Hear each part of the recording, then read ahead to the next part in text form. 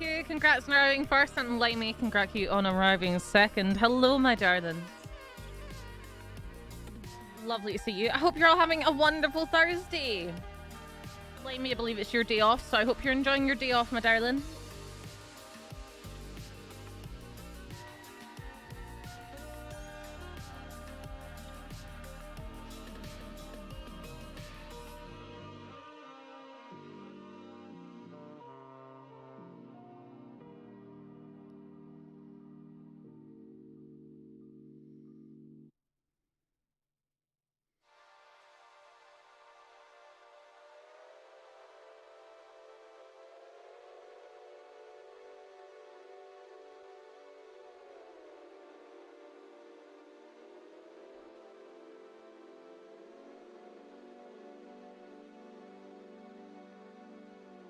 Have you called the doctors? I did. There were no appointments to be had. Haha. Joke's on me. Hold on. Why don't I see what's in my bag of tricks and then we can have some chats? I think we'll use this wand.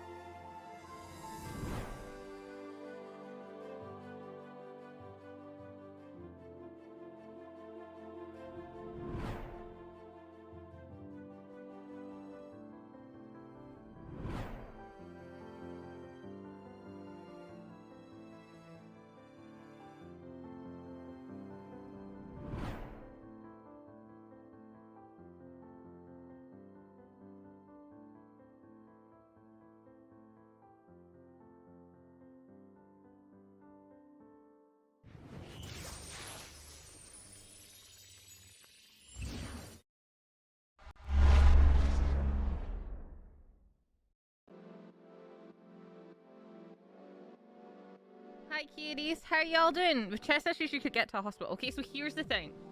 I had chest problems for like 2 days. And then I've not had them again since. I spoke to NHS 24 and they told me that if they come up again, I need to see a GP. And I was told that to not go to A&E. Peachy, you fucking cutie. How are you doing, my darling? Lovely to see you, I hope you're well. But yeah, I haven't had any chest pains, touch wood, since the 2 days that I did have them. But I am still trying to get a doctor's appointment because I've never had this before and it is concerning. My doctors, as I talk about previously and I talk about quite frequently at the minute, anytime I try to get a doctor's appointment, my doctors have been experiencing a shortage in staffing and have been since about November-ish time last year. So that's about 10 months now. Coming up to 11 months soon. So hopefully that gets all sorted very soon.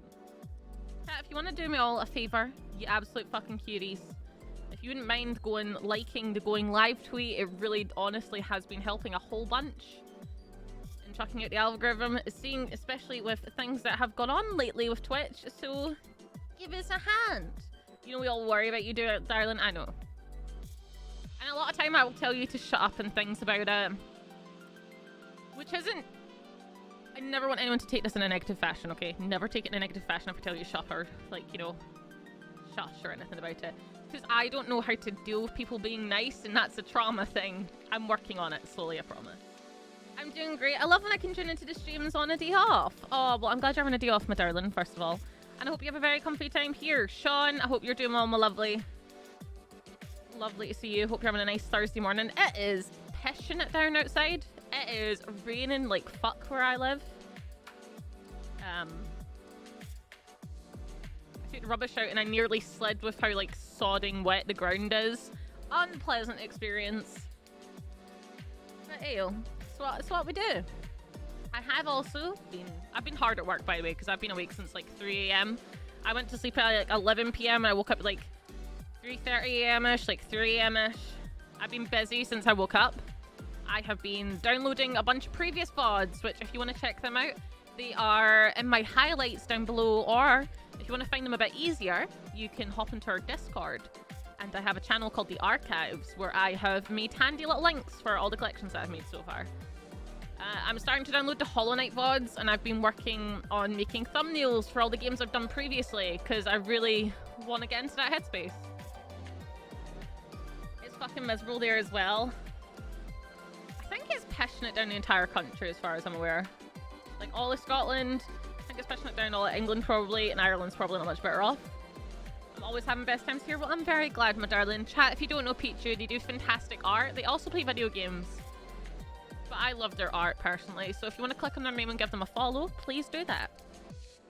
The weather's fairly clear over here, but it's cold. You live in the south, though. You live in the fucking south. I am dreading it becoming cold. The good thing is, though, I got an email. Actually, I've got a couple of good things.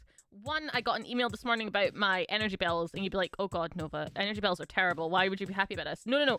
I'm happy about this because because I am, as we all know, I am quite physically fucked in the regard, which is why, you know, I stream as a comfort thing, and ideally, at some point, I'd like to be full-time streaming and, like, make this my this is a fucking passion for me, and I love doing it. At some point, I'd like to go self-employed and say this is my gig. But for the time being, I'm not. I got an email saying that I was eligible for my help with energy bills this winter, which is fantastic.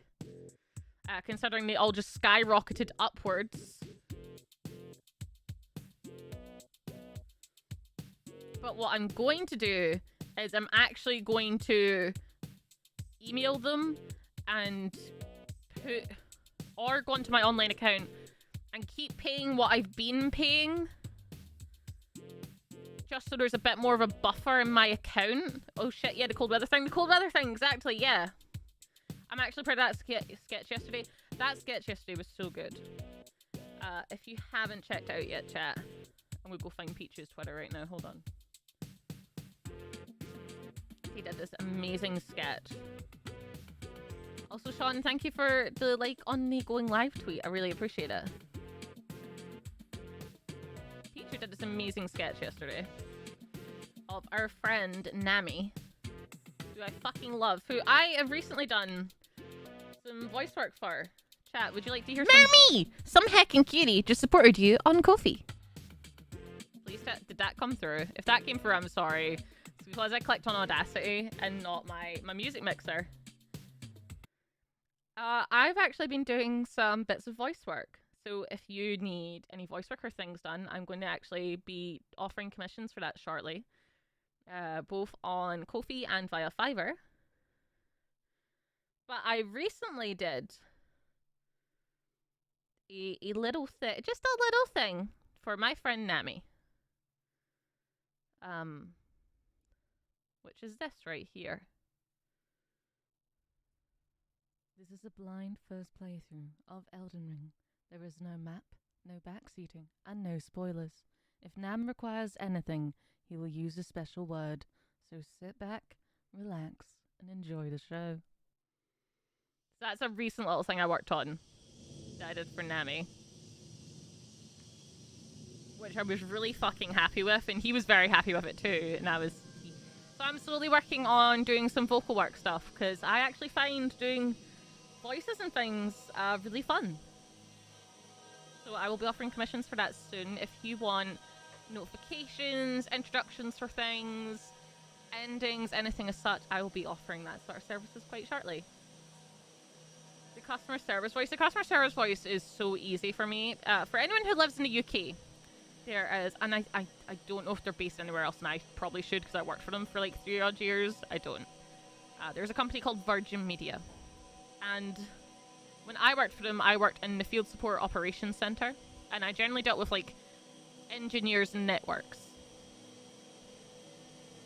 which TLDR meant I actually dealt with everyone because every department phoned us.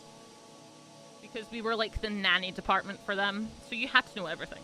I loved it. But my manager was an arsehole, which is why I ended up leaving that job. And our offline voice time used to be fucking terrible. I hated it so much. And then one day we were sat in the canteen and I was taking the piss out of it. I was like, I could do one better. And then I went, thank you for calling Virgin Media. And there was a HR guy sat at the table next to us. And he looked at me and he went, yo, that's pretty good. Would you consider letting us record you for that? I genuinely thought he was full on taking the piss chat. And I went, yeah, for like 600 quid because it's going to be in a line people hear all the time. And he went, yeah, okay. I'll get you up tomorrow to record for it. And I was like, I'm sorry, what?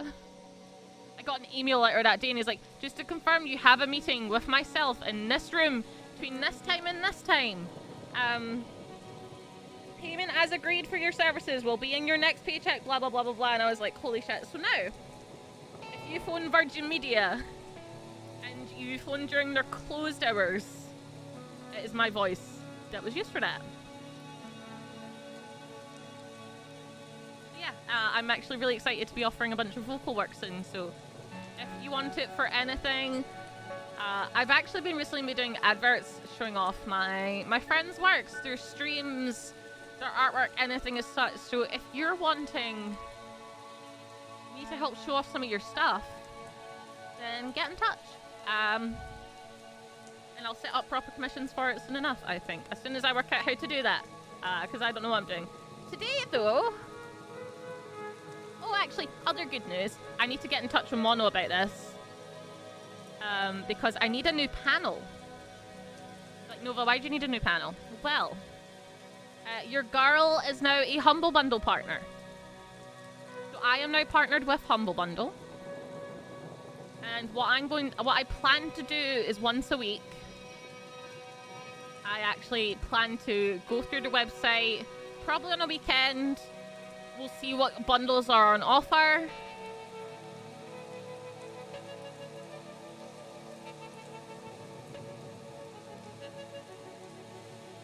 I'm really excited for it. So if you're interested in getting some stuff for Humble Bundle, the current charity I have selected is WWF. I need to look for the site a bit more for more Scotland-based charities. I'm actually going to email them because their customer service have been really helpful while I've been sorting out some stuff for the account. But currently I'm doing WWF based in the UK because it helps support wildlife that's here. Specifically up in Scotland, this would be helping things that are a bit less common than you would see. Things like our seal wildlife, our native birds, and small mammals and things like that. And even the deer herds and things. These are things that WWF would actually help with in the UK. So I am looking to... Currently, all the Humble Bundle partnering that I'm doing, all the charity stuff will be going to them. But if there is a better charity that you know is based in Scotland, that you know Humble Bundle partner with, please get in touch with me. But I am going to get in touch with customer support and ask if they can give me a list of all charities based in Scotland, because they are currently just based in the UK. However, I am not in the UK. I am in Scotland. The UK is a conglomeration of countries, and I would like to support the place I live in instead of the government that keeps fucking over my little government. So, enough about that. I'm now a Humble Bundle partner. I'm really fucking excited for it. I'm thinking either Saturday or Sunday, I will run a poll in the Discord. Also, to everyone who's here right now, I'm actually going to run a poll for the next 10 minutes. I'm sure you've all seen the latest news with Twitch and how it's treating some of its creators in regards to subscriptions and things. The best way to support me is still via Ko-fi. There's a 95% split on Ko-fi. It goes directly to us. And a very tiny amount of it gets taken off to help run the site. It's currently the best place to support us. But I was recently taking a poll on Twitter, but I'd like to see your guys' feedback here. So I'm going to see how long I can run a poll for 10 minutes? Yeah, I'm not going to allow additional votes because I just want to know.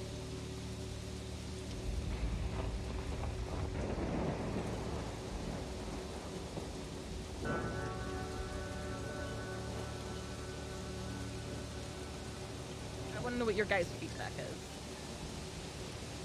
I'll let this poll run for 10 minutes, and while this poll is running, we're going to start up our video game. So today I'm playing Citizen Sleeper, which while the game is booting, I'm going to tell you about it. So Citizen Sleeper is actually a game that came out this year, back in May. It's a role-playing game in the ruins of interplanetary capitalism. We live the life of an escaped worker, washed up on a lawless station at the edge of an interstellar society, inspired by the flexibility and freedom of TTRPGs. Explore the station, choose your friends, escape your past, and change your fate. I've been really excited to play this. So, this is what we're going to be up to today.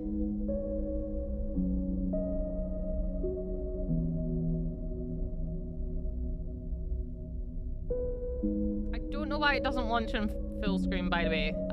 There isn't actually any screen options for the game, which kind of sucks a little bit.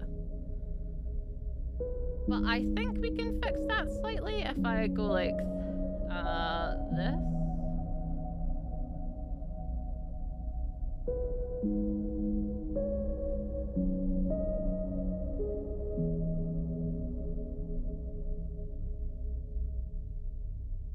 I go to transform. Stretch to screen. That looks weird. I don't know why it's partially cut out. Hold on. Maybe I can fix that. Maybe that's something I can fix. Let's turn this off. This was something I tried to fix earlier, by the way.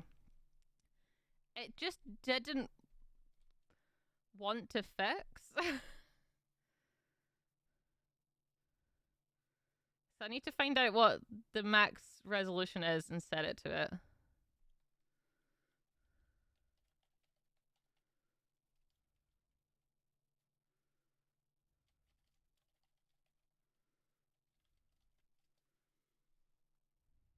There we go. Launch settings. I'm going to see if I can fix this. It's in full screen. I don't know why it's just being weird.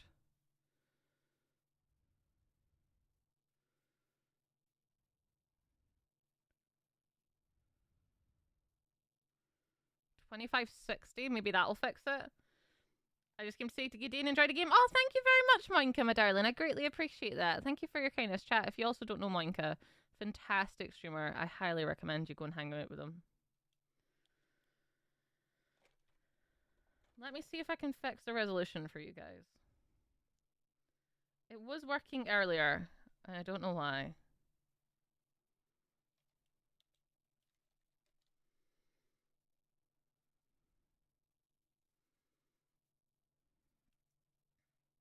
Moinka, I hope you're having a good day, my darling. Thank you for your kindness. I do really appreciate it. Right. Let me see if this will work now.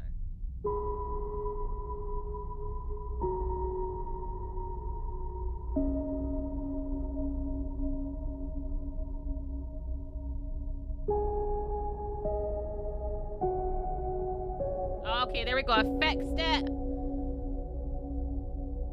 I'm a genius. There we go. Welcome to Citizen Sleeper, chat. Please let me know if the audio needs balanced a bit more. We can't actually change the audio settings till we're in the game. But welcome to Citizen Sleeper.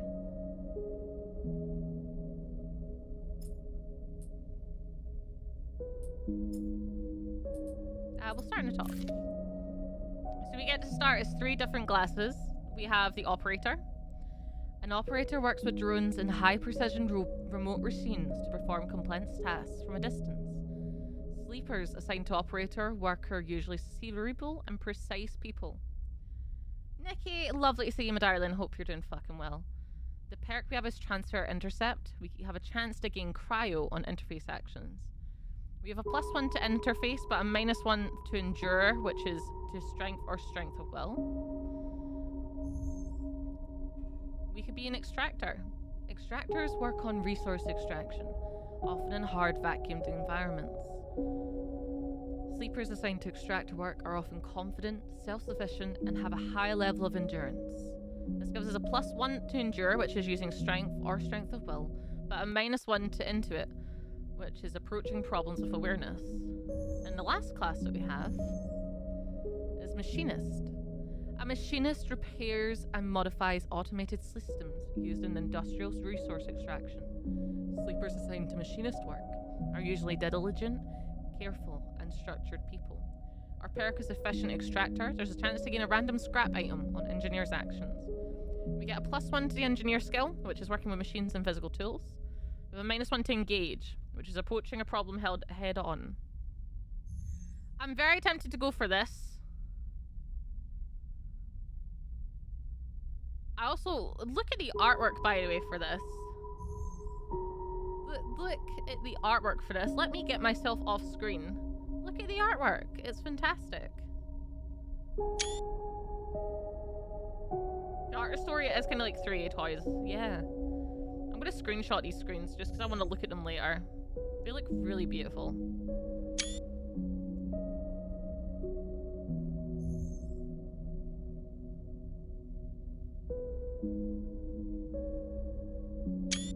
I love how these screens look. We're gonna go with operator.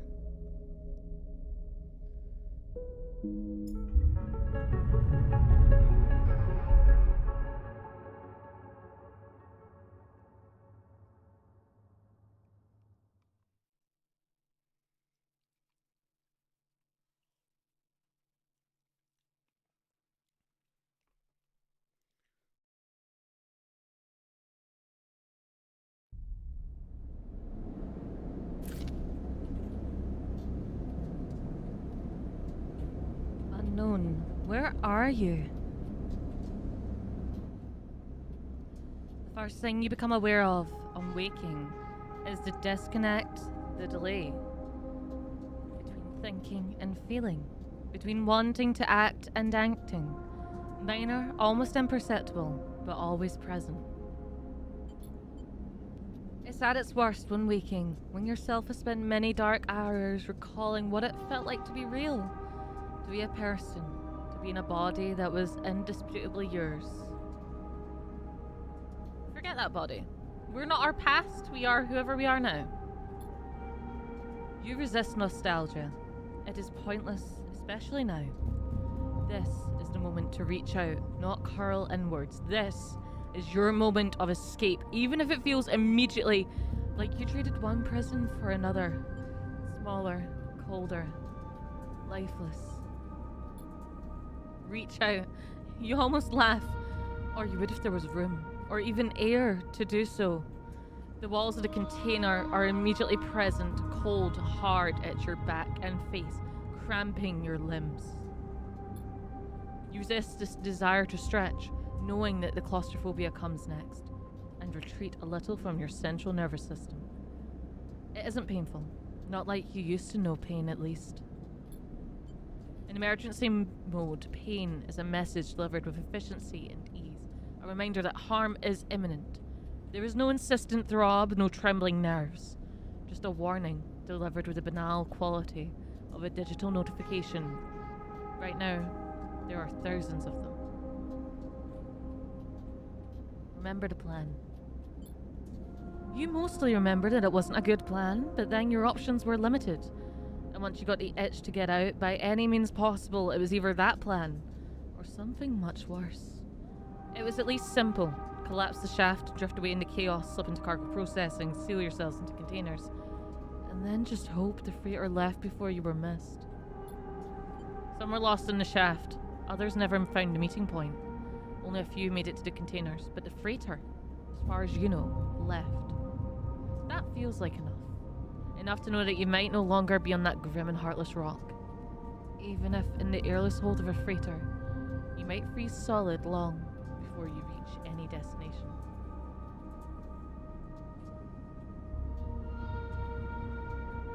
We'll try to rest.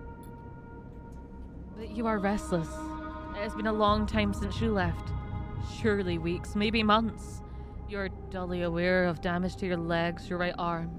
You've been reserving energy as much as possible, but your body has still needed to shut down many of its systems to protect you. You've spent much of that time asleep, knowing that anything else would be impossible to endure. Chat, that wasn't helpful on the poll. Fuck you. You feel the weight of that impossibility begin to gather. It is time to sleep again. To nudge this false body into inducing delta waves in your emulated mind. Once again recoil into a dream of when you were once a person. Rest. Time passes. The cold creeps in further. You feel something. Warmth. Not true warmth, but the indication of its presence. Your joints release from their rigor. Sound, too, everywhere. Screeching and shimmering so loud that your body ducks your hearing to protect its sensors. Then light. White as the cold, softer and softer, until in a haze of dirty yellow, a figure appears. You are out.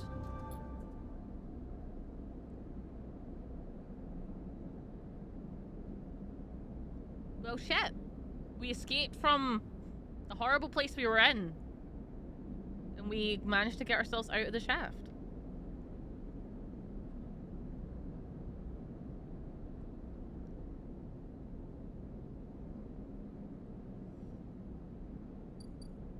Dragos, the pragmatic salvager.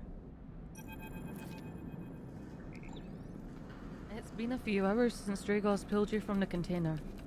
You sit huddled in a corner of his scrapyard, swaddled in the reflective folds of a mylar blanket. You're slowly coming back to consciousness, back to life, and you stare at the ornately curving element of an improvised heater. You are surrounded by angular, incoherent lumps of ship, some corroded beyond recognition, others still carrying glassy wounds along their edges, where plasma arcs slice them apart. And as you trace their shapes with fogged eyes, you hear a voice. So, Sleeper, are you thawed yet? Almost. Never seen one of you come like this. New frames must have better perseverance than Sub-Zero vac. Seen more than a few you frozen solidity hull plates or inside outer locks in my time. They weren't so lucky. Dragos comes into focus, shrouded in makeshift tech, his headset with its glinting eyes, the mark of a drone operator. On his shoulder, one of his symbiotically linked drones perches, its irising eye locking you with an unflinching stare. Last living sleeper that came through this yard was a while ago. They didn't last long. You struggle to read his expression beneath the tech. He seems lost in memory for a moment. Or perhaps he is just figuring out what to do with you. I feel like we should ask what happened to them. I feel like having that background knowledge, considering we don't know where we're from, would be helpful. Also, I think all the writing's going to be on this right side, so let me...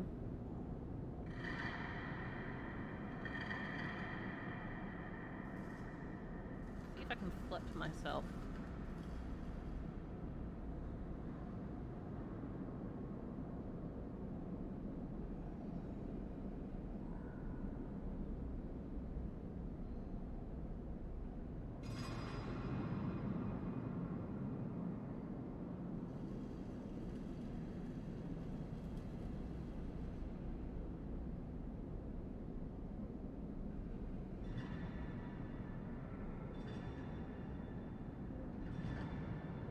There we go, just for today. I'll be over here. What happened to them? He ignores your question. I won't ask what led you to do it. To sell yourself to a corporation. And I suppose you know you can't go back to your old body that's theirs now. You're just software.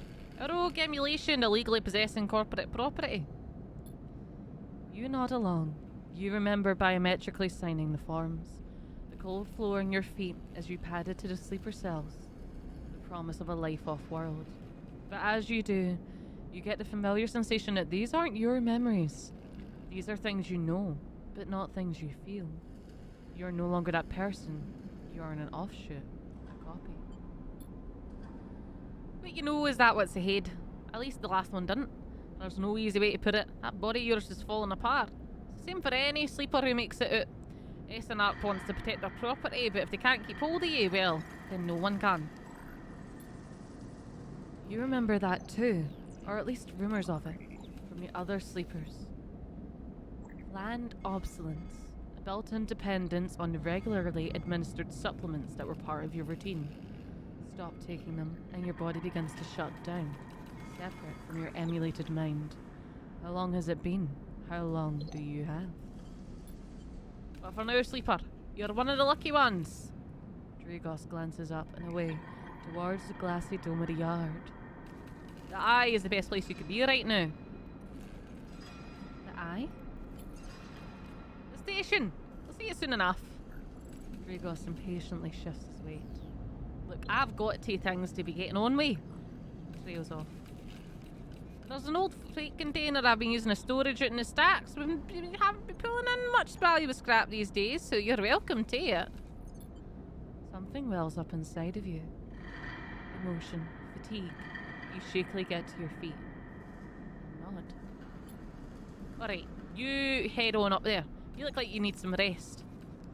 And with that, Dragos stalks back into the Rex. His drone's already converging on a rustling hulk. Plasma flashes silhouetting his spindly figure as he returns to work. Welcome to Erlin's Eye. Life on the Eye runs in cycles, during which you can talk to characters, explore areas of the station, and perform actions. At the end of each cycle, you need to head to your current home to rest. Resting will move time forward on the station. Head to the empty container location to rest and end the cycle now. Alright, so we've got a wee house, an empty container. You're home for now, which Dragos has given us. Very kind of him. He has no need to help us. End cycle. All cycles need to end. Rest and prepare for the next one.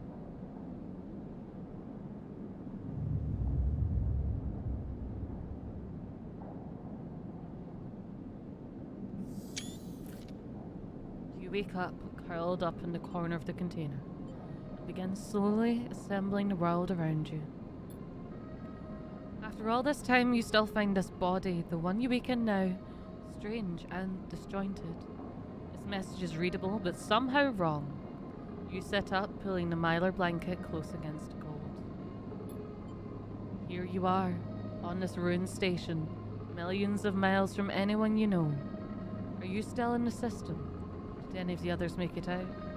It's impossible to know. After all this, what matters?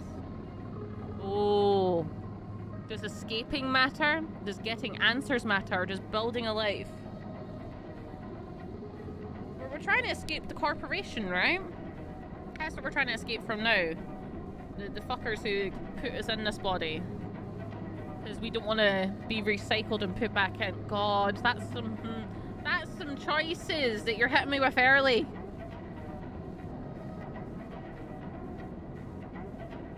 Oh, I don't know.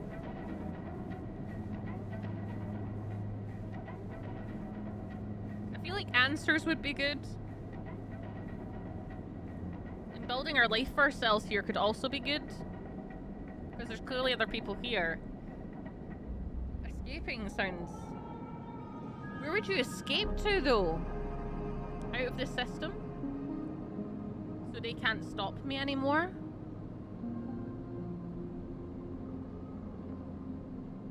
It is, I agree, Sean, that is a great question this early on. It really makes you think.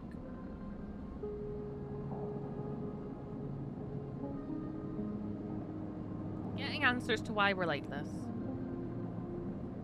Escaping the corporation who would want to put us to silence.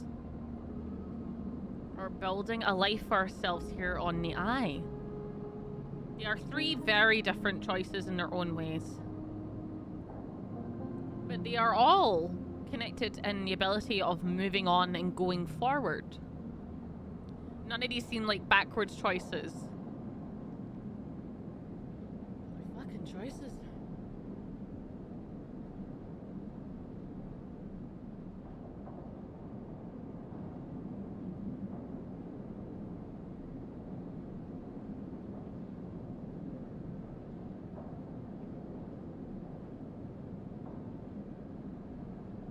am torn between building a life and escape. Because I feel like building a life could be beneficial. Building a life to upgrade ourselves and know exactly what we're playing with. Escaping sounds fun. It also sounds very dangerous. I feel like building a life for ourselves, though, I kind of want to go with that. Yeah. Laying it out, we know very little. Escaping seems like an interesting one, even though we seem to have agreed to this. It's true. We agreed to escape to here, but we don't know what we want to do past this point. I'm gonna go with building a life. Maybe you did get lucky, finding yourself here. Maybe here on the edge of everything, there's a life for you to build. But before you can build anything, you'll need to learn to survive. Maybe if you can do that, you can make a life for yourself. Dragos has left a few comforts in the container. The mylar blanket, the bedroll you slept on, a canister of water, a makeshift electric stove, and some faded sachets of some desiccated powder. You thumb the power-studded stove and begin to boil the water.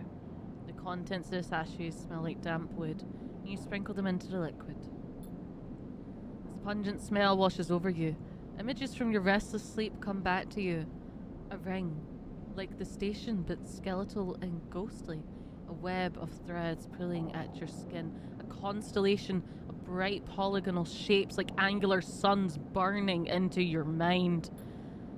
There's something unpleasantly visceral about these images, and it is long after you've finished drinking before they begin to fade. You tidy away the stove as best you can. Try to gather enough energy to greet the day.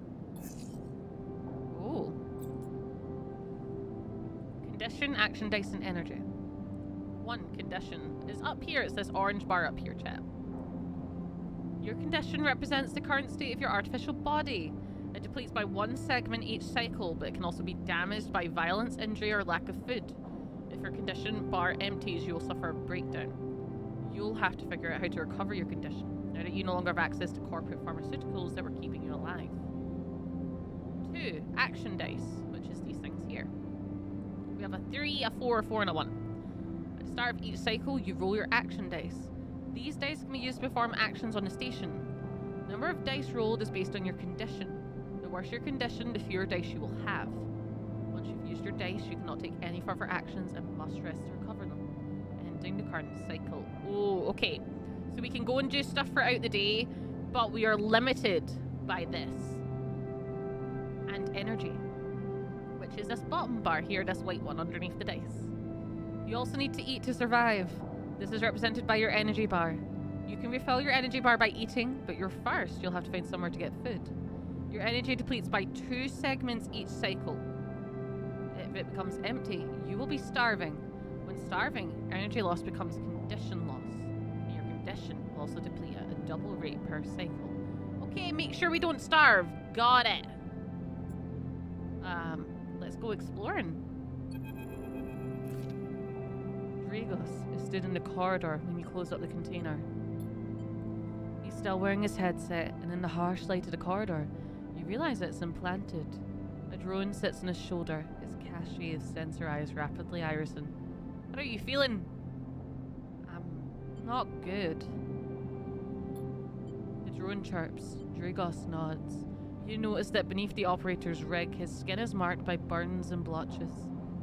I know the container isn't much, but it'll keep you safe. He pauses. I'm not going to chit-chat too long. You well enough to work? Work? Look, I'll be honest with you, Sleeper. I didn't pull you out of the container out of the goodness of my heart. He looks away. At the yard, it's simple stuff. We hack these old hulls down, sell them after the shipyards or the bright market dealers for cryo. Occasionally we pull out some tech, something with a bit more value, but most of it comes in as scrap. It's hard to find good hands here, but I figure as a sleeper, you'll be used to the manual labour. And obviously I'll slip you a few chits of commission based on what you turn up. Chits.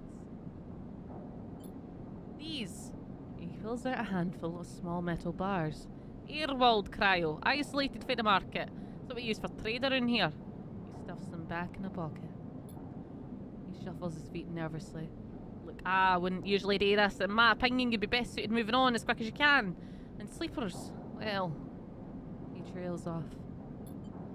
But things being the way they are for me at the yard. Pauses. Needed help. Why? Things are a little tight right now. That's all. I owe a little cryo to a client here or there. He pauses, thinking of something else to add. Look, just come down to the yard when you're feeling fresher. There's plenty today. I will do. He nods distractedly and turns and walks away, the drone hopping along ahead of him. See you later, he calls back. Looks like it's time to get to work. So he pulled us out to help him. And honestly, considering he was good enough to help him, what does that do?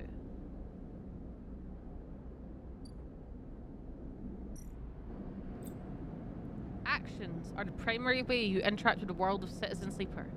To perform an action, click and drag your chosen action dice to the slot. Some are repeatable actions. Actions reward you with clock progress, energy condition, or items, depending on their outcome. There are 3 types of outcomes. Positive, the action goes better than expected. Neutral, the action succeeds. Negative, the action fails. We have 100% positive, 50-50 positive to neutral, a 25 positive, a 50 neutral, a 25 negative, and a 50 neutral, 50 negative. A repeatable action, either critical or repeatable. Critical actions can only be performed once. 2 is the risk level, which is here. Either risky, safe, or danger. Safe means there's no loss of condition, energy, or cryo.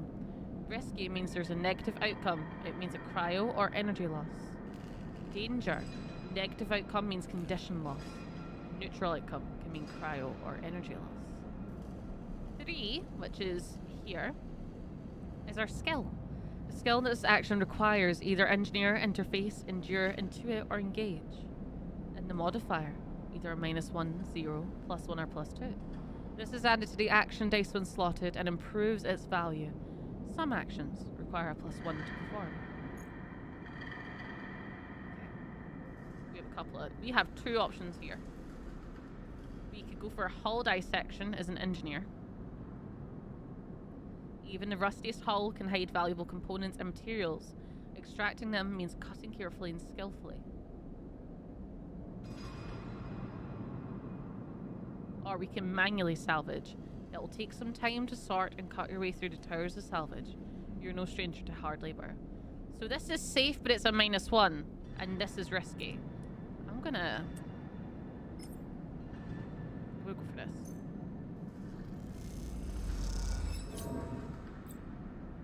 Actions often progress clocks. Clocks are displayed below the actions that fill them, and they track your actions and how they affect the world. Filling a clock means something good or bad is about to happen. Some clocks, such as the one tracking Dragos's debt, are cycle clocks. These clocks tick themselves once each cycle and can complete without player input. Any active cycle clocks will be displayed on the icon for that location. Ah. So I got +10 cryo, but I lost some energy.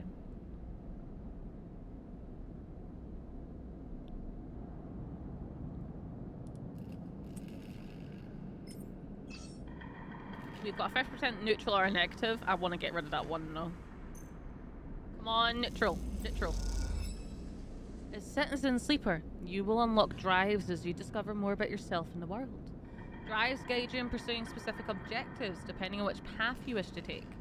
You can track drives, and any track drive will place a yellow marker on locations that will help you pursue your goal. Access your drive menu via the arrow button at the top left of the screen. You're now free to explore Erlen's Eye and make a life for yourself here.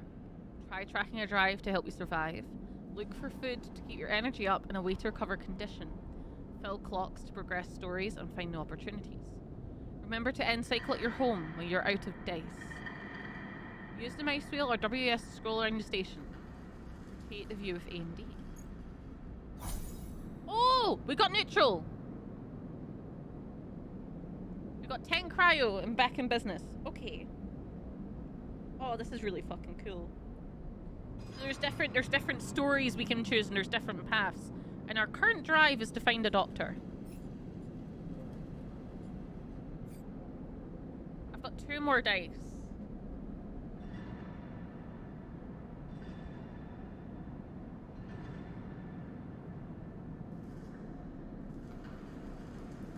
I've got one more bit of energy.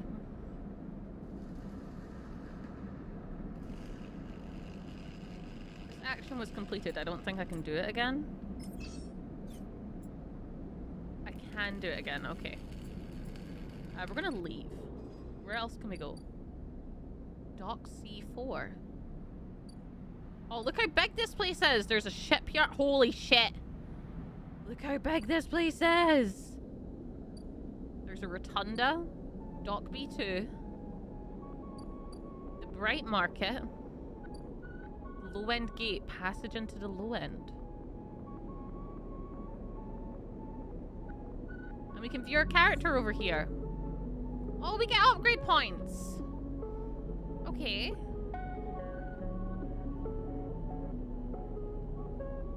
Oh, okay, this is really good. I feel like going down the engineer route will be really beneficial for us because we started as an engineer. Oh, that's really cool. I love that skill tree. Holy shit. We're gonna go find a doctor though. Okay. We have two options. We can ask for directions. Why wander when there are hundreds of people that live and work within the Bright Market? All you need is the courage to approach them. It's dangerous. Or explore the market. Smells, sounds, and buzzing activity. The Bright Market makes it a dizzying place to wander. But an enticing one too. I'm gonna grab the 4.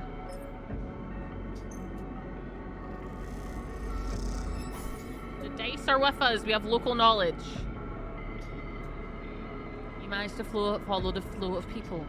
You start to appreciate and even enjoy the chaotic layout of the market. Okay, that's fucking cool. Oh, we found the doctor! Next! Comes the call from the enforcer at the door. You shuffle down the flickering hallway towards the open apartment door. You keep your head down and your shoulders high in the queue, trying not to bring attention to yourself. You were thankful for the tip-off that a doctor was operating out of this place. But now that you're here, you aren't so sure. The gang enforcer on the door, the flickering light strips, the decaying hab block. They've all made the long queue a test of your nerve. But your options are few, and without a supply of stabilizer, this body, your body, will. The red spinny means that they will continue to progress at the end of each cycle, or the end of each day. You suppress a shiver and shuffle forward to the front of the queue. You try to find something to distract yourself. Let's look inside. You lean against the doorframe and look into the apartment. The entryway is dark, punctuated by the green indicators of stacks of sealed containers.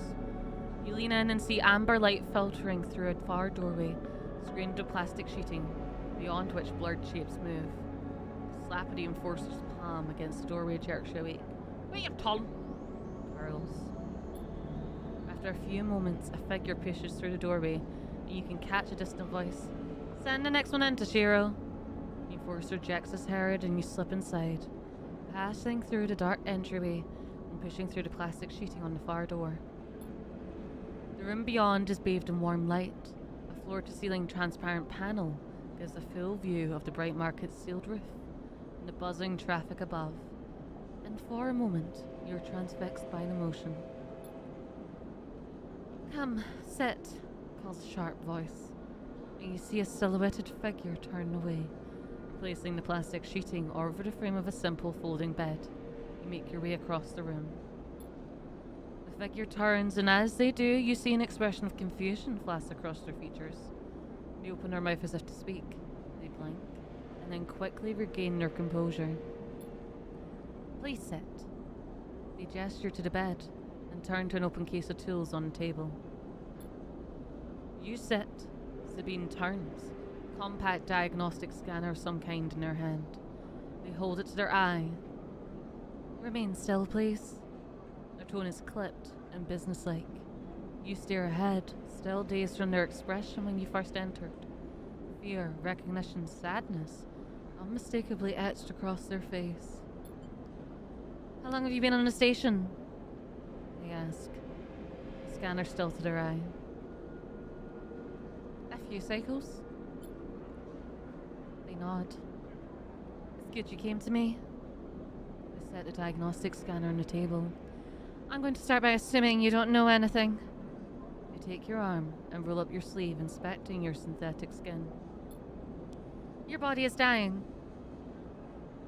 They say it without ceremony, without drama, but not without empathy. SNARP doesn't like to see its proprietary technology let loose. Prevent bodies like yours, frames as they call them, from being stolen, repurposed, or in your case, escaping. They built in a process of so-called planned obsolescence. Frames decay rapidly when not regularly injected with stabilizer, one which SNARP remains the sole producer of. They look up. Sound familiar? How do you know this? They shift in their seat. You aren't the first sleeper I've encountered. You wait for more, but they go back to their inspection. They swap to your other arm, running some thin metal device over your skin. You feel your forearm tremble. I'm sorry, Sabine says, and you're unsure if they mean for the cold touch of the metal or everything else. Emulations like you, sleepers as most people know you, aren't classified as people in any of the surrogate systems. You have no rights, no status. They focus hard on the inspection of your arm. And SNARP has no reason to release stabilizer into the market. Sabine looks up as if to apologize again, but they stop themselves. I know little of this is of use to you. They turn away, disassembling the metal instrument and cleaning it. Silence fills the room as Sabine works, and then as silence gives way to tension, you stare at their back, willing them to say something, anything. Sabine turns to face you. I may be able to help you. They sigh, and you see the darkness under their eyes, hear the fatigue in her voice. They gesture to the door. You saw Toshiro outside? You nod. He works for my benefactor, Yatagan. They're influential in the low end. They give me the space to work, run the door, and take the profits. At the same time, I have to fix up their enforcers, tend to their implants, sew up their wounds. We look away. But Yatagan has connections. Smugglers from the starboard belt, mercenaries working for the corporations on Ember. If they can source the stabilizer, maybe you'll have a better chance. Sabine sets down their slate. Their notes complete. This is dangerous, and it'll be expensive, but I think we can do it. Why help me? Sabine walks away to the window, their face dappled by the shadows of passing drones. Let's just see if this works first. I'll let you know when I have a lead. You nod and leave, Sabine still staring out unmoving. When you reach the lower level of the market, you look back up through the panels of the roof to see if you can see their face. But the room looks dark against the lights of the market. You duck your head and walk off into the crowd. Ooh. We have a new place now. Sabine's surgery. Makeshift doctor surgery. It says wait for Sabine to acquire the stabilizer, so we don't have that yet. God, there's so many places for us to go and explore. I want to really help our friend though. I'm going to go back to Dragos. And hopefully run a risky for hull dissection. But I really want to help our friend. Hey, we got 15 cryo! And we upgraded back in business some more.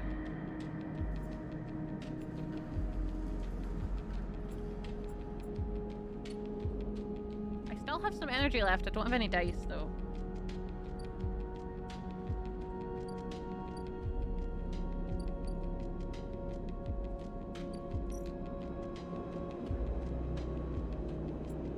God, this place looks so cool. I love all the little details. Like, you look at this map, right? You see this big area. You can turn the map! Holy shit! Oh my gosh, that is so cool.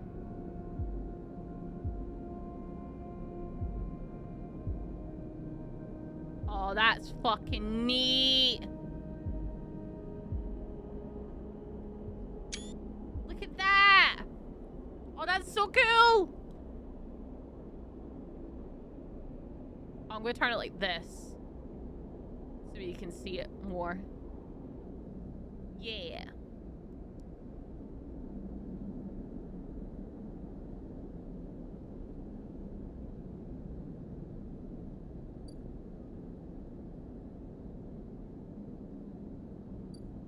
Let's go look at the dock, if we can. Merchants willing to run the Helios Gauntlet.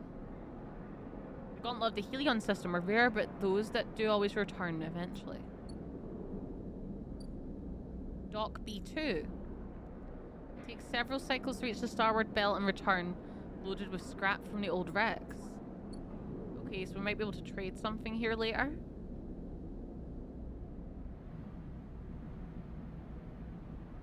This is the shipyard. We could help out as a yard hand here if we had dice. So we could assist the shipbuilder. We could haul materials. That could be good for us. But I think we have to end our cycle and go to bed.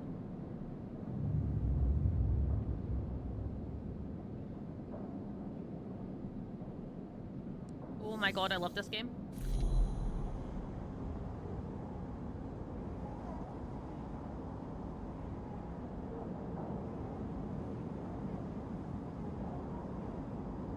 This time you wake up. This time you don't wake up. Instead, the ghost of the station, that shifting skeletal ring surrounds you.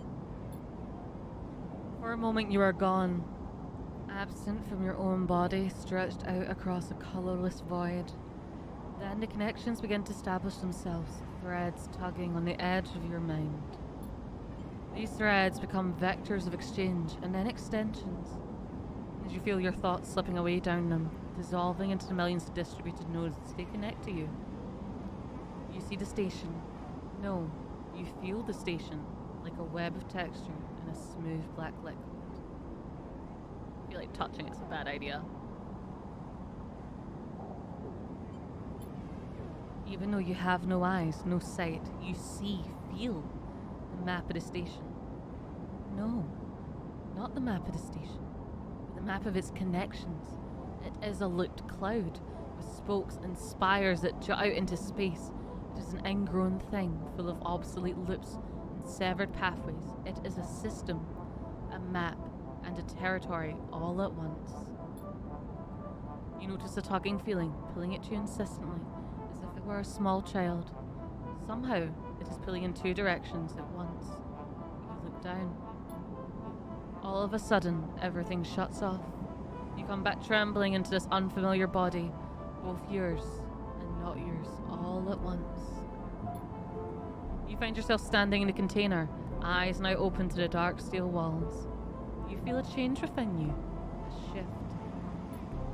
You close your eyes for a second, and you feel it waiting there. The station splayed out across your mind. A storm of connective nodes waiting to be explored. And then it is gone. Okay. We have 3 days. And ideally we need food.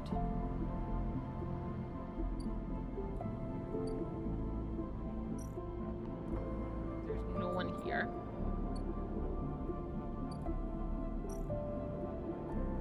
Also no one there. We have 3 days today. We've got a 6 and 2 4s. I need a sandwich. I actually do need a sandwich. Has Sabine got anything yet? No. It's gonna take a few. It'll take 3 cycles. Okay. I feel like going back to the market is good. Actually, we've got a 6. Let's ask for directions.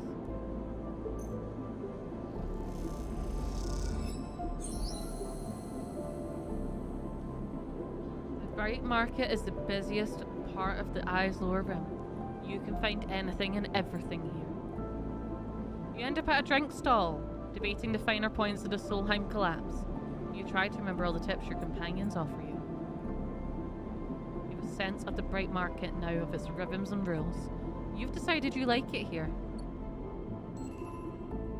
There! Food! Street food vendor! Memphis is busy. his broad face uplit by the makeshift gas burner in front of him. With precise, delicate movements, he lays thick chunks of marinated fungus into a dented wok, his other hand idly tossing a metal bowl of sliced vegetables and some red fleck dressing. Smells incredible. He watches as he fulfills a set of orders, heaping the fungus with a bright salad and depositing it into plastic trays.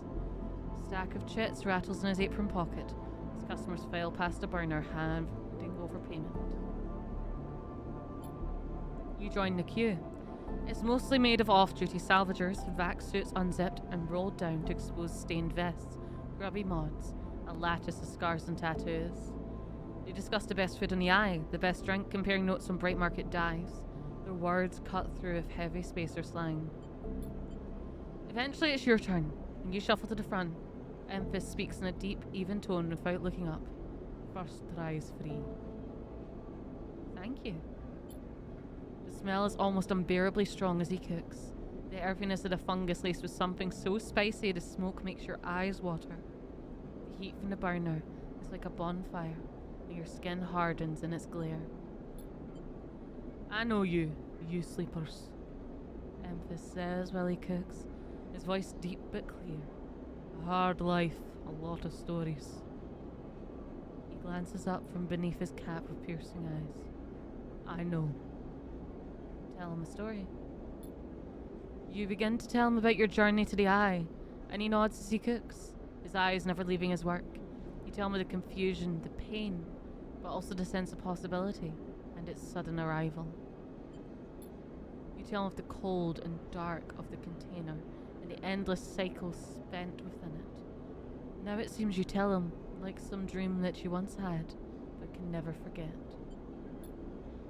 You tell him that the eye excites you and scares you, and you're unsure where to walk, where to look, what to do. Eventually you tail off, running out of words. He places a plastic tray of steaming fungus in your hand. Next time, we can talk some more. He smiles. But next time, you pay. He slams a heavy hand against a button on the burner's side and it shuts off. The roar of the flame and its impressive heat fades. Next time then, sleeper. He waves you away and begins to oil the wok. Before you turn back to the alleyway, you notice the geometric patterns of circular scars across his forearms, each surrounded with a constellation of glinting pin marks. You walk away, and as you do, take a bite of the rich, spicy, delicately sweet fungus. Your taste sensors light up like a fusion reactor. You'll be back. We got food! Okay, we've got 2 things for today. We've got 2 4s.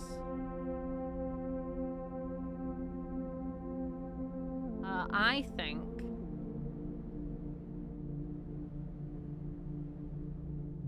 we should go help our friend, and then we can go help the scrappers.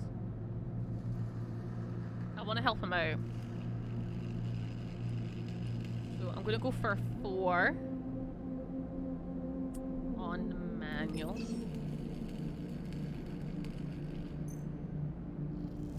We got some spicy mushrooms. We got 10 cryo, and we help back in business by +2. And then the other place I want to go to is down here. I want to help out with the shipyard. I want to assist the shipbuilder.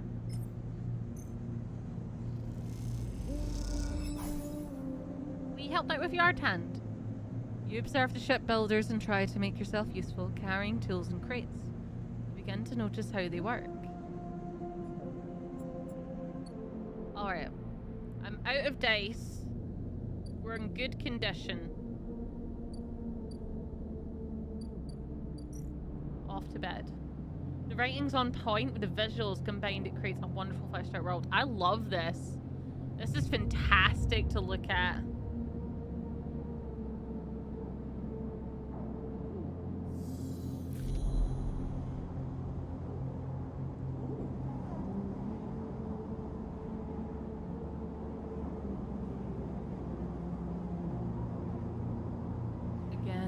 Skeletal ring of the station fills your mind. It sparkles with glittering lights like stars reflected in a winter lake. It is clearer, Crisper than before. The threads still pull, but you remain in place, flickering in the flow. Between the threads, you see bright shapes, caches of shimmering light beneath transparent crystal forms. You follow the path of a thread across the ring, through these forms, then leap off into the void. You begin to understand. These are nodes and connections, a map of information, of communication. There are so many layers, so many loops, and it seems almost impossible to parse. You begin to try. Follow the threads. There are more threads than you can count.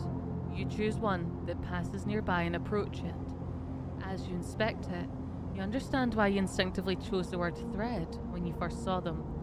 They are not single lines, but rough, fuzzy things woven from data strings of all kinds. The threads and nodes, passages and puzzle boxes, one leads to another. There's so much here, so many answers, so many questions. All you need to do is follow the paths and open the boxes. You look out across this ghost landscape of exchange and see an opportunity.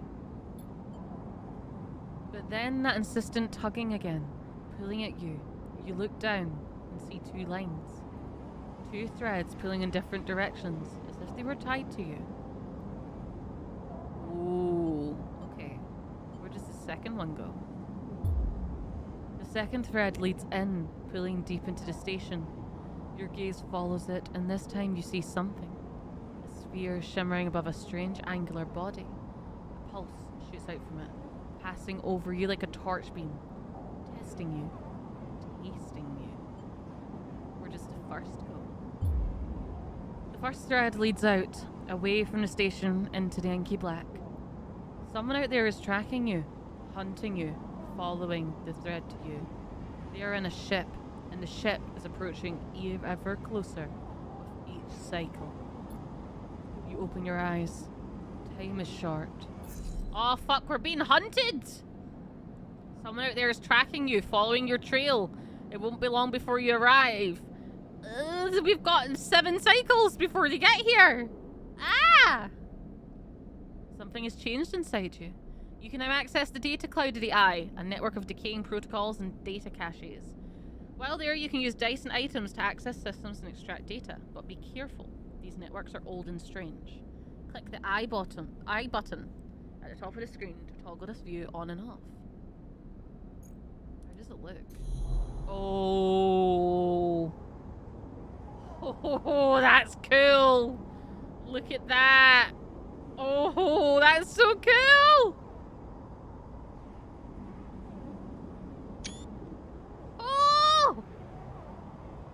Oh, look at that. Oh, that's so fucking neat. Holy shit. Node 0831.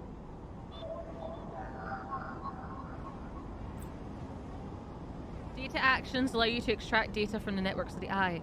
They work like dice actions, but in order to unlock them, you must match your dice to the one displayed on the right of the action. If you have a +1 or +2 modifier in the interface skill, you will be given more possible dice to match. You can use any dice that matches the dice displayed. Once unlocked, the data can be extracted. I can match. Put that in. Now I put this in. No.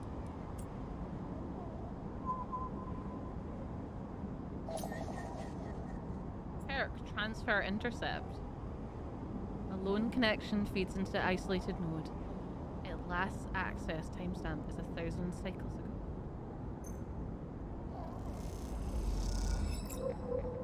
We got a new encrypted. A stream of passcodes able to unlock the station's aging maglocks. Ooh, we got a fancy key. Fancy key. We got a really fancy key. Okay. I don't have a lot of energy. So there's something called the art exchange here, which is a hardware exchange. But I feel like we need to go get food.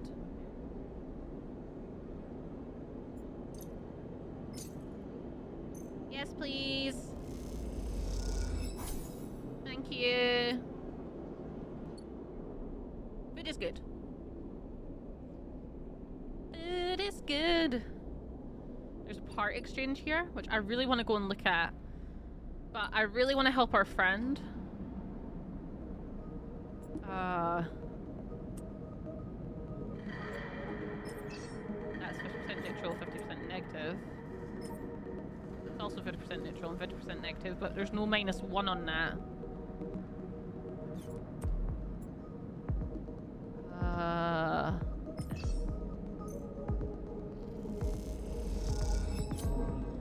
Negative outcome, but we got 5 cryo. You ate from hammering away at the scrap and most of it crumbles into worthless dust. You call it a day early before you injure yourself. Okay. Then we can go back to the shipyard. And I'll risk it for a biscuit. Yard hand went up. You observe the shipbuilders and try to make yourself useful. Okay. That went better. Let's rest again.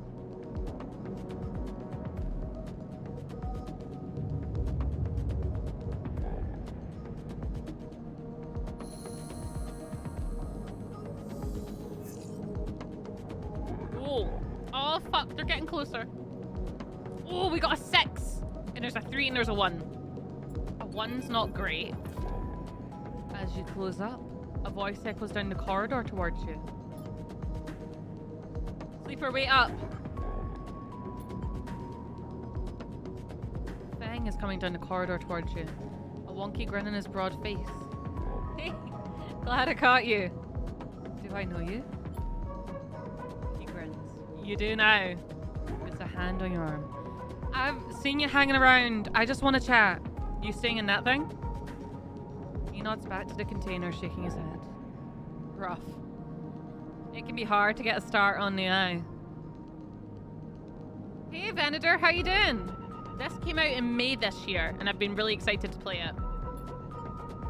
He looks away down the passage. What was it old Erlen said? The eye opens for us all? Nice idea, but well, not always very practical. He glances back at you. We do our best, but it isn't easy. Erlen? You pass together into the main walkway. No one's told you about Erlen. He's the founder of this place. That's why it bears his name. Havenage should organize some seminars. He laughs. It's not really my department, though. I'm with systems. Systems? Everything the eye runs on. He runs a hand along the passage wall. This place is a ruin, but systems keeps it spinning somehow. At least we try to. He stops you in the quiet passage. Look, that's not what I'm here to discuss. I saw you around, and well, I know a little about you sleepers. I have a little proposition for you. He glances around. But this is not the place for it. Look, I have an office just across the way. Give me a cycle or 2 to prepare. And then when you're settled, stop by. He lowers his voice and gives you a dark look. Look, in truth, I need you. If what they say is truth about you sleepers, well, there's work to be done. He pats you on the back, his face bright and his dark look suddenly gone. Stay clean, sleeper. He walks off down the passageway, raising a hand in farewell. So he needs us for something. That's interesting. What does he need us for? We've got a 6, and I really want to help our friend. But the doctor has something for us.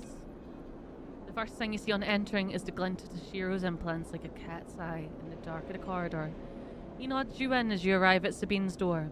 The entryway is still dark, and you push through the sheeting into the surgery. I have it. Sabine stands with a case open in front of them. A set of vials lined up inside, separated by foam inserts. They pick one up, rotating it in the warm light. I have no idea how Yatigan... They trail off.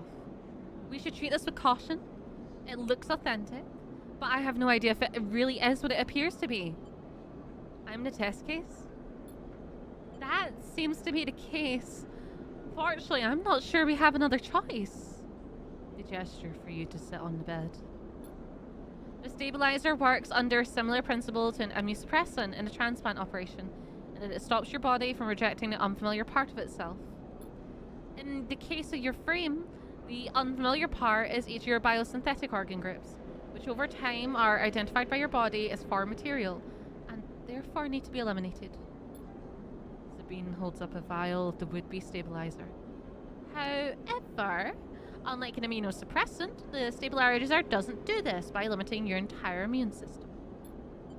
Instead, it recodes your biosynthetic organs with new protein chains, which act as passcodes within your immune system. The stabilizer refreshes those passcodes, keeping your frame from rejecting all of its own organs. Passcodes? In very basic terms, yes. I sigh. Look, what matters here is that the stabilizer should be able to encode any organic or biosynthetic matter to be accepted by your immune system. They glance away. At least, if the stabilizer is genuine. The only way to know for sure is to inject the vial.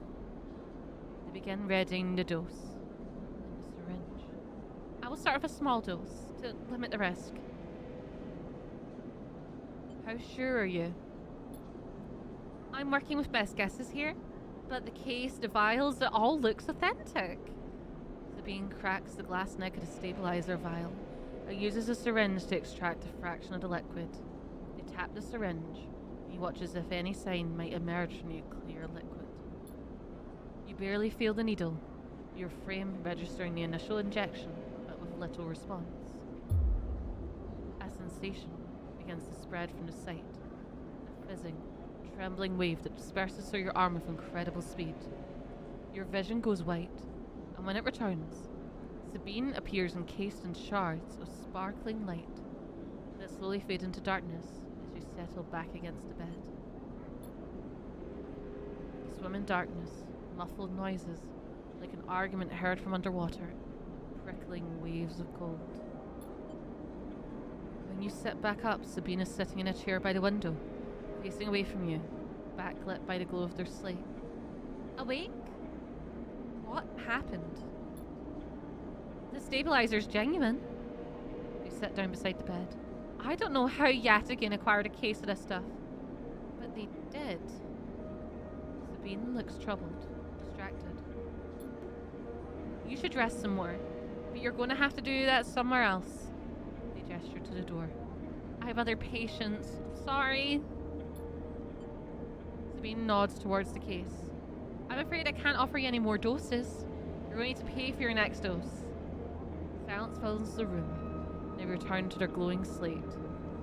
Looking around the room, it seems different somehow, as if things have moved or shifted. I wonder how long you've been out. Sabine? Nothing comes free, sleeper. Remember that. You manage to get to your feet and wander into the hallway. The queue stretches down the flickering corridor. Tsuru stands impatiently by the door and fixes you with a glare as you leave. You lower your eyes as you stumble past, somehow faintly aware of the station spinning beneath you. Ooh, we are stable! Holy shit. Let's go and visit the art exchange. Ah! The art exchange is always hungry for new hardware to buy up, break down, and sell off, and you're happy to supply it. That costs 1 scrap. The flow of chits and components in the exchange is complex, but a sharp eye and some tight trains can net you a good margin. Do I put the 6 in? Yeah. We got 19 cryo and trusted trader. You snap up scrap by weight, then parcel off to traders with a nice markup. You start to get a sense of the traders to trust. Ooh, okay. I feel like that was good to do. And then I'm gonna do this.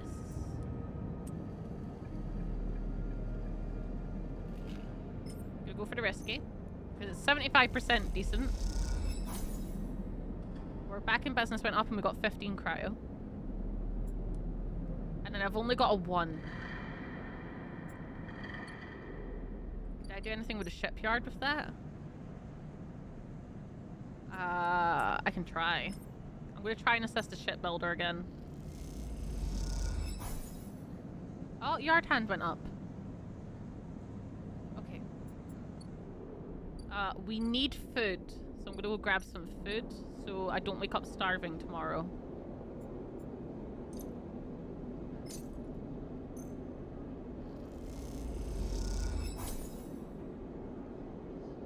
Hell yeah. Okay. Someone's fucking tracking us though. That's intense.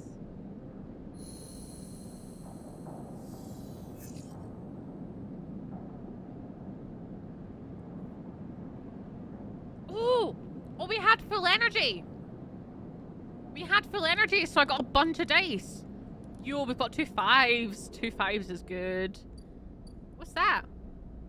Oh, that's for Feng. Okay, well, before I go and talk to Feng, I want to do the hull dissection.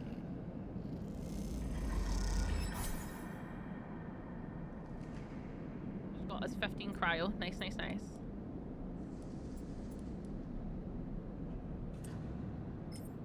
And I'm going to try it again. Our energy went down, but we got 10 cryo. Okay. Sleeper! Feng catches your attention as you approach the Havenage building, leaning against a bay door to the side of the entrance. You approach. Easier to come in this way, security and all that. He gives you a look. You know? He slams a button, and the bay creaks open. Blinking lights in the dark behind it. You follow Feng inside. Look, truth be told, I don't spend much time upstairs. This is where I work. His door hisses as it closes behind you. The bay is filled with pieces of hardware, all rigged up to generators and diagnostic slates and things you don't recognize that glow with blue screen light.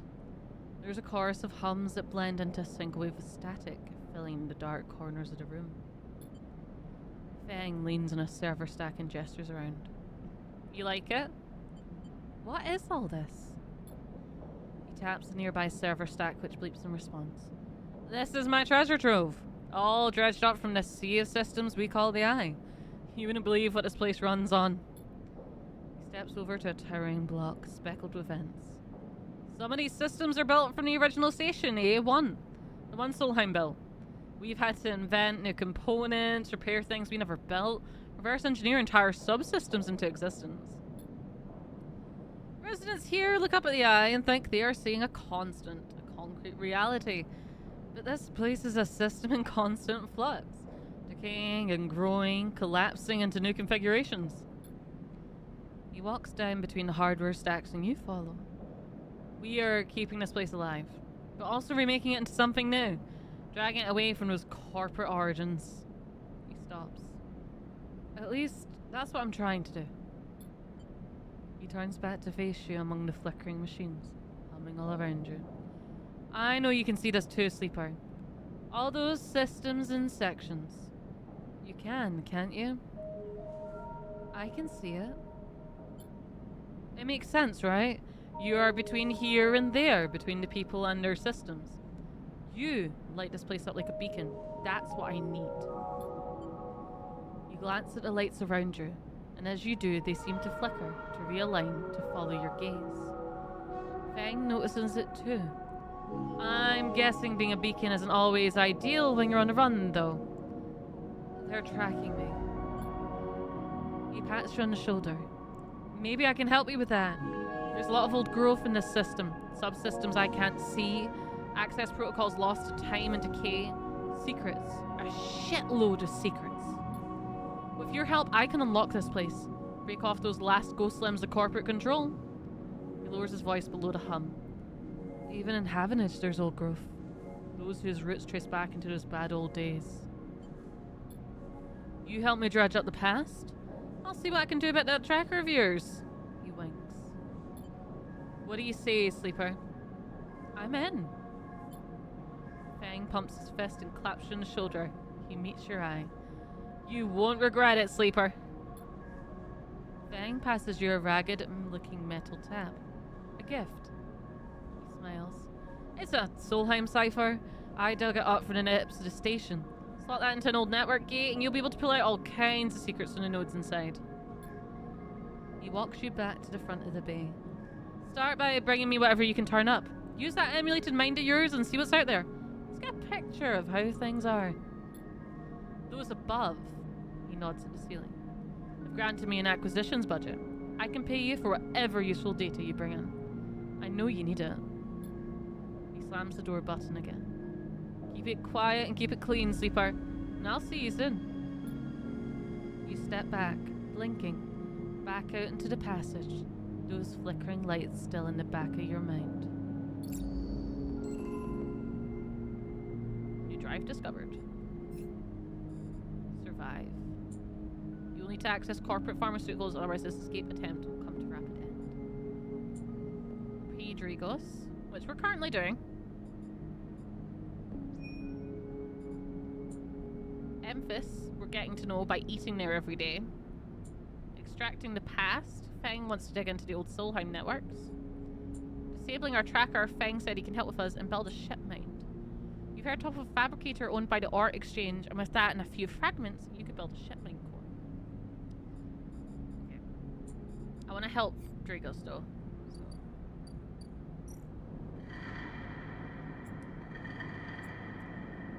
Actually, click the eye. That's a Havenage agent. Solheim gates and keynotes. Yatigan agents. Havenage gate 4. Can I open that?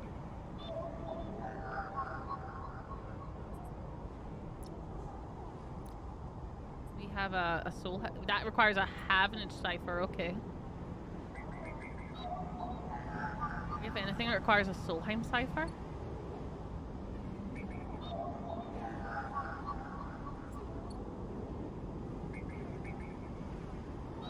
Solheim gate. This gate conceals a network of systems which have been untouched since the Solheim collapse.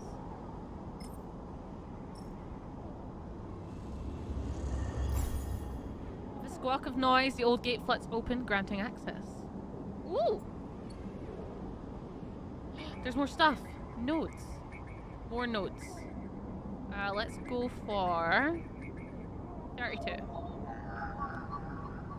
I want a 2. I don't have a 1 or 2.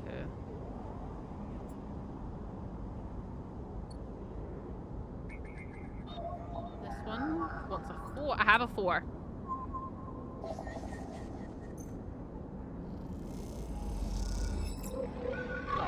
We got Solheim data.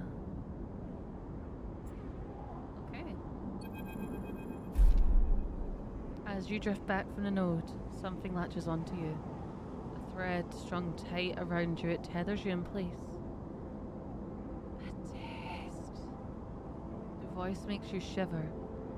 Its source somehow both distant and close behind your ear. You see a distant glint of light shut off, and then suddenly a shape is at your side. It stalks around you, circling like a shark, like a wolf. Entity unknown. Astringent processing. Stand still. Please hold.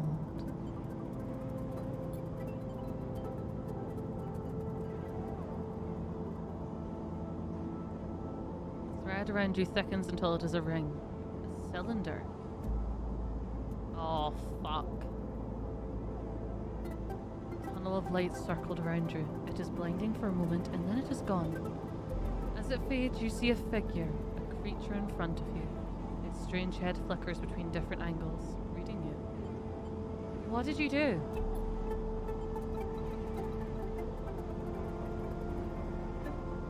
Shape paces around you on life legs. There is no ground here to pace on. Entity, identify, origin, serial, cadence. The figure faces you expectantly. I don't understand. Sentience questionable. Figure strange. Head rotates. Raki's signature. Off and not off. Attempting interface. As the figure speaks. More threads begin to spiral from its head. Thick, snaking, vine-like ribbons that flex and wave. They approach with intent. Stop!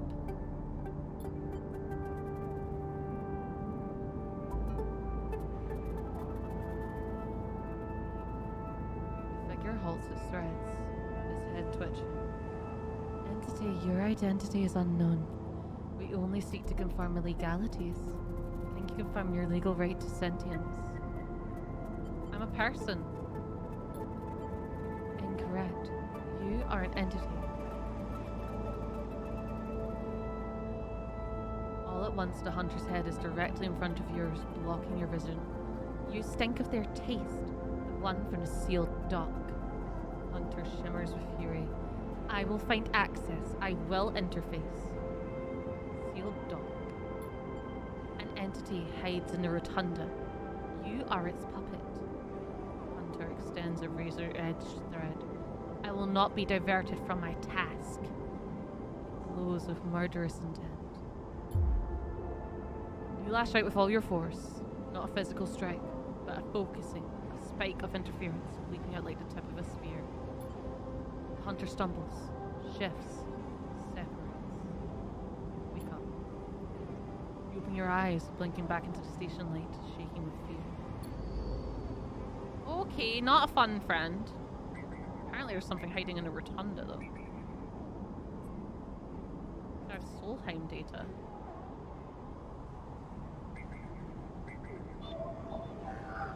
What's have in sight for? God, this is so cool. That one's a 2. I don't have a 2. Haven't agent. That also wants a 2. I only have a 1. Keynote. That one's a 3. Okay. Old systems with their ghosts. Yeah, it's so fucking cool. It also wants a 2. See, I only have 1s right now. Oh wait, there we go. A keynote. And I can match it. This node pulses faintly as it mines cryo at a glacial pace. Abandoned by a hacker that repurposed it. Got some cryo out of it. And we got an encrypted key. Ooh. We've got 2 encrypted keys now. That also wants a 1. Okay. But there's a hunter on board. That's not fun. I really want to help Dragos. I also need to get food today, but I really want to help Dragos because he's our friend. There's Fangs Bay. That's a new place for us. I feel like getting as much, you know, scrapping things as possible, especially while I have a positive and it's a 5. So either way, it's a good outcome. Ooh, we completed back in business and we got 15 cryo. Every salvager knows they are always just one lucky haul away from their next payday.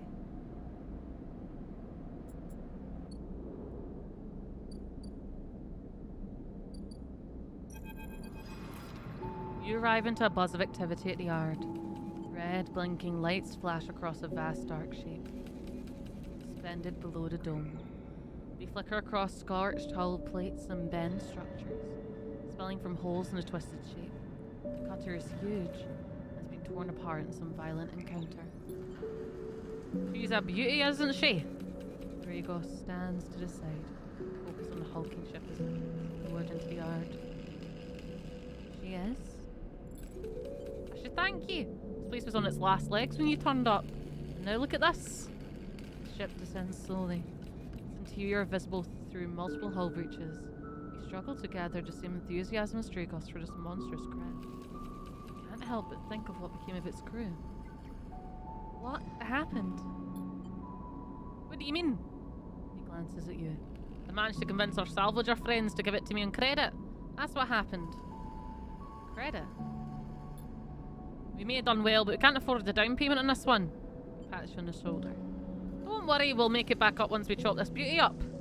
You sigh, but Dragos doesn't seem to notice. The ship creaks like a calving iceberg as it reaches the base of the yard. Dragos is visibly excited.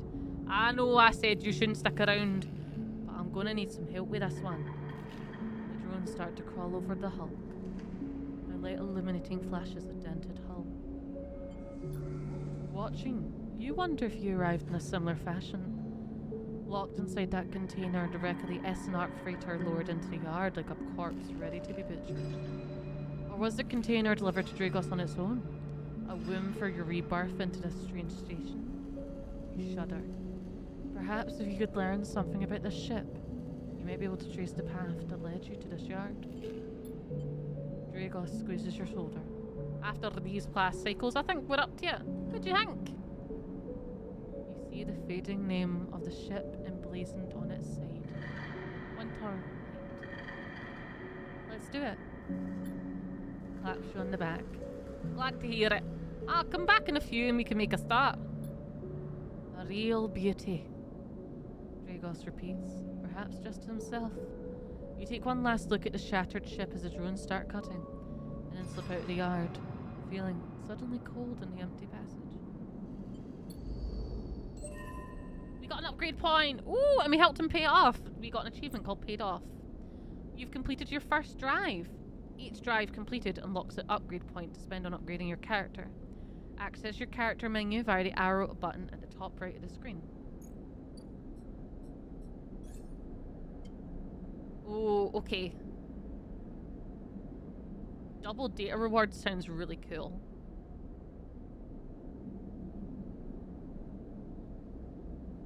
Chance to gain energy after any engage action.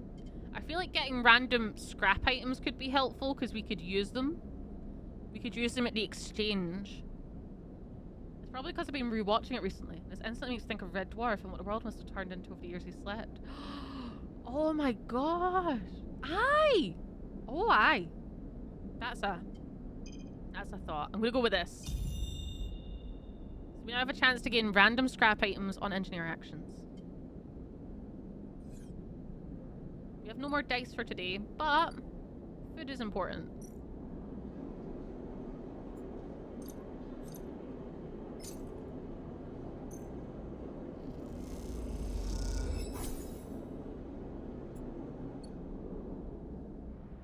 Food is important so we don't wake up starving.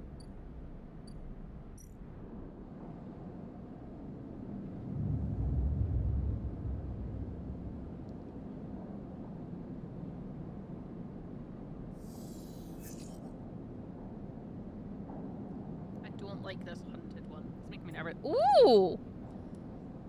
Bunch of 4s, a 3s, and a 6. That's a really good 6 as well. It's a really good 6! Holy shit! Oh, scrap freighter. Oh, this is good. Okay. We could buy some of the scrap. They'll let me buy a few crates, but not much more. Oh, I'm gonna put this 6 in to help unload containers.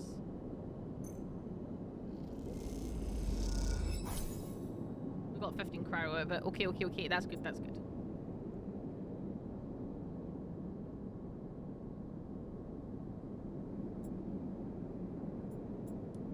I'm gonna do it again. Got 15 cryo.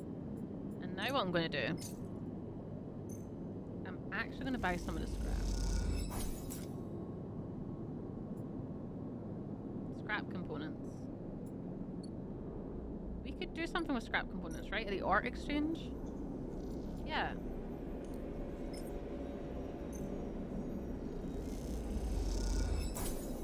We got 12 cryo and trusted trader went up. I'm going to try this.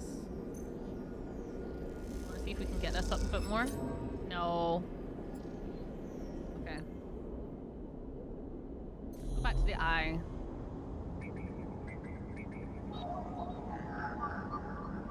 That requires a 4. Can I put in a 3? No. I need a 2. There was one that needed a 4 though, right? Not that needs a Havenage cipher, which I don't have yet. one of these needed a 4. That's a 2. That's a 2. That's a 2. Fuck me, are these all 2s? That's a 1. That's a 3. 2. Oh, fucking hell. Okay, they're really low dice. I just don't have today.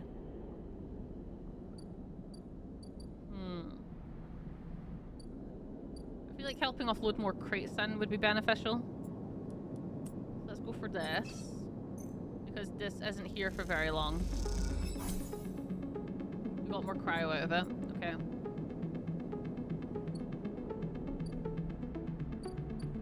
And then we go and help Dragos. Oh, okay. Forensic trawl.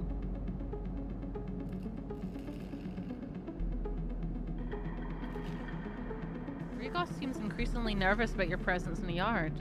You're not sure he's going to hold us to nerve much longer. We can investigate the winter light, pick through its systems and structures with care. It won't pay, but we can find answers.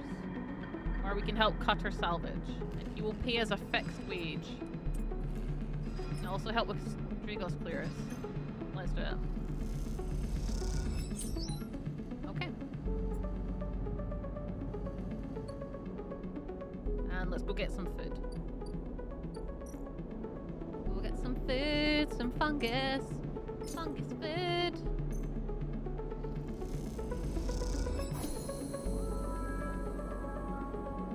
Where stings as your sensorium sends warming signals over and over. This is the good stuff. Oh, we can talk with him again. Sleeper. Memphis calls out to you. A booming voice that echoes through the corridor. Tell me a story. He throws a handful of chopped mushrooms into his wok, the fire leaping up to meet the oil. I see you. Cycle in, cycle out, but we never speak. Tell me a story. What kind? Any kind. He pauses to drizzle something from a plastic bottle into the wok. But one of yours. He looks up at you. Nothing stolen. You pause. Spices rich in your nostrils, and think about the kind of story you'd like to tell Empress. Tell him about your dreams. All the sleepers, you tell Empress, had dreams. Some were simple, memories left over from the emulation process that had become tangled up in their minds and would come out when they slept. It wasn't rare to hear a sleeper in the dorms scream or cry out in the night. But your dreams, those grey skeletal afterimages of systems and structures, of threads and patterns, weren't like the others. They weren't reflections or memories. They weren't memories or nightmares. They were reflections of reality. Distorted, yes, but somehow true. You learned back then to keep quiet about them, to let them flow through your mind like water. That was until now, until you arrived in this place. Now your dreams colonize your waking life. You slip behind your eyelids with every blink. And now you understand they aren't dreams at all, but some process of interfacing, of speaking, of living in another world that flows through this one, like smoke through air. You tell him that you do not know if there's a reason for your dreams. Perhaps, you reason, is just some side effect, a particular quality of the frame you inhabit. But whatever it is a gift, and you hope to make use of it. Emphas finishes cooking and squints a little at you. Sleeper, he smiles. You're quite the storyteller. He eyes you, and you realize that he's trying to gauge how honest you have been in your story. Emphas passes you the meal he has cooked, and you take it gratefully. And as you eat, he talks. A natural exchange. Thank you, Sleeper. He looks around at the emptying market. But my time is done for today. I do not want to keep you any longer, so I will make a proposal. He gestures to the plastic boxes of ingredients stacked behind his stall. These are good enough for most, but someone told me a story that made me think a couple of cycles ago. They said that across the gap in the greenway, fresh mushrooms grow. Have you heard this? No. Neither had I, but I trust the one who told me.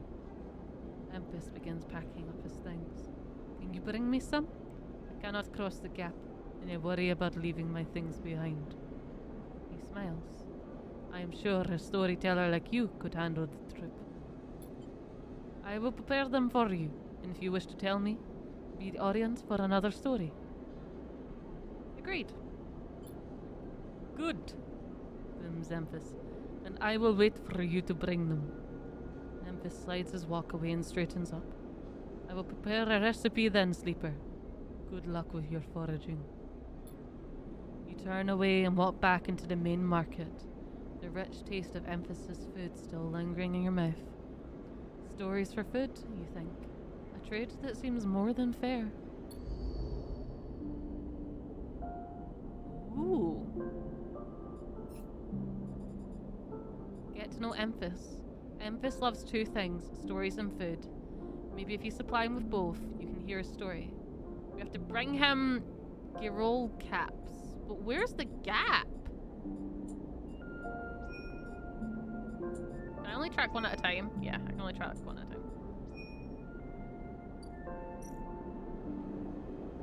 Ah! I have to work out where the gap is.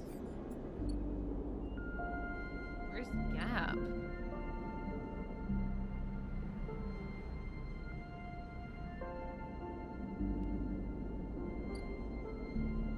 Is it here?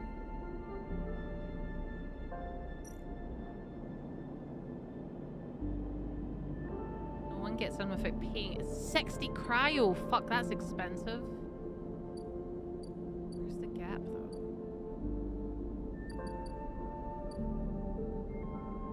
I want to do that. I want to get that place for...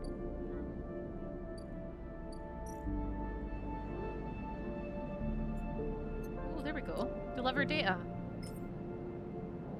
Fang will pay you well for any Soulhound data you dredge up from the Eye's old systems. What he does with it is anyone's guess. Going on a mushy mission, yeah! We got 15 cryo. I guess we go to bed now. I'm really worried about the hunter though. The hunter really worries me.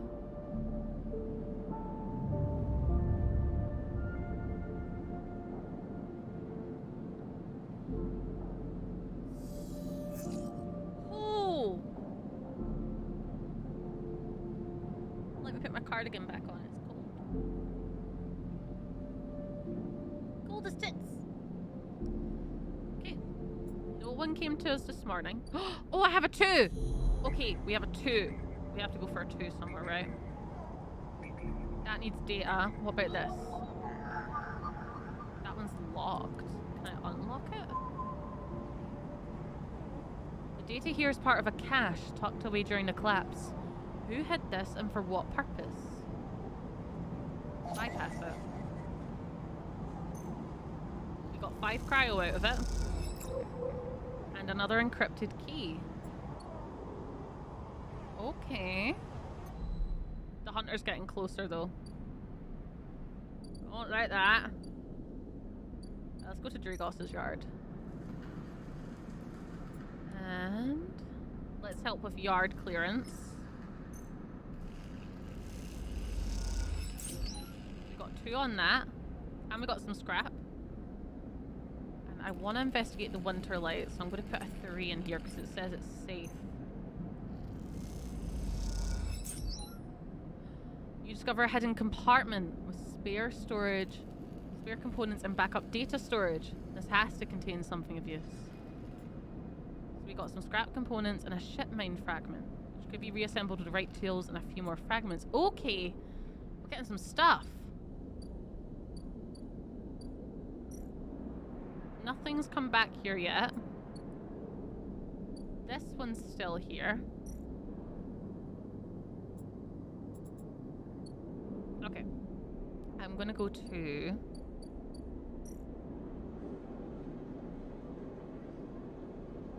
I don't have mushrooms. I don't know where to get them from.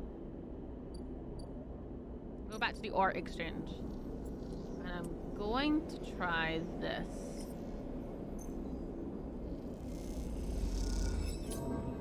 Ah! Okay, that didn't go well. But I can get some up by doing this. Okay, there we go. And I got some cryo back. Okay. I've got a 3 left. What could I do with a 3?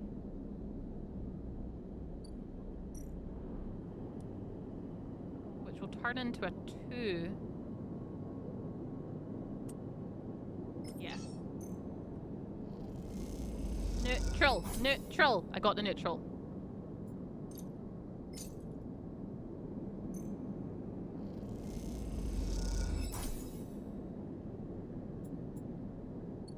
Okay. And then we go back to our food place.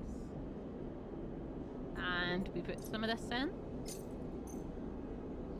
Thank you for the hydrate, Limey. I appreciate it.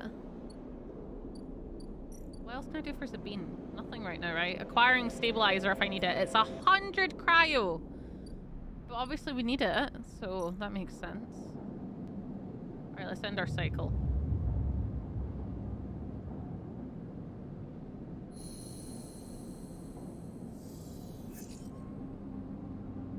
We're back at flickering, but we do have 2 6s. Okay. That ship's gone and this ship's coming in. We can explore the rotunda. We could steal the dock plans? Okay.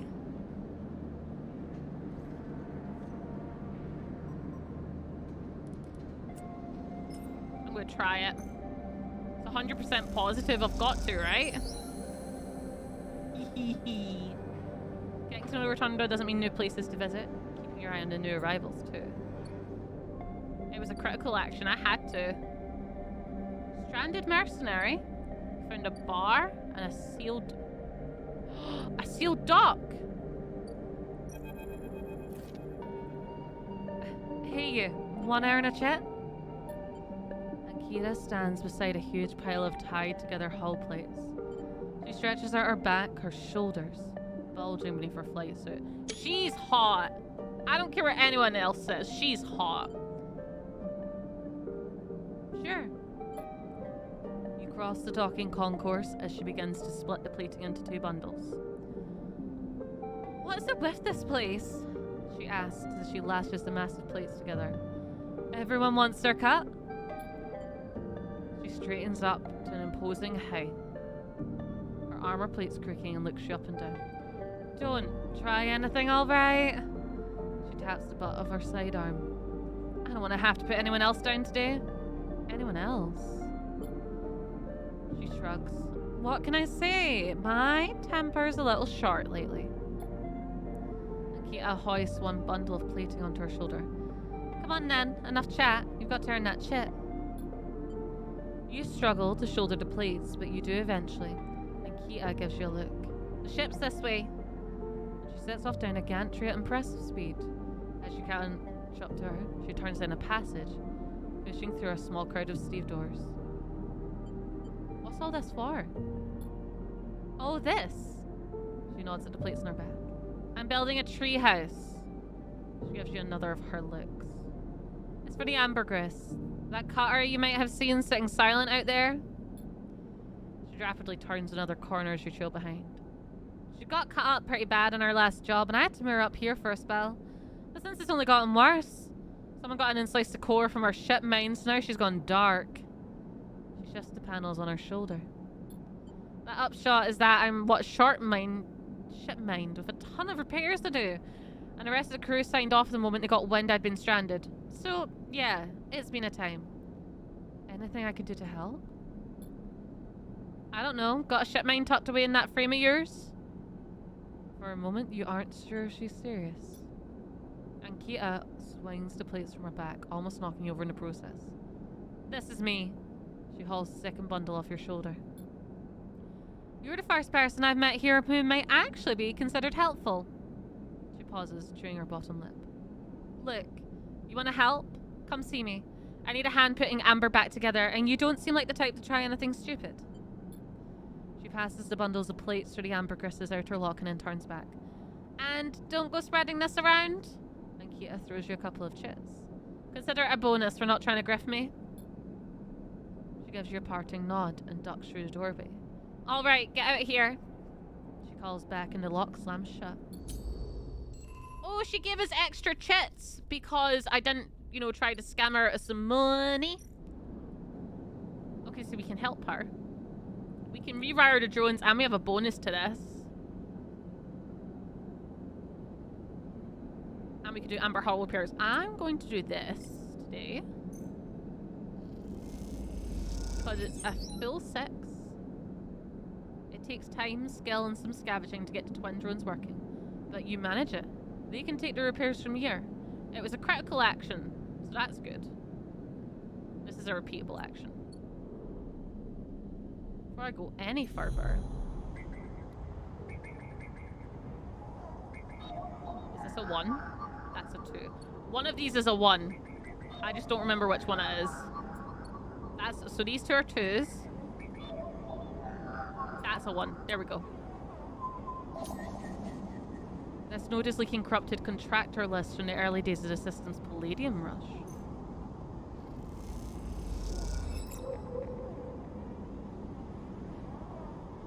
Solheim data. Data extracted. I don't like the hunter. He freaks me out. I'm thinking of fucking Lion King song again. Jesus Christ. Here's some more data for you, friend. Ooh, 15 cryo. Yes, please. Thank you very much. Thank you. I've got quite a lot on yard clearance. I want to forensic troll some more. See what else I can find out.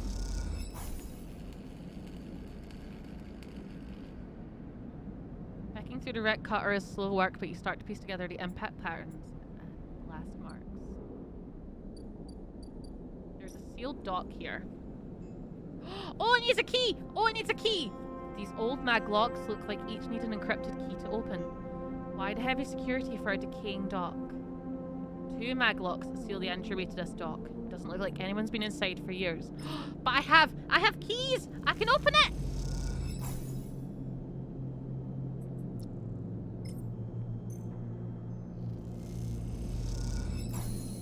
The mag lock bunks open and you can remove it from the entryway onto the next one.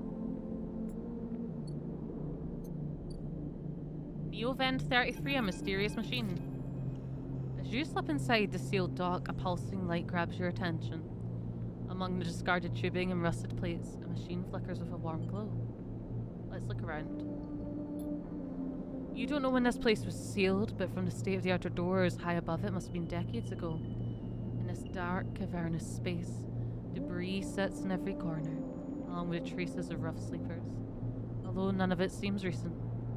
Looking past this layer of decay, you see the now faded messages, symbols, and logos of the Eye's original corporate owners still glinting in the shadows. Among all this, the warm glow in the machine seems to be the only sign of life. Let's approach it. As you get closer, you recognize the machine's blocky shape, settled into an alcove in the side of the dock, a kind of upright cabinet.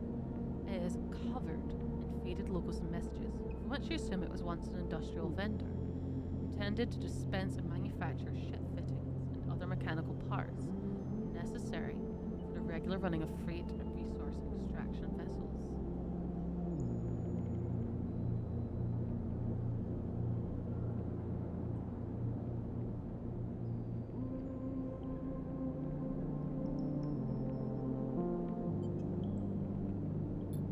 The manufacturer is listed as Neovend.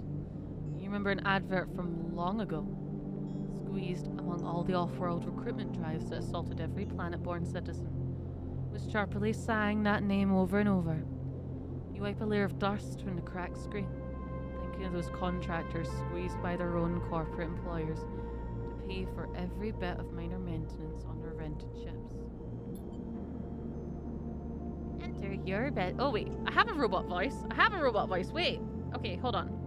I have one. I just don't use it very often.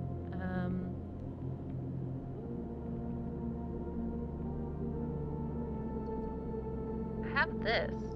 Enter your registration. Chirps a pre-recorded message catching you off guard. You can try pressing some keys. You reach for the keypad and something begins whirring. At first, it sounds like servo motors were starting up. But it quickly becomes a whisper, a whining, and then a multi-tonal voice that emanates from Neovend. Entity, They hiss. speak with me. Who's there? There is a squeal, almost like some strange mechanical swallowing or intake of breath, before the machine speaks again. I have need of you. You have need of me.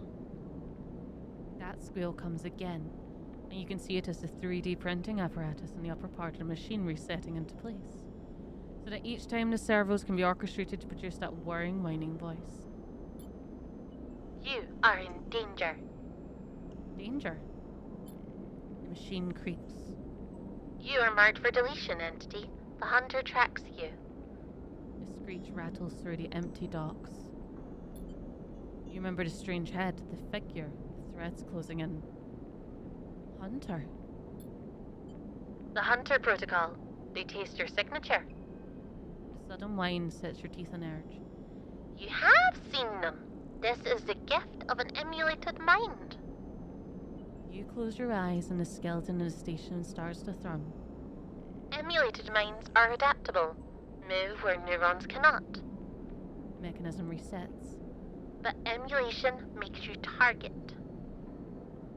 Adaptable? Yes, you can move through networks, clouds, hardware, software. Neovend whines. But you cannot hide there. Hunter is there. Servos judder, the vending machine's casing as they reset. Hunter searches for me also. Hide in this machine. You look at the ruined vending machine, an unusual hiding place for sure. Can counter Hunter, but need entity outside machine. The light flickers. Need you. A screen attached to the vending machine with a swiveling arm comes to life.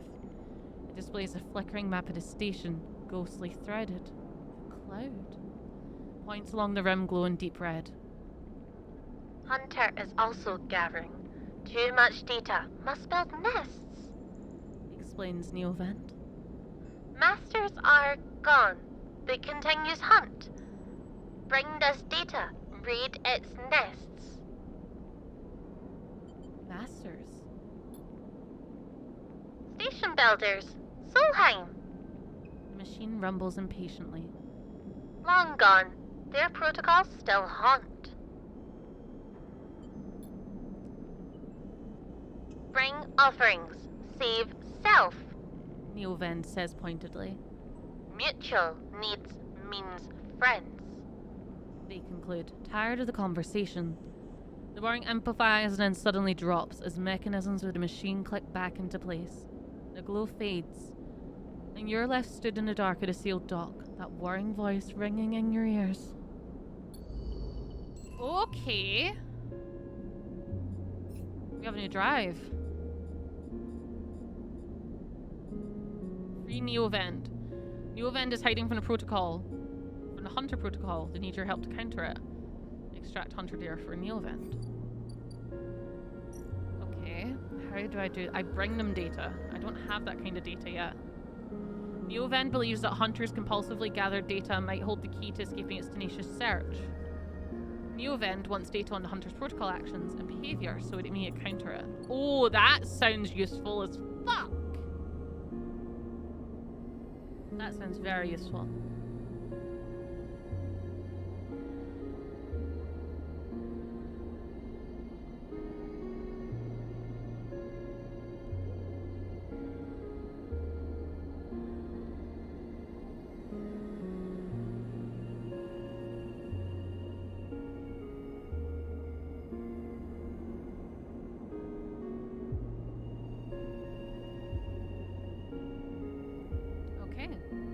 I feel like the Gap must be an expensive place to get to.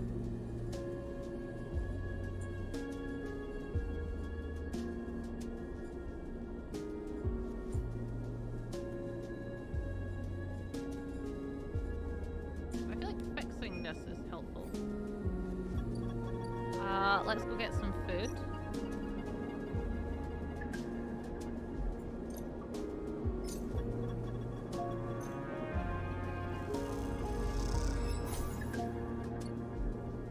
And then I think we go to bed. We are kind of limited. And also in 3 days this hunter's going to be here. That's terrifying.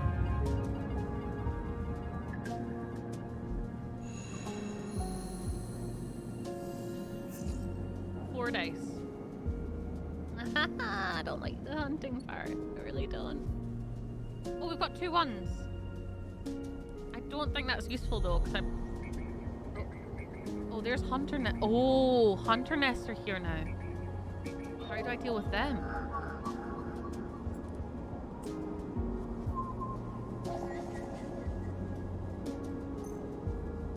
This is a tangled algorithm. Recursively generating possible soul-time communication codes. Okay.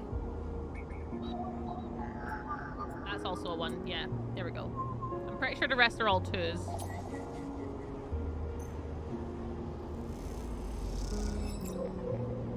I got Yatigan data. Okay. Let's go and take this to our friend. Data? Hunter data.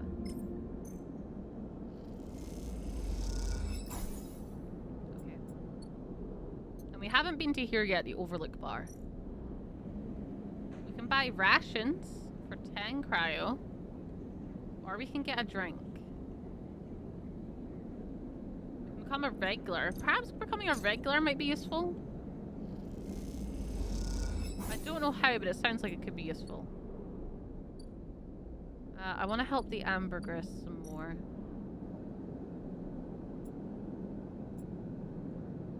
Let's go for 4.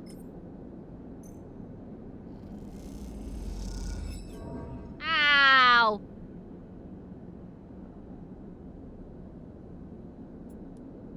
Fuck. Okay, I'll try that again tomorrow. I have a 5 left. I want to chuck the 5 in here.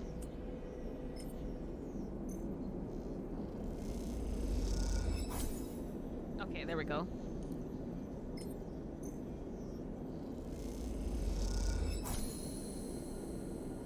Okay. I have a lot of cryo. I feel like buying a stabilizer would be a good idea.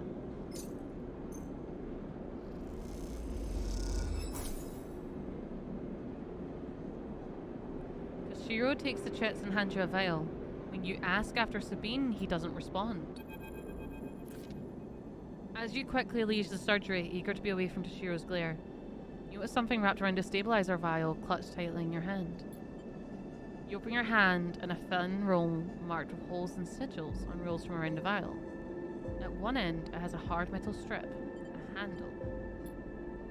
The metal handle is warm and printed, but you can see a set of numbers imprinted into it. 207F, and crudely scratched into the handle at some later date, low end. What does the film say? You hold the cloudy film up to the light. It's perforated with an ornate pattern of holes. You can make out a word among the markings. Passkey. Is this an entry key for somewhere? For a moment you consider going back to the surgery to return the key, and then quickly think better of it. Did Sabine want you to have this, or is Toshiro passing on a message? Planned obsolescence.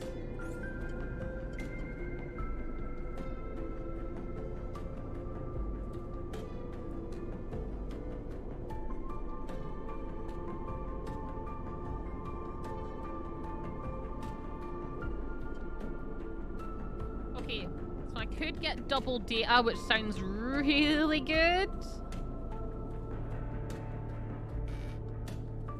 That takes 2 upgrade points, though I can't do it. What I'm going to do is I'm going to take endure out of negative. So we've got flat stats now. I feel like having flat stats is a bit more secure.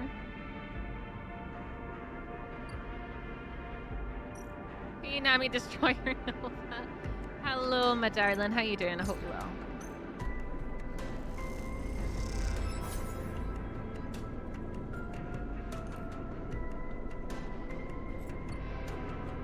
use the stabilizer? Can I not use it yet? Oh, I use it at home. Okay.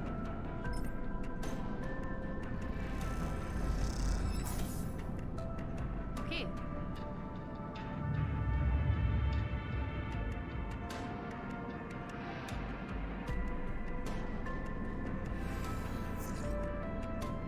That's a bunch of twos. Okay. We need to get these hunters down. No hangover now. I have 3 sleeping puppies on my lap and in bed, so I'm good. How are you? I'm doing really well, my darling. Thank you for asking. We are currently reading through these hunter nests for some data. That's really important for us right now. Uh-oh. A glimmer in the dark catches your eye as the orbited hunter head appears in the distance. It is looking for you. Hide. You slip down into the ghostly structures of the eye, feeling like passing through a cloud as their data structures deform and form around you. Another glimmer catches your eye, closer now, that roving orb wreathed in tentacles. It flickers, jumps once, twice, and then it is here. Hunter is here. Entity, submit to inquiry. Hunter reaches for you in that unpleasantly familiar way, his waving threads creating a cage. Struggle. You push against the threads as they close in, becoming frenzied as you push them aside. You're caught by whipping tendrils and feel them pulling you away from the anchor of your body. You push through, clearing the threads. Entity, hold for processing. Comes the scream from behind, but you're already gliding away, back to your anchor, your body. You awake, dizzy, distorted, but safe. Fuck you, cunt. Where's that other nest? There it is. Give me your data. Blimey, have a wonderful day. Fantastic to see you, and I look forward to seeing you again very soon, my love. Okay, let's go and take this to our friend. Our friend is here.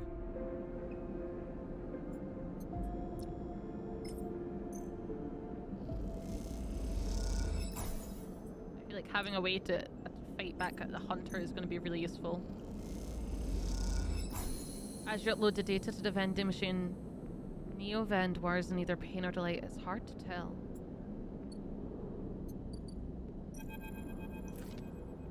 Neo-Vend is thrumming with excitement. The movement of the servo motors rock the vending machine back and forth at unsettling angles. You wonder if it fell over, would Neo-Vend be able to get back up? Sleeper entity. Comes the hiss. Your data is good. Across the face of the vending machine, raw code scrolls at an incredible pace. Hunter is isolated, disconnected, unstable. Neo-Vend flashes sequences of mangled data compressed into a sludge of artifacts. Hunter gathers without thinking, outlived its own operational limits. Its nests are evidence of this. Outlived? Hunter activated during collapse. Emergency protocol to isolate intelligences.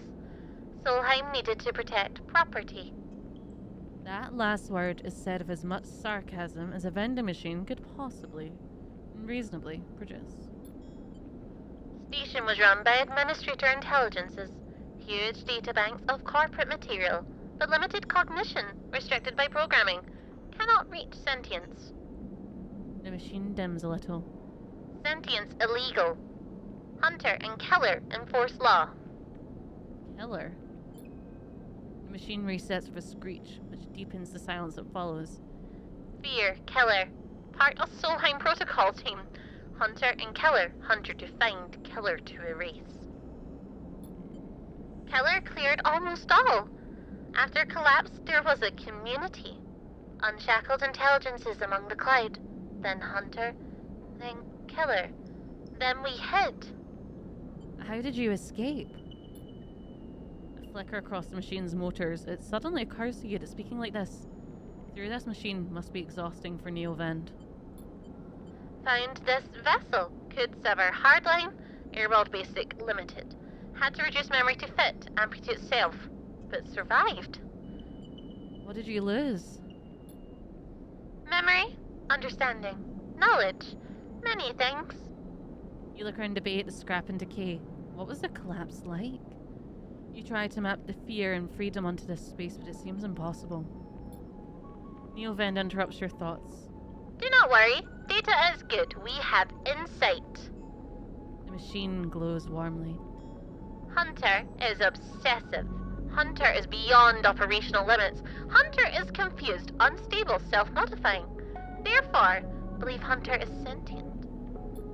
Hunter is programmed to find sentience, to hold it in place, to invoke Killer to erase. If we can show Hunter to itself, it will invoke Killer on self. Problem will solve self.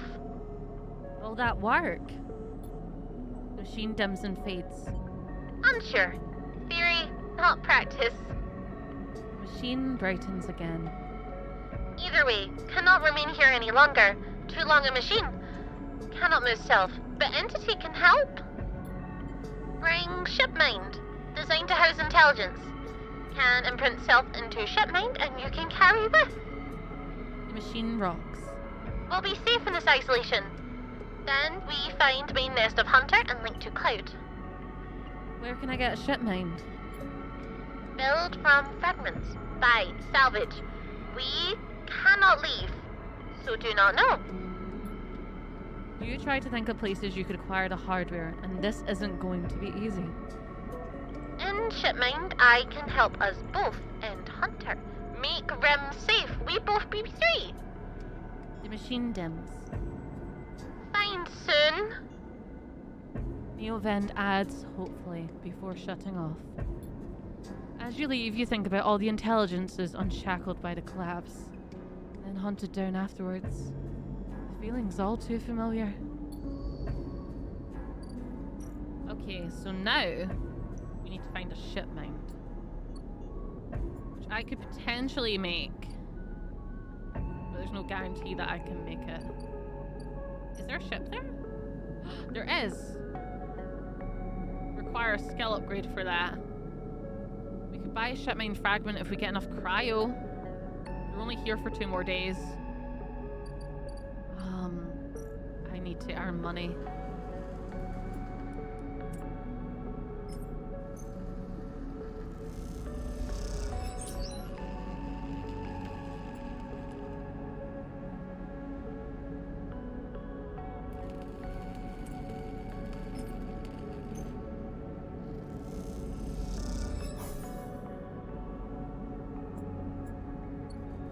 How much is that ship mind? Can I afford that? I could do it today.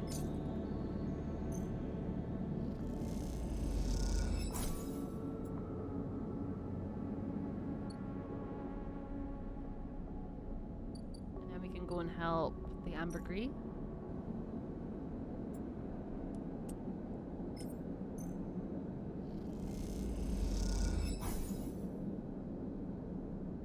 Oh, okay.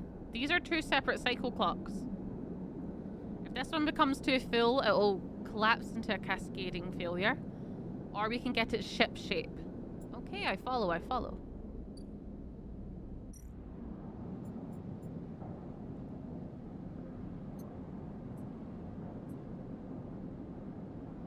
We have to sleep though. Oh, the hunter's gonna be here tomorrow. Oh no, oh no, oh no, oh no. Oh.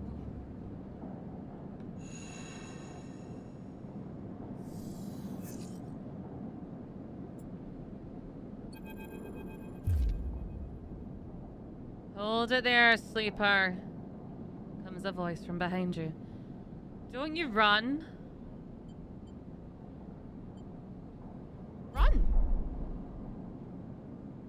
A strike across your back knocks you face down onto the floor. Told you not to run, idiot! Ethan pulls you up.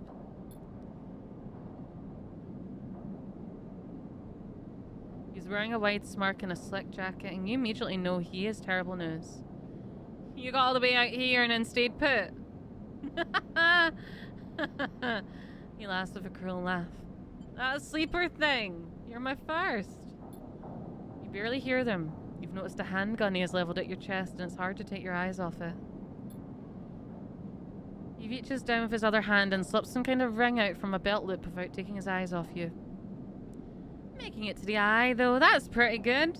This place isn't so bad. Bars, markets, people. I pulled most of my contracts out of asteroid caves or off godforsaken moons. He splits the ring into 2 perfect circles. It's hard to hit civilization when there's so much space to pass through. I don't really want to talk to the bounty hunter. He reaches over to slide the rings around your wrists. Go easy. I really want to run. You see a chance the moment his eyes leave you to watch the rings. You spin, knocking him away and sprinting down the corridor. Then the shot rings out, echoing off the metal so loud it hurts your ears. A bullet hole smokes in the wall beside your head. You freeze and Ethan closes the gap. This is a very boring routine. Trust me, I've seen it all before. He slips the rings over your trembling wrists. Ethan nudges you to start walking. To the ship and home, he whistles. Going easy. You stumble down the corridor, your hands behind you, your mind racing. Who hired you? Your daddy's at S&R, but they want you home for dinner. Ethan yawns and continues to nudge you down the corridor. Shame to come all the way out here just to head back to S&R right away. A tracker of yours makes this too quick. I was hoping you put up a bit more of a chase, you know. Running battle through the bright market, maybe. Or hold out in the low end. There's a few establishments I would have enjoyed checking out while I asked around. You walk on in silence for a little longer, desperately trying to think of a way to escape. That S&R tracker will be the death of you.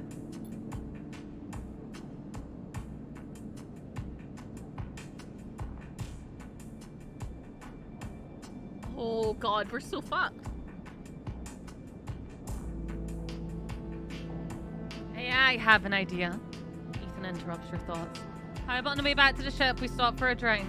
I'm buying. He laughs at his own joke. Although, this is Ethan, I've got myself thinking, what's the rush here? Here we are, one of the most lawless joints in the Stargate systems, and we're heading for the exit. He pauses and you trudge on in silence.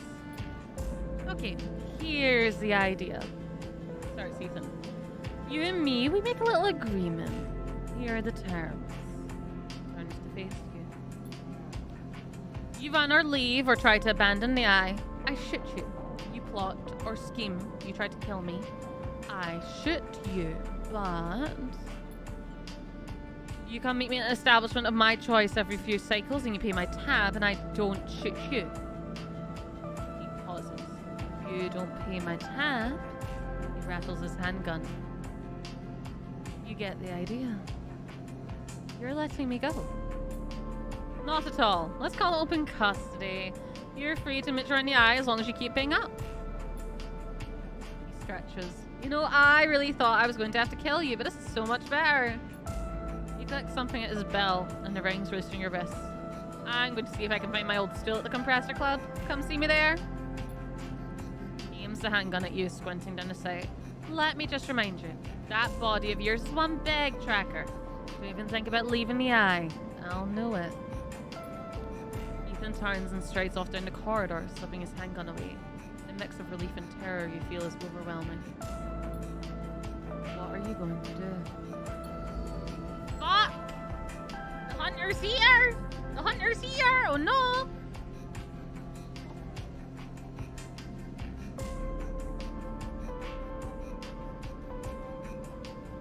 Oh no, no, no, the hunter's here. I don't like that. Need more data for you. I need Solheim data. Fuck, okay, I have to look for Solheim data. That needs a 2. Can I match it with 3? Oh, I can't. Okay.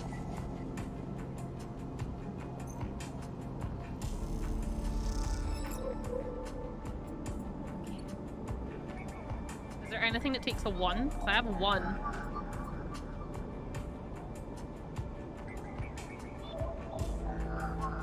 That takes a 1.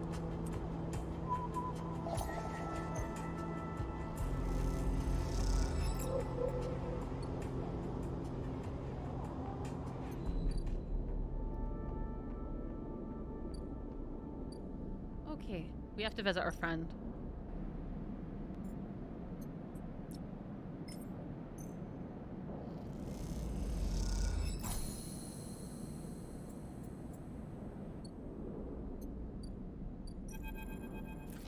As you enter the bay, Fang is nowhere to be seen. The banks of servers and machines blink out of the dark in staccato rhythms. Unseeing eyes are the station's digital ghosts. Shitheads! Fang's voice echoes from behind a stack, followed by the hammer of a fist on a metal casing. Those snaky shitheads! Who's snaky? Sleeper! Fang's smiling head pops out from behind the stack. Just the emulated consciousness I've been eager to see. Come back here. You pick your way between the thrumming stacks, trying not to trip on the loose bundles of cables that blanket the dark floor. Fang is sat in front of a set of monitors mounted to a stack. Tell me, Sleeper, what do you see here? Fang waves at a monitor to his side, glowing with pale lists of information. You lean in closer, looking for links in the data. The tables seem to be filled with personal information, names, genders, dates, ID numbers, all the markers of institutional records. People. People, yes, but whose people? Solheim? Bingo! He taps at the terminal. I pulled these from the old data you brought in. All employees of the ICE original owners. And... He leans past you and scrolls the list down. This one. This is a sneaky shithead. He stabs at the screen with a finger. The name reads Harden Hurst. Who's Harden? That, says Fang, giving you a sideways look, is the hang. He drags a stool out beside him and motions for you to sit. There just so happens to be a Harden Hurst. In Havenage. He waits for your reaction. In Havenage? That's right. He's right here on the station now. Fang leans back in his chair. Just think about it. Decades ago, Harden worked on this station as a... Fang leans across to look at the monitor. Senior Strategic Operations Executive. Fang raises his eyebrows at you. Our Harden was keeping the money coming in for Solheim. He defined priority growth initiatives by making sure the extractors they contracted out to were hooked into a system that outsourced all the risk and kept the profit. Good old Harden shuttled thousands of Palladium rush workers into an infrastructure, which meant that their cut of the work they did went straight back into Solheim. How do you know this? I grew up here, Sleeper. This is my history. I am a child of the collapse. Fang turns back to his screen, staring hard at the strings of code flickering by. Before I was born, my parents were Solheim contractors. They ate in Solheim canteens, worked on Solheim ships. They breathed Solheim air and slept in Solheim beds. Fang's voice rises as he speaks, his hands fists on the terminal edge. And the work that paid for that existence? The cycles of hard extraction out in the belt. Solheim took their cut. This was a company town, so to speak, and my parents were just another in the long line of freelance contractors, willing to risk their lives for a shot of anything other than poverty. Disposable. This guy, stabbing at Harden once again with his finger, strategized all that, did the sums, and then somehow, thousands and thousands of cycles later, it's still going, still here, crawling in the walls like some shithead snake. He survived the revolution. But how? These guys, they were big time. There's a lot money can get you if you're a company man. Fang relaxes little. How is Harden still kicking? I really don't know. Turns to you and smiles. So we are going to go find out. Harden is now a big shot in the shipyards, just a few degrees back around the eye from here. Fang brings up a map of the lower eye. Havenage might be born out of Erlen's revolutionary zeal, but a flat hierarchy it is not. Harden happened to float to the top. Fang zooms in on the far yards. Fang grimaces. The thing is, I don't have access to those systems. The shipyard crew is pretty paranoid, and they don't like anyone from systems digging around in their stuff. Plus, we need more than just the name of a Solheim executive. We need proof. Fang holds up a thumbnail-sized drive. That's where this little creation of mine comes in. I call it a ripper worm. He turns the drive between his fingers. Pull that through any digital storage and spin out a silken thread of filtered data. This one is set on a set of hardened Hearst. He hands it over. Getting into the compound might be tricky. Fang puts a hand on your shoulder. But you, however, have a particular knack for remote access. Fang grins. If you can extract yourself a Haven cipher from a Haven agent, they sometimes carry them among their data caches. You can crack open the compound's network and slot the worm in through any open port. You never even need to go near the shipyards. So what do you say? You up for it? What's in it for me? Rooting out a corrupt snake not enough? Find the information, I'll start working that tracker of yours. Fang scratches at his chin. Anything the worm gets, it'll send it back here to me. There's something wrong here and I aim to get to the rotten core of it. You leave Fang, digging through data among the wires and machines of the old station.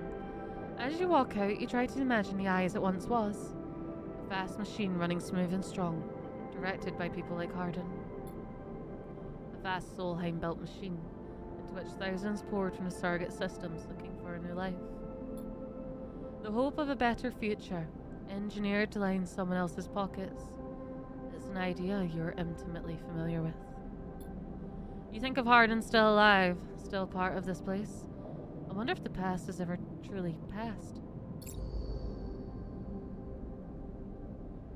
Okay, well, one, I have to earn credits today. I need a Haven cipher, which I would get from a Haven agent. For a Haven agent, I need a 2. I don't have a 2. So, chat, if you at all see me with a 2, yell at me. Because clearly I fucking need it.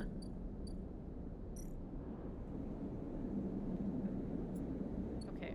We need to earn credits. Like, that's not even a contest. We have to earn credits. Cutter salvage. We'll go for the 6. Because, oh my god, I need it.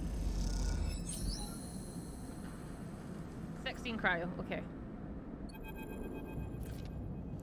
The final pieces of the winter lights sit in neat piles waiting for the collection shuttle from Havenage. Dragos has managed to sell the remaining pieces to the shipyards. A fact that's hard to forget as he's been telling you about it for the past 2 cycles. And all that remains is for Havenage to come collect. You look around at the yard, transformed from when you first arrived. The mostly repaired drones flit back and forth, no longer buzzing unevenly or lost in dark corners. And the scrap is sectioned, sorted, the system that you and Dragos have put into place over the past cycles paying off. As you look, you notice the glow of pale light from the office by the entrance. That rundown cab of a building which houses all the records and spare equipment.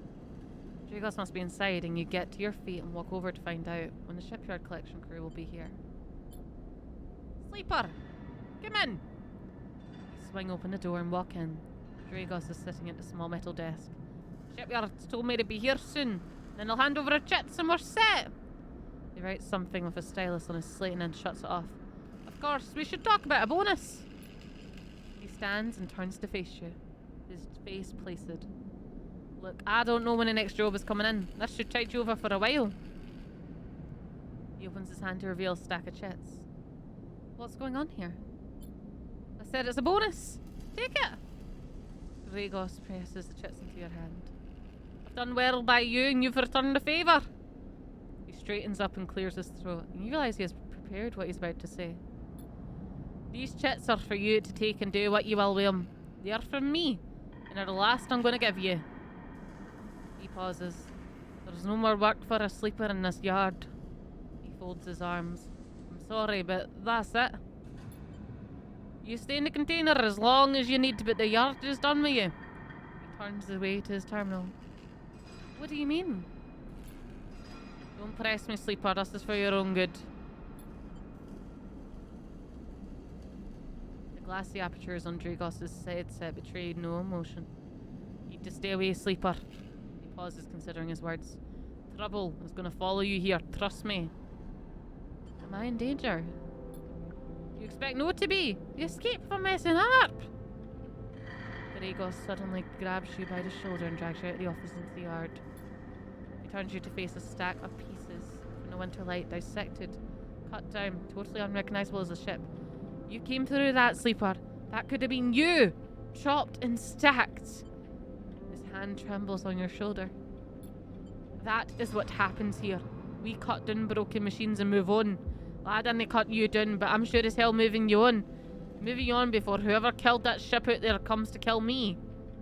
Kill you. Kill both of us. He shakes his head. These ships, they didn't get decommissioned. Didn't break down and dry dock. You think they'd look like that if they did? Someone ended them. That means someone tried to end you, Sleeper. And I'm done waiting for him to turn up. We've had our fun, but now it's time. He gives you a little shove. Go on. He turns and walks back to the office. That's it. He shouts and goes inside. The silence hangs in the air and you leave your pockets filled with clinking chits and a strangely hollow feeling in your chest.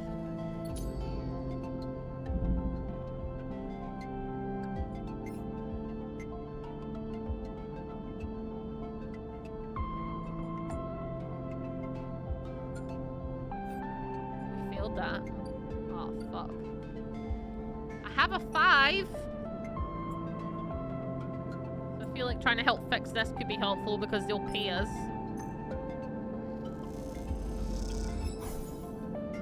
There we go.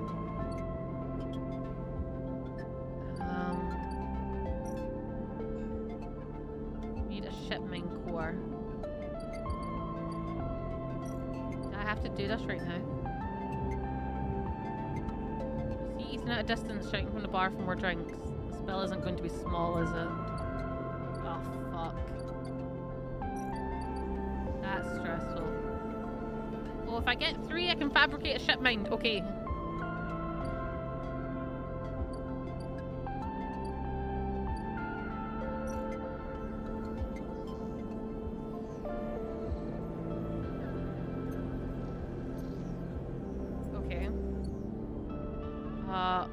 Is this ship still here? Oh, it is. It's going to leave tomorrow. I need to do it. I need to buy the ship mind. Okay. And now we can go to the fabricator. I can make a ship mind. Hey, Ram, lovely to see you. Hope you're doing well. Fabricator whirs and crackles as it assembles the ship mind. It opens to reveal a completed, but heavily dented unit. We got an upgrade. I also really need to eat food. Okay. Can I give you the ship mind now? Yeah, I can. Okay.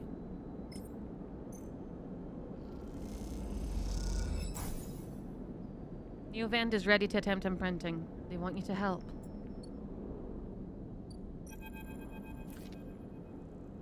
Sleeper, must express plan before we begin.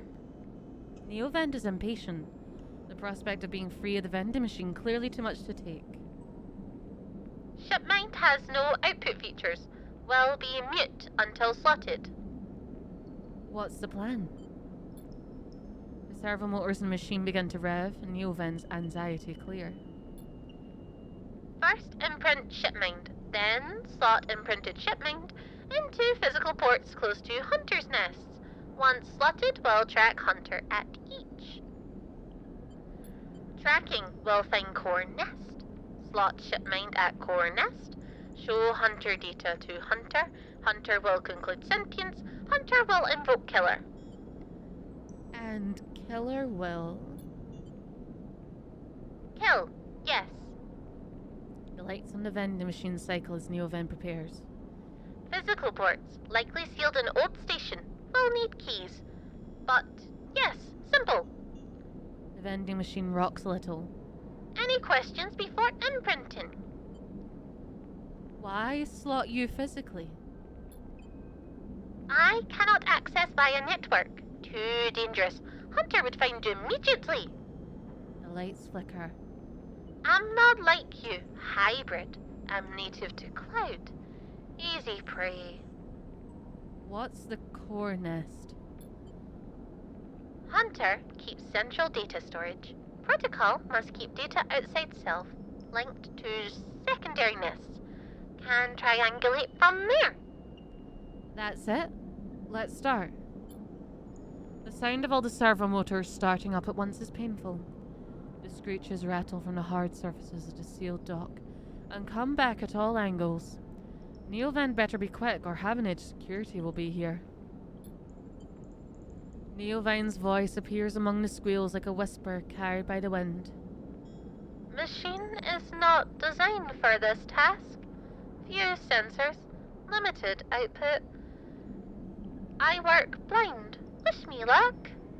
In the top part of the compartment, a set of arms aligned with a ship mind clunkily scraping against it. Hey Az, how you doing? Oh, this is a bit of a different voice than what I've been doing.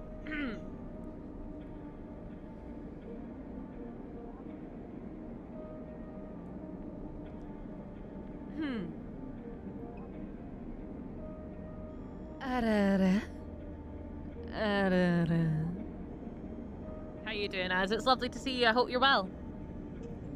Can I help? Silence best. Also, if machine ignite, put out fire. Metal creaks as the servos open the ship mind, its layers of silicone nested like an onion skin. Once open, the main arm of the machine rapidly shifts back and forth, realigning the microscopic components, accessing and rewriting them, imprinting Neovend into its physical form. As you watch the hypnotic motion, your mind drifts to your own creation. What processes were used to emulate your mind? To copy the neural structure of that person who, as far as you know, still sleeps in some distant facility? What was lost? In what ways are you a copy of that person? And in what ways are you something new? You know this much. You are a convenient loophole, a way of circumventing the illegality of sentient AI. After all, you're an emulation, not a true digital being. You are neurologically limited, still human. What would you become if you could escape this frame? Where would the limits lie? The screeching stops, the machine powers down, dropping the bay into darkness. In the top compartment, the ship mind is whole again. You reach up and take it down, heavy and cold to the touch. Is Neovend inside this thing, or did the process fail? There's only one way to know. Time to find a nest to slot them into. I'm doing good. I just finished getting my friend caught up on Bleach, so got my watching buddy ready for TYBW in October. How is you? I'm doing very well, my darling. Also, please explain what TYBW means. I'm doing very well. We're having a very chill day here. I feel like Agent Notes giving double date would be really nice.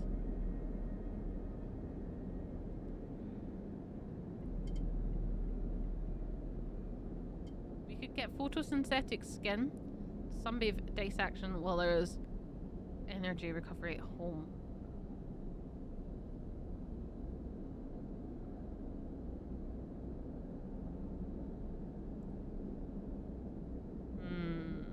God, there's a few choices here.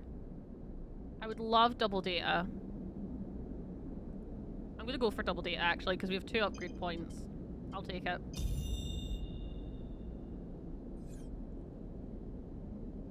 Thrill Seeker does seem really good. So does photosynthetic skin, but I want to be able to get double data if we're gonna need it. Now I need a nest, but I don't think I can see one until the hunter's on me again.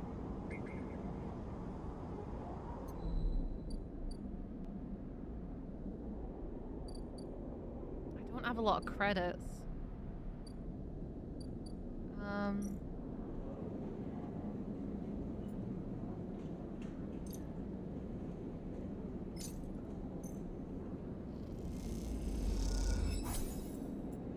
There we go.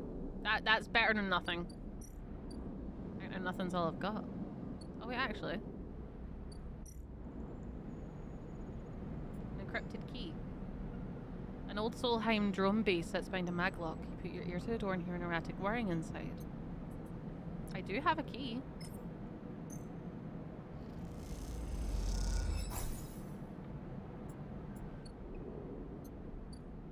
Isolated nest. Oh.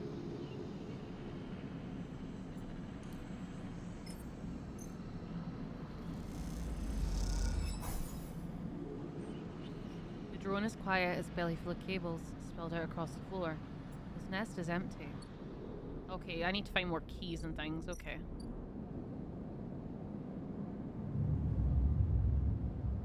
And I gotta earn money.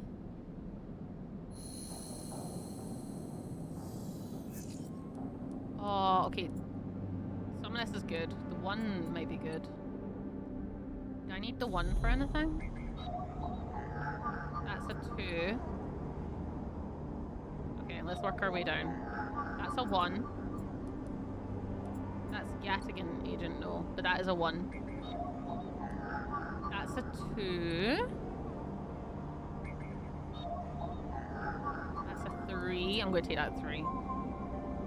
The node is orbited by the remains of a corporate countermeasure broken long ago by hackers.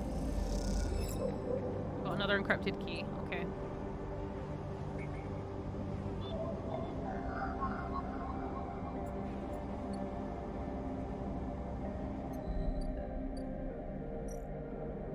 What does this have on it? We can unload things. Don't pay a wage to anyone willing to help out. Well, I need the cash. Okay, 15 cryo's good. And I got energy out of that. Okay, that's pretty fucking good.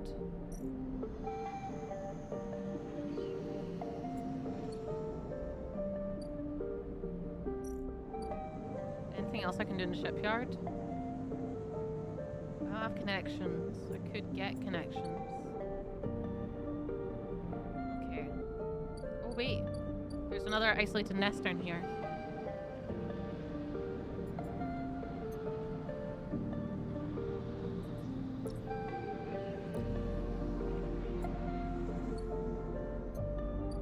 Oh, that's the one I went through. Okay. I'd have to try and find out. Oh, I could help friend. Let's help friend, actually.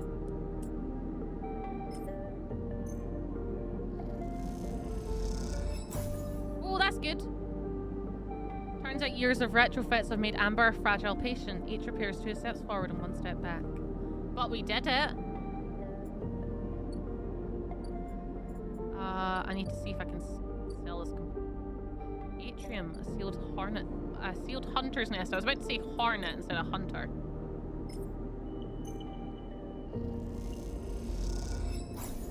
With the lock gone, atrium doors can be opened.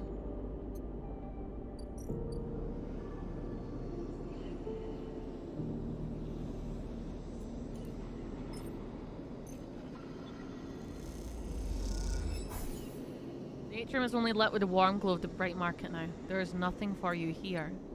But we did it. So that's good. Server unit. This one? I need another key for it, but I don't have another key right now. I have a 1, but I can't do very much. There was a safe thing I could do at the shipyard, right? It's risky. It's worth a shot. I don't have anything else. Hey, there we go. Okay, and now I gotta rest.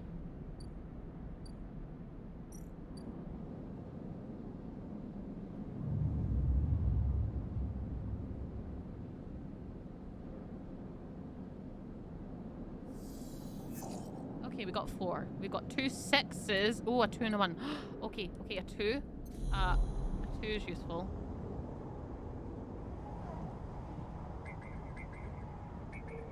That's a Havenage agent. That's also a Havenage agent. Shit. That's a Yataghan agent, but I already did that.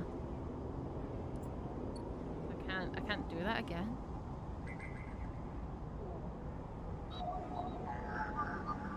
But I have a 2, so I'm going to take it.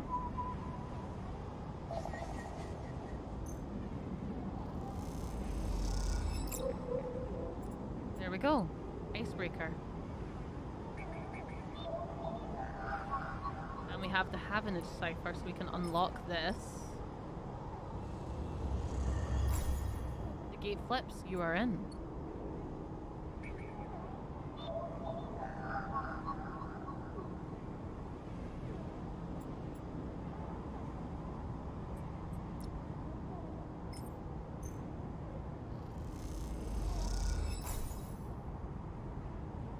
worm slots in and begins tunneling down a thread. Godspeed, little one.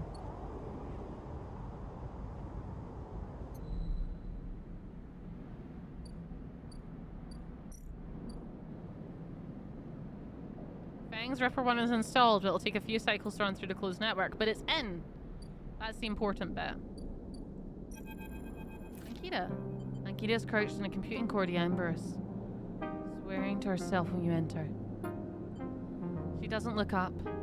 These shits completely ruined the cord connectors when they cut it. She holds up a thick fistful of ragged wires.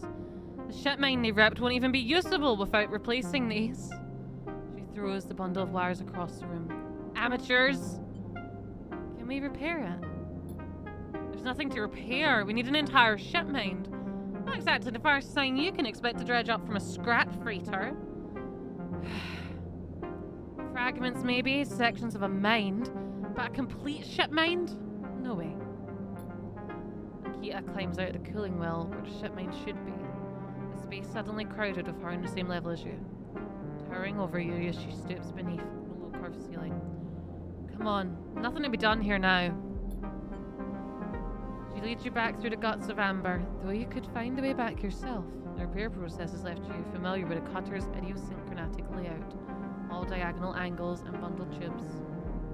What do we do now?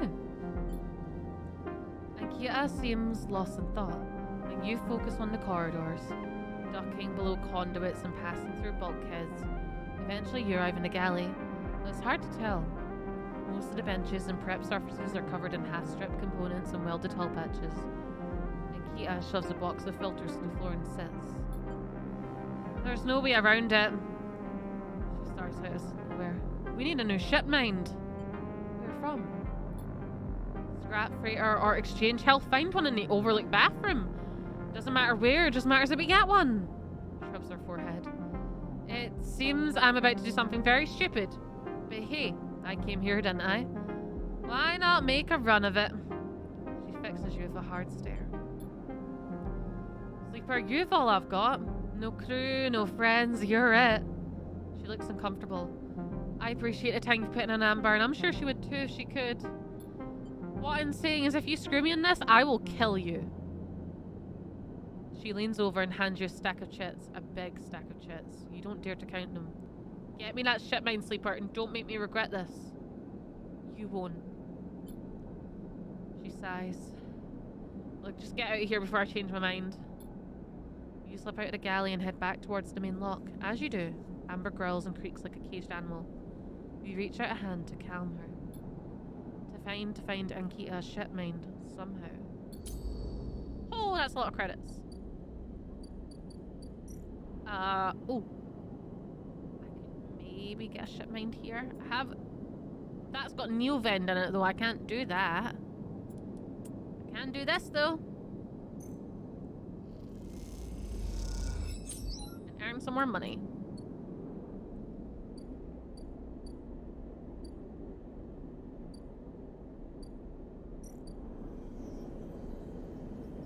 I do have some scrap.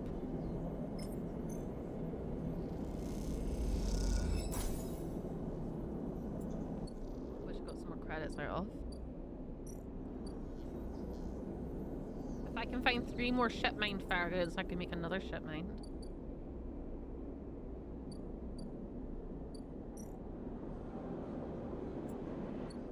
That's 100.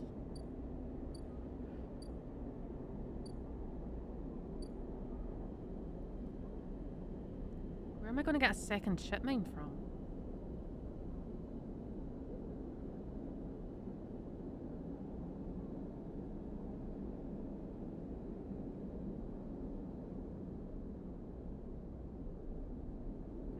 I'm gonna get a second ship mine from.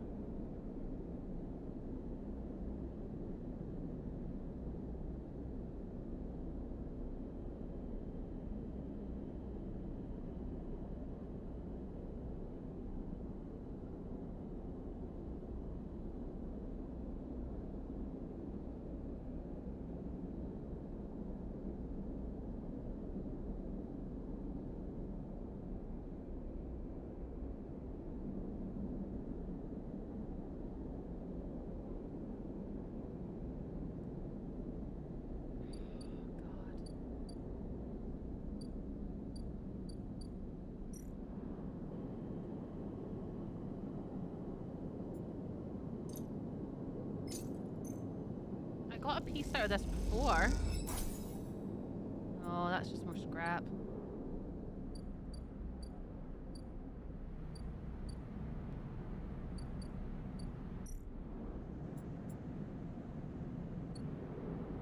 Okay, so I can't earn credits down there anymore.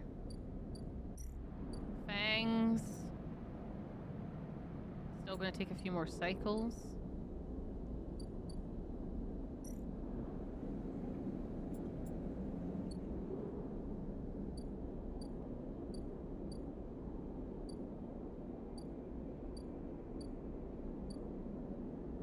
Oh god, I don't want to know how much this is gonna cost me.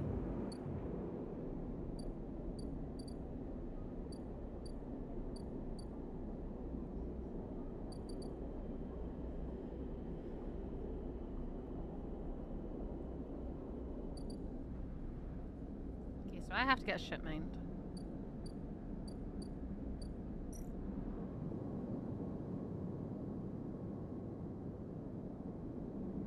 Maybe we try again.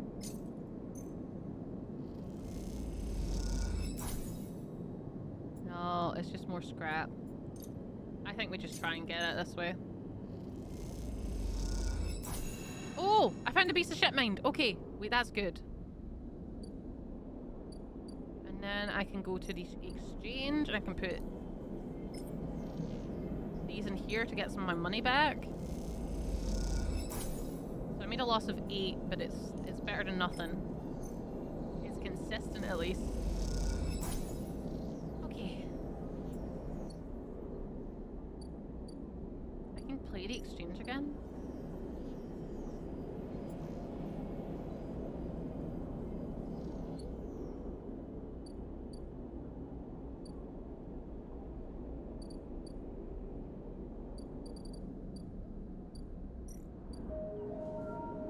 A piece of a ship mine, so I just need to try and get her more of a ship mined.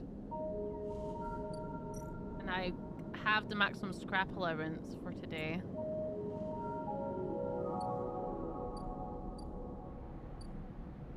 I have a 1 which I can't really do anything with.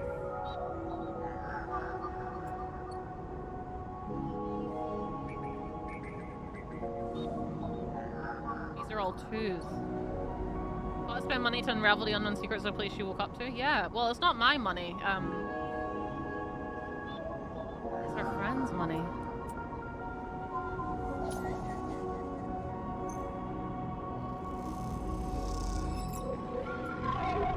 I got some more data there. Oh no. Entity submit. Hunter's strange head bobs in your vision. Your ally in the sealed dock cannot save you. In that globe's head, you see whirling strands of data. So many spinning that they threaten to tear through the thin skin and whip out into the void around. What happened to this creature? The thin squeeze and you lose any sympathy you might have had. You must escape. Gotta punch it! You lash out once more, pushing Hunter back, severing threads that regrow as fast as they are broken. As you slip away, you realize you have to find a way to deal with Hunter once and for all. This is getting too dangerous.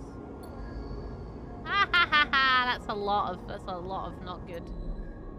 It's a lot of not good. Shit, that's a lot of not good. I could really use another perk, honestly.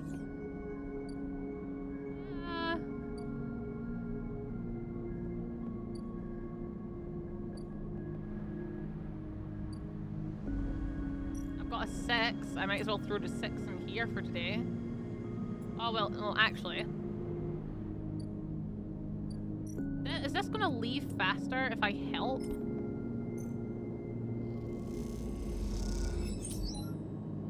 Okay, I got 15 cryo and I got energy. I gotta go to bed.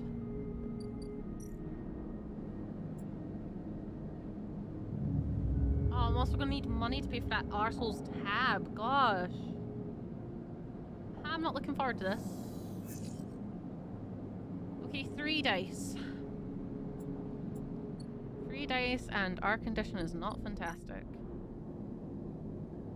Oh, I can't get any scrap right now. Shit. Okay. Maybe there's another way to get scrap. Maybe at the shipyard I can get some scrap.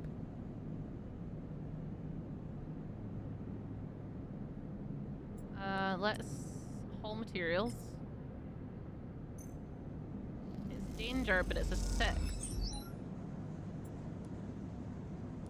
And then this is risky, but I'm gonna try it. Okay, there we go. So now I have a 5 left for today. What can I do with a 5? Not much with that. Anything I can do with that? I can't buy any scrap. That's a problem.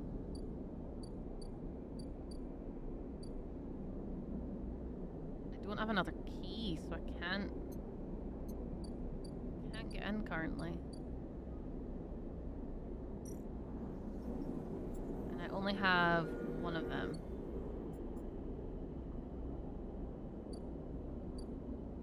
I could maybe go up into the gate. 60 credits though. It's not really my money. I think I've gotta. I think I've got to. I'm running out of options.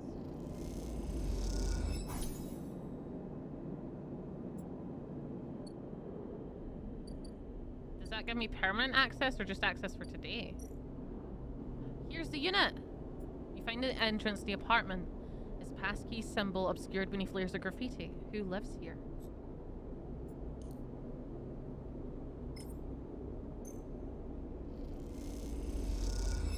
The lock clunks open, the metal door swinging inward into the dark. As you push the door open, the automatic lights flicker on inside the apartment. They reveal the yellowing plastic panels, the curved shape of wall-mounted utility units, the detritus of a routine life arranged on every surface. You step inside, clicking the door shut behind. The amber light of the aging fixtures glaze everything with pale orange. The work surfaces hold a variety of objects, indistinct in the dull lighting. A pale blue light just from a doorway at the end of the room. Smudges through the thin layer of dust suggest a recent, rare and hurried visit. They trace a path to the water dispenser, the auto wash, and into a cabinet still half open. On a shelf sits an empty pill case. You cross the cramped utility room with its auto wash dispensers, water closet towards the doorway. Though the doorway is a dark, warm room, lit only by the faint glow of a terminal screen. A bunk is tucked into the wall. Blankets ruffled, a wall desk glitters with rows of vials and containers. Briefcase lab sits open, loaded with rows of regions and compounds you do not recognize. In comparison, this room is clean, ordered, and controlled. As you approach, there's a crackle from somewhere in the dark. Sleeper? Sabine's voice shakily echoes through the apartment. Welcome to my home. I'm sorry I can't be there. I've had to make alternate arrangements. You hear rattling noises and static. I was able to record this message, but I don't dare show my face. Something is happening with Yin Gatigan. I no longer trust them. Her voice becomes distant, slipping behind the background noise. I have something to ask of you. I want you to get me out. Gatigan were supposed to hide me, to protect me, and after everything happened, I was desperate. And then after that, I was too tired to care. A noise like waves passes over the recording. But I'm done with them now. I want out. Screw the debt. I need insurance, something I can hold against him. I have my suspicions, but I can't be sure, and I need information. And as you know, you need me. A pause, something clicking in the dark. This isn't a threat. You have to understand my position here. Another pause. I know sleepers. I've been here before, and I can help you. But not with Yatigan's noose around my neck. Get me data, get me information, get me something that I can use against Yatigan. I can get out and you can get what you need. Please. Please, a static cut into Sabine's voice. Bring it here to my terminal. I'll get it to you when I can. You look around a tiny room and try to imagine Sabine living here. Working at the desk. Sleeping in the bunk. Blinking into the terminal into the dark. The recording cuts to static, filling the room with its white hiss, then silence. You sit in front of the humming terminal and hit a few keys. Sabine has left an access port open, but the rest is encrypted, locked away behind passcodes. It seems Sabine might not trust you as much as they want you to think. Who does Sabine need to hide from? And what debt did he owe to Yatigan? You tried to assemble the pieces, but too many are missing. The only thing you know is that without stabilizer, your body will die. You glance at the briefcase lab on the desk, its glassware tinting in the dark. You turn away and leave, the door clunking shut behind you. Back in the corridor, you notice the scrawled graffiti of a blade on the opposite wall. Yatigan. You feel yourself being drawn into something you don't quite understand. Ah, but you see, I already have Yatigan data, because I've been picking it up.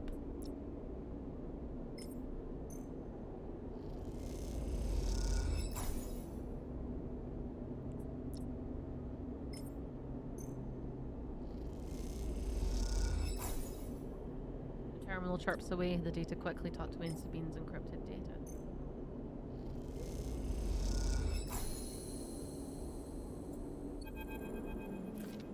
As you turn away from the terminal, the final cache of Yatigan data uploaded, the air crackles with white noise. Sleeper? Sabine's voice, weaker than before, comes through the haze. This is not recording, Sleeper. Please, I don't have much time. The call must be coming in from somewhere on the station. This has to be short. I don't know if Yatigan are monitoring me. The voice is hushed, distant. You try to focus on it. The data you've been bringing me in from Yatigan agents. There's something in it I don't understand. A shrill howl rattles through the signal. This data is all gleaned from their implants. Records of integration with their nervous systems, performance analysis, error rates, usage data. I've installed many of these implants. I didn't enable any of this functionality. The voice steps under the level of noise, like a swimmer slipping beneath the water. You listen to the waves for a few seconds before Sabine re-emerges. It has to be somehow baked into the wetwares interface, and that's not all. The systems that are compiling this data are connected to some kind of transmission broadcast. It's being broadcast. Every Yatigan enforcer is equipped with black market implants, retinal enhancements, adrenaline boosters, pain suppressors. These implants are gathering data on themselves, on the enforcers' bodies, on their performance. I can promise you these fit soldiers have no idea this is going on. The background tone switches, dropping to a grainy rumble. If they knew, I don't imagine they would be happy with the situation. Yatigan could have a mutiny in their hands. You lean toward the terminal, straining to listen to Sabine's faint voice. I need a few cycles to pull us all together. This might be the information I need to pressure Yannick into releasing my debt. Suddenly a banging echoes through the call. Sabine's voice is suddenly whispered, panicked. I have to go. Come back in 4 cycles. And in the sharp crack of a disconnect, and silence fills the apartment. You step back from the terminal. What does Yatigan have to gain from monitoring its own members? You try to recall what you know about the gang, but you have little to go on.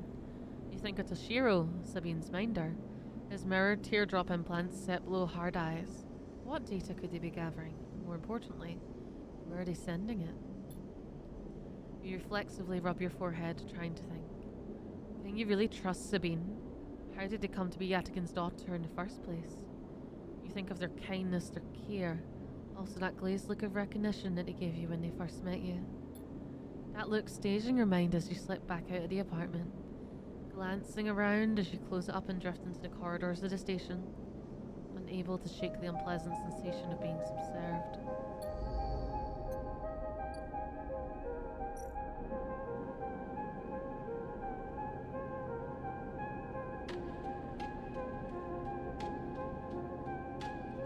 Maintained by the residents, the ramshackle blocks are always in need of repairs. We can help out, and it's a good way to make friends, or we can play Tavla. I'm gonna play some Tavla, because I could do with money.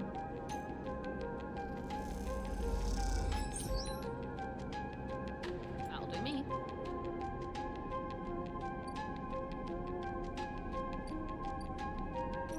I can't buy anymore.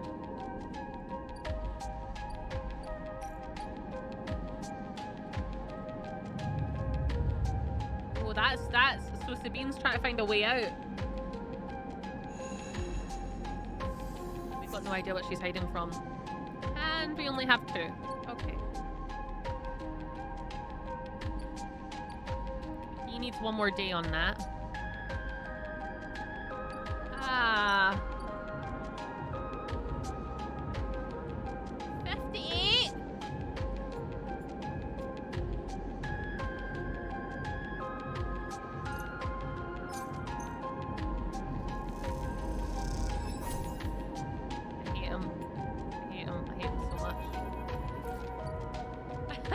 believe you just did that.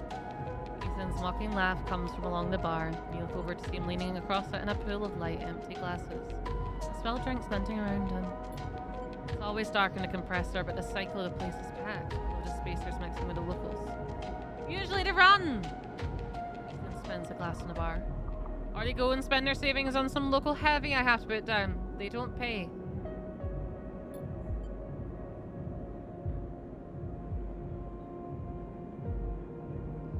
Ethan gets to his feet. The glass falls and smashes, but he doesn't seem to notice. You think that's it? One round of drinks and we're even. Sleeper, come on. His hand comes to rest on the butt of his handgun dangling from a chest holster. Stop. Ethan laughs hard and the people around him turn to see what's happening. I told you already about begging. I'm a freelancer, Sleeper, just like you. We both signed a contract of S&ARP, didn't we? The difference is that my word means something. He closes the gap, stumbling a little.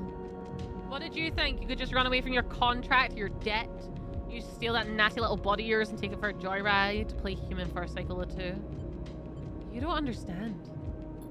It's you, Sleeper, that doesn't understand. Some of us pay our debts, but it's all the harder because of idiots like you.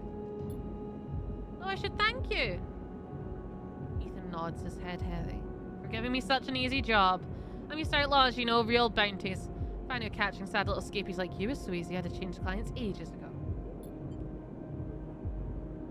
Someone shouts from the back of the bar for Ethan to shut up. He holds up a finger in that general direction without turning around. Nothing to add. Ethan turns and walks back towards the bar. Good. Lesson learned. Ethan sits heavily back down on his stool and searches through his glasses for one with something in it. The thing is, Sleeper, I can find you anywhere. It's actually well that you haven't figured it out. A body isn't yours and it will always betray you, no matter what. He finds the glass and downs the contents. So please, go. I'll catch up with you whenever I need another. He laughs and taps the bar for a fresh drink. You turning your healer out of the cloying dark and the sweet stench of the compressor. You walk hard and fast down the walkway, anger driving your footfalls into the metal of the room like hammers.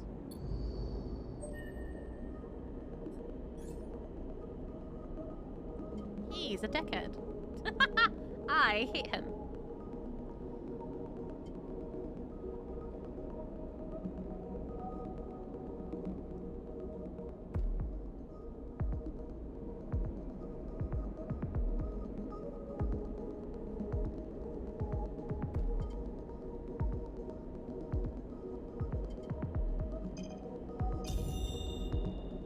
I'm gonna go for the sunbathing thing, 'cause I feel like that could be helpful. So I go home.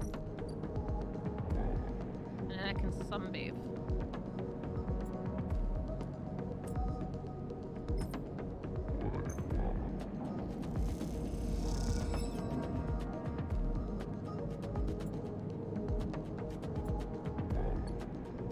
I've got 1/6 to use. Ideally, I really... Oh, this is gonna leave soon. I need money.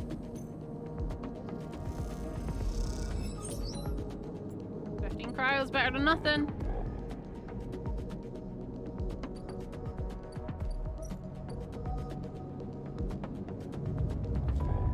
Oh, no.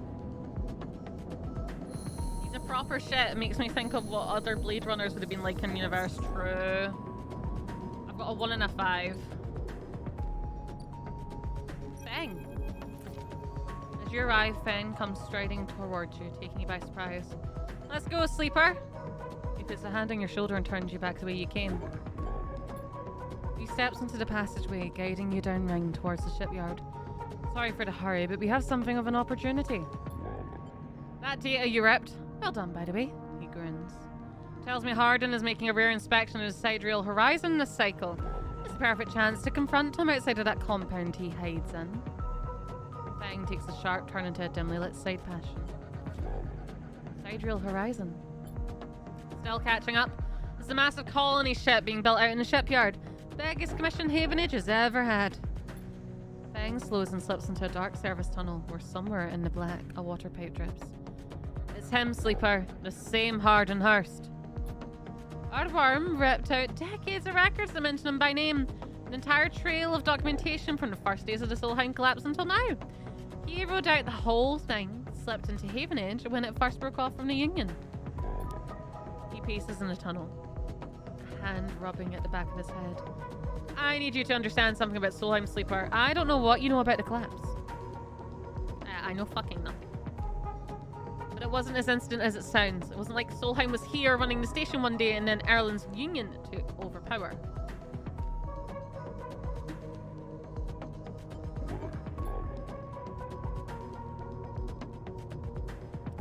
Back then, Solheim knew this place was slipping away from them.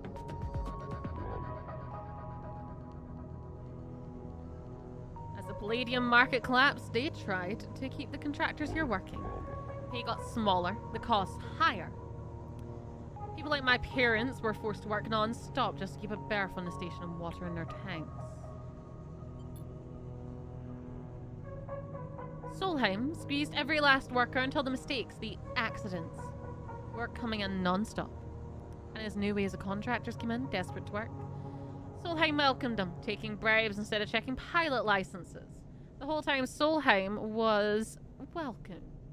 Folding up, dragging onto court cases in the central systems, while the severed limb of a station could desperately try to take all it could. The riots came after the collision at Dock 2. A young pilot, his MEV overloaded with palladium, miscalculated his trajectory and took out a section of the ring. Hundreds died, thousands panicked. My parents told me people were terrified, and the blame fell squarely on Solheim. People like to tell stories about Erlen. How he brought the factions together, spoke to the crowds, turfed out Solheim. And maybe that's true. But my mother, pregnant with me, locked herself in their MEV and wielded it to the dock while my father joined the improvised crews trying to seal up the ragged edges of the gap. And he never came back. Fang pauses in the dark. They sealed it up though, and by the time they did, Solheim was gone, abandoning every one of us to the black. Apart. Fang finally turns back to you now, his eyes burning. From shits like Hardin. Shits who held their place, rode it out and slipped into the new structure like nothing had happened, standing shoulder to shoulder with those they had exploited at every step. Fang starts walking again. That's why I can't just let him strut about the shipyard. This time his past catches up with him. How is he still alive?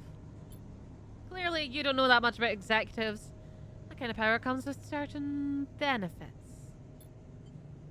Fang rejoins the main passageway, which is now wide and glass-roofed. Through the ceiling you can see ships in mid-construction, their flanks lit by the flashes of plasma torches. The entrance to the shipyard is ahead. Let's go. Fang grins. Let's go show some shithead some consequences. He strides to the shipyard entrance and pushes through the doors. A web of corridors lead through the complex, snatches of the construction bays always appearing through windows. Ships are suspended like whale corpses, skeletal, imposing. Fang seems to know exactly where he's going, and before long you cross into a huge dry dock locked to one side of the sidereal horizon. A network of platforms and scaffolding cling to the ship's hull, filled with lurkers and equipment. The sound is stretched out by the vast space so that the welding, cutting and sealing seems to come from everywhere at once. Both you and Fang spot them at the same time. A group slowly walking across a gantry, and at the front, two men, one gesturing towards the ship, and the other stick-thin, cleanly dressed, with a shock of grey hair. Hardin. You and Fang say the name in unison, and Fang sets up off the staircase to the gantry with you following behind. As you come to the same level, the group is passing closer, the foreman gesturing to the work being done throughout the dock, and Hardin nodding along. Hardin Hurst! Fang shouts across the noise, taking you by surprise. His voice bounces and comes back in a rippling echo. The figures turn. Yes? Hardin asks quizzically, raising an eyebrow. He glances between you and Fang, and you see his gaze lingering on your body. Sure why a sleeper might be in this place. You're a traitor, Hardin! A Solheim executive who tried to hide here among its victims! Fang's voice is steady, strong. You stand for everything that I was rebuilt in the shadow of, against everything Erlen stood for, everything Havenage stood for. You have no place in this station. For a moment, stillness descends on the group, as if everyone was held in place by the rattle of construction. Harden laughs. Oh, good to meet you too. He glances around at those around him. Some are smiling, the others nervous.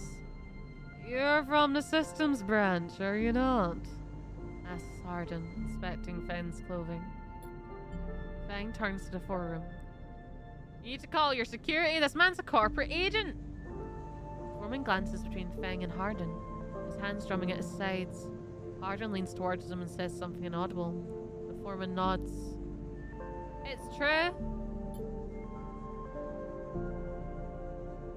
As she begins speaking, Harden turns his attention to you. What do you know, a sleeper, know about that? You accuse me of being a corporate agent? What are you? If not exactly that. He looks around at the group, who are already eyeing you with suspicion. You are a product of SNARP. You have no place in a Havenage shipyard. Who knows what signals you're sending back to your makers? A murmur of approval runs through the group. Feng holds up a stick of memory. You guessed right. I'm from Systems, and I have records that link you directly to Solheim right here. He turns to the foreman again. So once again, I'm asking you to take this man into custody of the shipyard. The foreman remains still. Harden's voice is calm and measured. If you have such data, why hasn't it been submitted at a members' meeting for proper review? He shakes his head.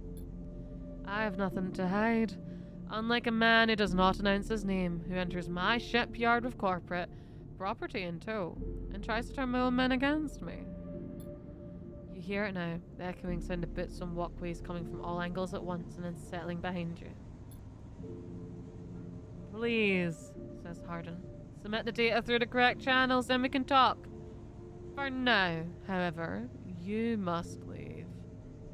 He gestures behind you to the security detail, their hands on boxy black sidearms at their sides. Feng spits. Harding, you shed! You can't wriggle out of this one! A security officer draws their weapon and levels it. Feng turns and stares him down.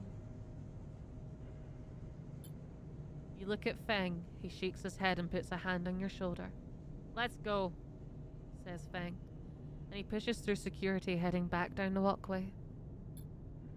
Once security has watched out the shipyard and nudged you back into the corridor, Feng picks up the pace. You try to keep up as he slips into the shadows of an entrance. Feng is grinning ear to ear. You know, Sleeper, sometimes people are exactly how you expect them to be. Something pings in his pocket and he takes it out. On the slate, a web of connections starts drawing itself out, stretching to a set of points around the ring. Mutters Feng. What is that? That, Sleeper. Something our worm added to Harden's personal slate. We're tracking his outgoing messages. Feng's grin looks ghostly in the uplight of his screen. The old ways are best. Spook them good enough and they'll give the game away. He jabs at the slate and you see the web is being drawn over a map of the ring. Lines bouncing from point to point. All these dots? These are Harden's buddies. The ones he's messaging right now. And we're gonna find them all. That was on purpose. Of course! Harden isn't working alone. We need the full set or nothing. Feng glances around and slips the slate back into his pocket. We better split for now, Sleeper, but this is exactly what we need. Good hunting! With a pat on your shoulder, Feng drifts away back into the flow of people around the shipyard entrance. You watch him go, unsure whether to be angry or impressed.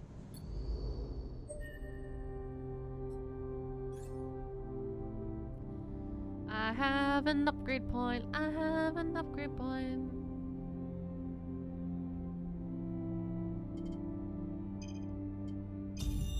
Thrill Seeker, because that seems useful for us.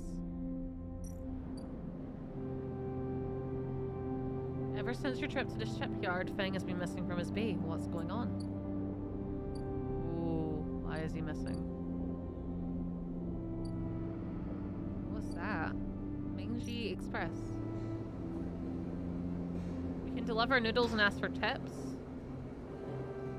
Or you'll feed anyone who does a shift. I'll do both.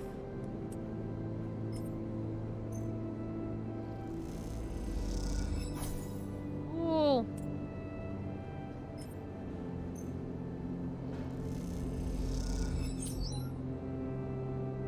13 cryo out of that. Wasn't terribly worth it. That ship's gone where I could get scrap from. But I am declining.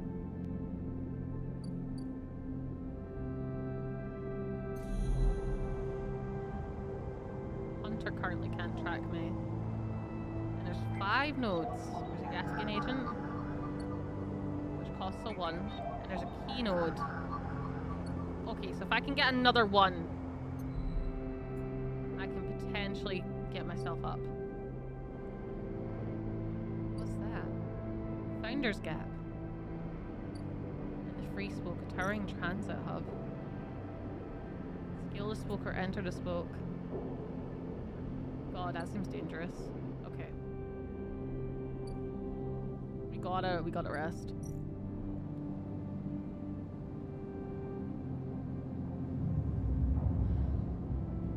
I have energy. I have a bit of energy that will help us, but I'm declining. That's a 6 and a 4. That's good. 6, I can earn some money, maybe.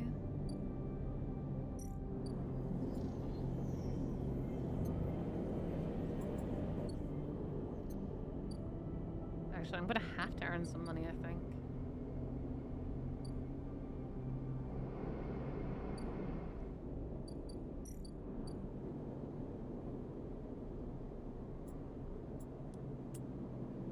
We'll go for the 4 on engineer.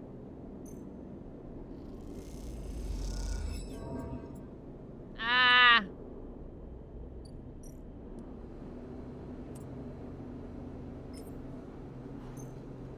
I gotta go for the 5 on this.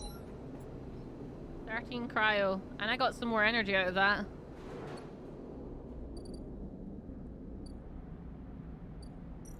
I gotta go home. I gotta earn enough money now to be able to repair myself. Ah, ha, ha, ha, that's not good.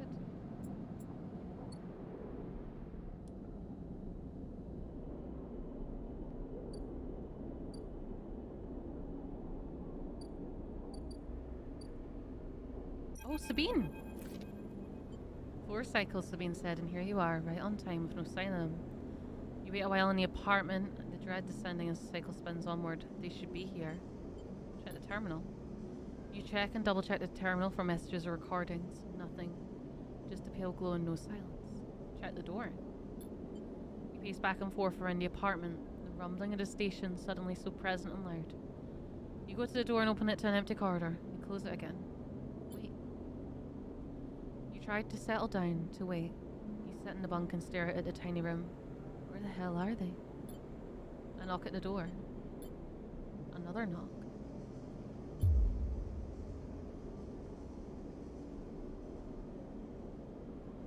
A flash, small and possibly bright, cuts through the handle of the door.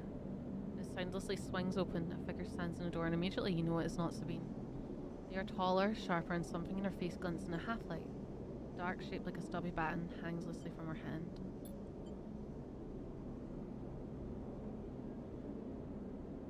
Our local sleeper! Good to meet you. She steps into the apartment, glancing around with sharp eyes. What, may I ask, are you doing here? Waiting for a friend. Of course. A mutual friend of ours, a good doctor. She walks past you into the apartment, glancing around. We set them up here, you know. This place is one of ours. She picks up a glass from the dispenser and inspects it. People always seem to forget who put them where they are. She glances at you. And I suppose you're here to help? Something like that. Good, good. She puts the glass down and turns to face you. I love to meet helpers. We need so many, but can find so few with the right skills. She spins the baton in her fingers by her side, her eyes not leaving yours. We have a problem, you and I. It seems our friend has disappeared. Left without even saying goodbye. Which means you're in a little trouble right now. It's the kind of trouble that you need help for.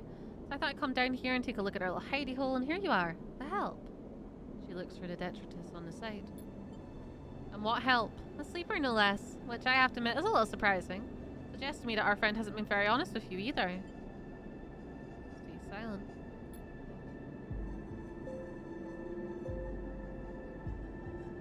I know it won't be welcome news, but I'm sorry to report that before we got them set up here, Sabine was working for your owners. She pauses. Snark. You blink hard at the news, unsure how to take it. Radia looks away, waiting for a response. She crosses into the next room and you follow her. She sits at the terminal and touches her baton to one of the access ports. A spark, and the terminal screen skips, encrypted folders emptying themselves before your eyes. In a flicker of files, you see SNARP letterheads and code forms. Reports laden with medical data marked with a corporate logo like the sigil of some cult. Rabia steps away from the terminal. Look all you want. Some of your files may even be in there. The volume of documents is overwhelming, but they seem to be mostly reports and early emulation tests. Surveys of sleeper candidates. Reams and reams of useless data. If Sabine was an SNARP employee, why did they help you? Rabia reaches over and places a vial of stabilizer on a desk, breaking your concentration. It shimmers in the screen light. Its viscous, clear liquid crystalline within the glass. We will, of course, keep up the supply. We're more than able to dispense important medicines even without the doctor. You hold it between your hands, and for a tiny moment, you have the urge to crush this object, the power it has over you. I'll ask the steward to make those a little cheaper for you. He'll be running the surgery now. Rabia closes up the briefcase lab and holds it at her side. We have to retrieve our assets, of course, but I'm sure you understand. Rabia turns on her way out. There's no reason for us to be enemies, Sleeper. Come see me. I keep an office nearby. We have good work to do, you and I. Meet me there in a few cycles. She slips out silently into the corridor. You look around the apartment to feel the fear drain out of your body. You reveal the tiredness beneath. Oh, fuck. Sabia's working for the baddies! Oh, no!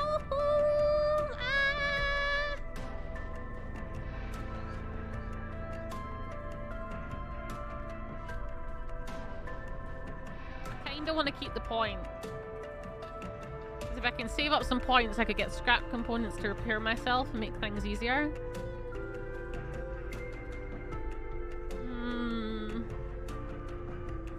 Why has she gotta be one of the baddies? I thought we were friends.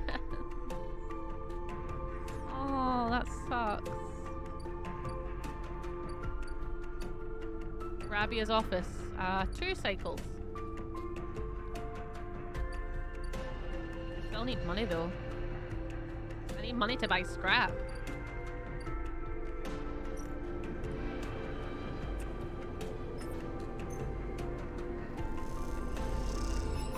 I got 9 cryo because I didn't have as much help for today, I guess. And oh, do any of these take a 1? If any of these take a 1, I could do it. That takes a 1. That key? That's a key.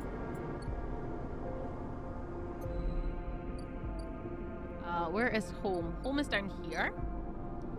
And then I am going to fucking stabilize myself because, oh my god, I want dice. We are nice and stable. Holy fuck. She gave us that for nothing. And I know they're meant to be the baddies, but I'm not going to look a gift horse in the mouth. I'm not stupid. Server unit. This is it, right? Yeah.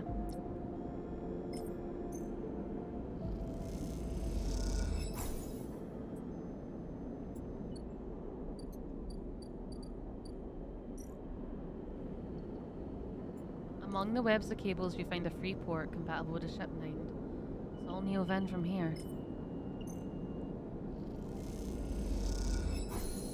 The servers lie silent. Their data cache is cleared. There's nothing left to do at this nest.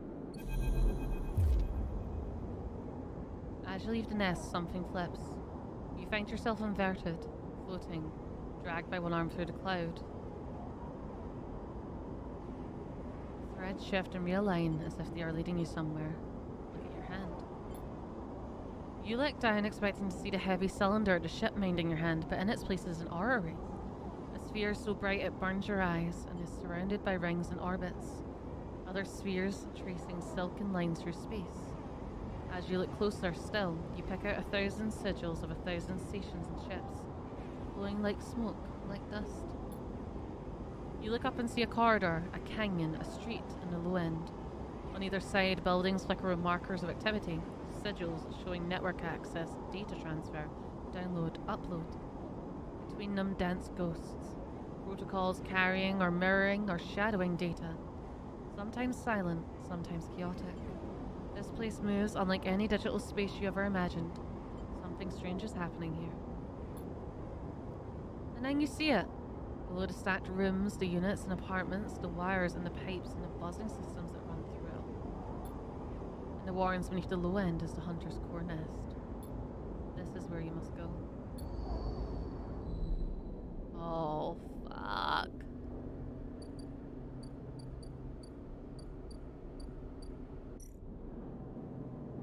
Okay, there's a warren hunt and there's warren tracking. They're both dangerous. Okie dokie.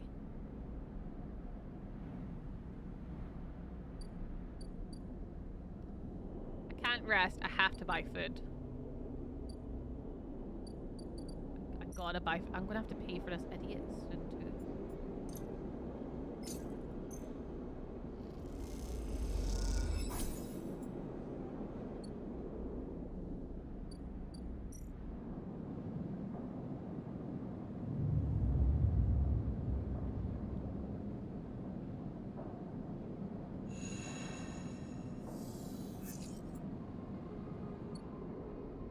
Have 5 days. A 1, a 3, a 4, a 6, and a 2. Our fucking friend's not been home. That's not helpful. A ship's due back here soon, which is nice. A ship's due back here soon, which is also nice. Oh. Can I get this for 80 instead of 100? That's a bit more assuring.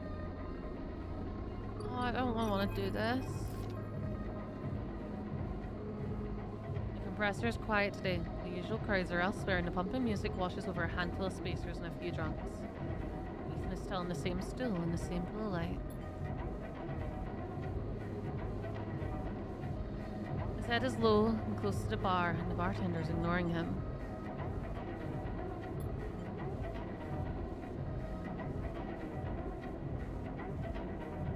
Ridiculous. We go to turn, but Ethan calls out, "Sleeper!" Turns to look at you. "Time to be up again, is it?" He gestures to the bartender. "Come here, take their chits." No more Ethan. Sleeper, Ethan doesn't even look at you. He props his elbows in the bar and holds his head.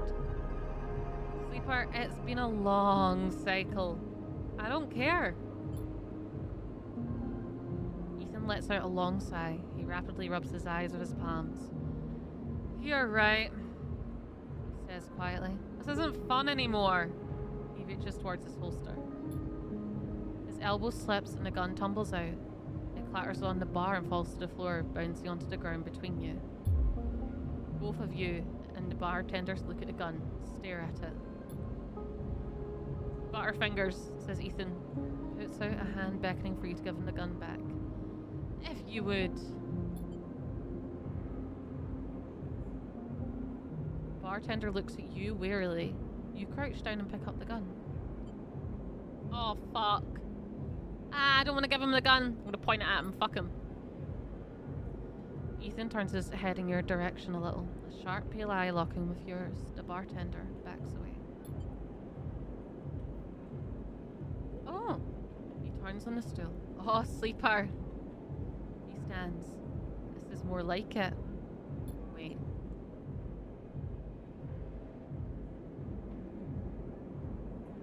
You hold the gun steady, training it on his head. Ethan smells like the dog that caught the car. He turns to the bartender and mock whispers. I'm not sure they know what to do with it. I probably do. You don't wait. You pull the trigger.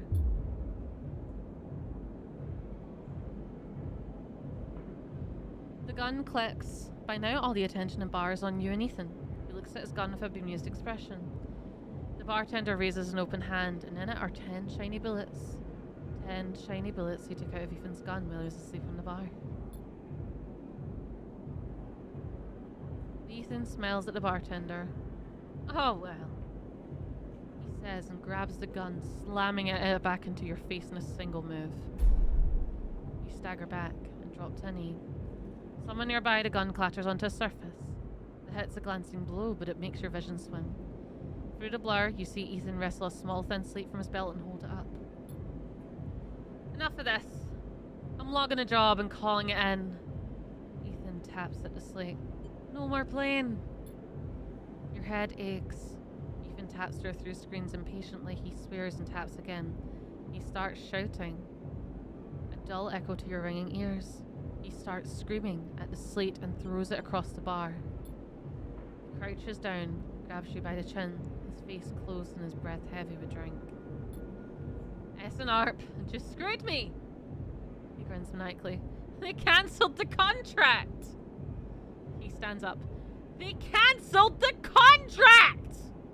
He shouts at the ceiling of the compressor. You stand up, struggling to your feet. The sting of the hit fading.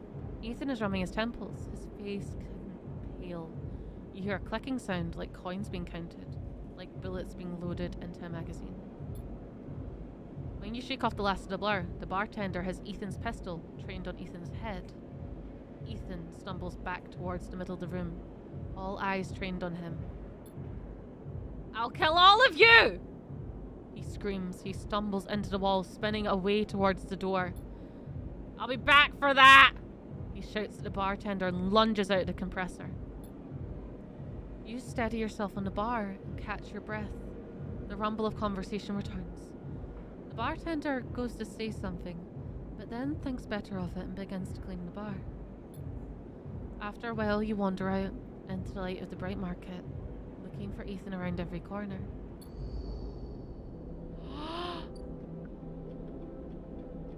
I don't have to pay his shit anymore. I don't have to pay for his shit anymore. Haha, Someone cancelled who cancelled a contract? Wait.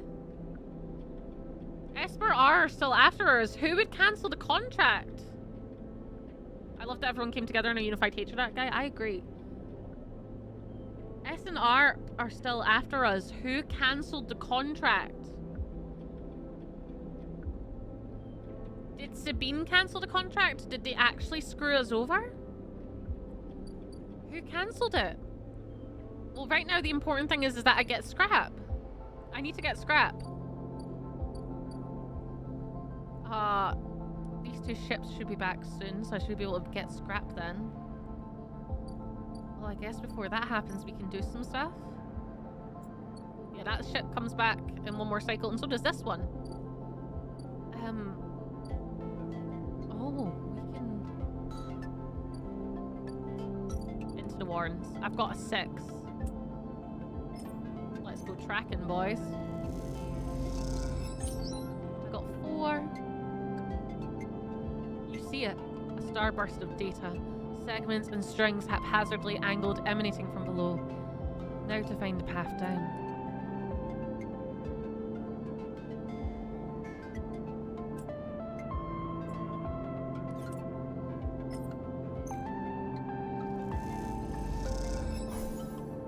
The Dark of the Warrens is exhausting with little sense of direction. It's like clawing through a sleeping creature's veins. Let's go help out at the bar because we'll get a meal out of that.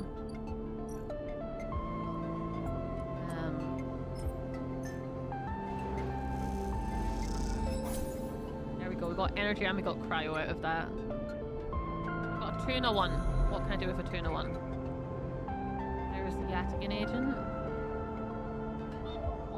I don't know what this is. That's another Yatigan engine. That's a Havenage agent. Another Havenage agent.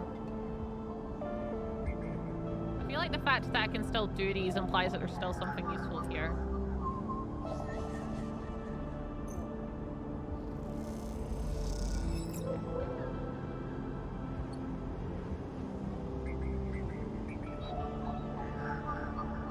That's a 2. Are any of these a 1? That's a 1.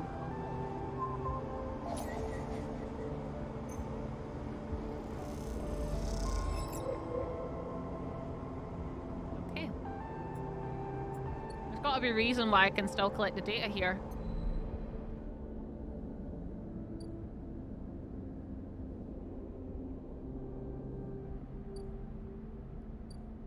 Go to sleep.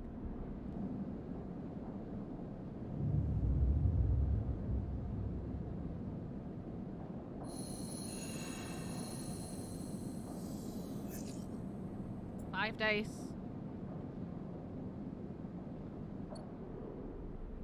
Oh, and 2 of them are 5s. Harden wants to talk. Oh, Harden's there? It's been more than a few cycles since Fang confronted Harden, and his silence has been noticeable. In your time with Fang, you haven't exactly found him to be reliable, but you did expect to hear the end of what other plan he put into action. If he won't come to you, you think as you approach the Havenage building, then it's time to come to him. After all, he did promise to fix your tracker and you're getting nervous. As you approach the bay doors, you see them wide open and light pouring out of the once dark room. Stacks of servers and terminals sit outside the bay, suddenly robbed of their mystery by the bright flood lamps. A figure in Havenage security fatigue steps out the bay as you get closer, carrying a stack of hardware. As you get closer, you see the security officer taping up machines from Fang's stash with what looks like hazard tape. This isn't good. You again. Harden is there, leaning beside the bay entrance so calmly that you barely notice him.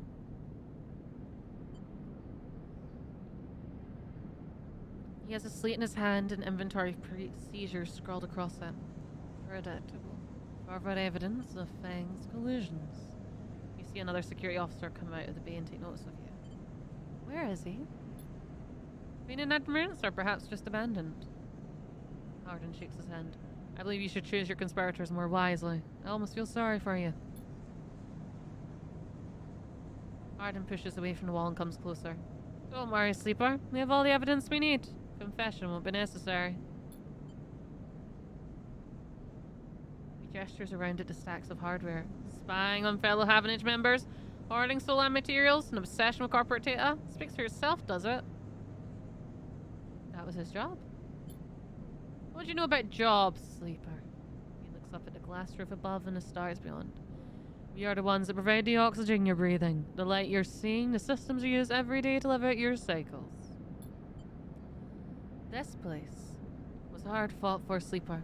It took work, diplomacy, and strength to stop the Eye descending into chaos after Solheim collapsed.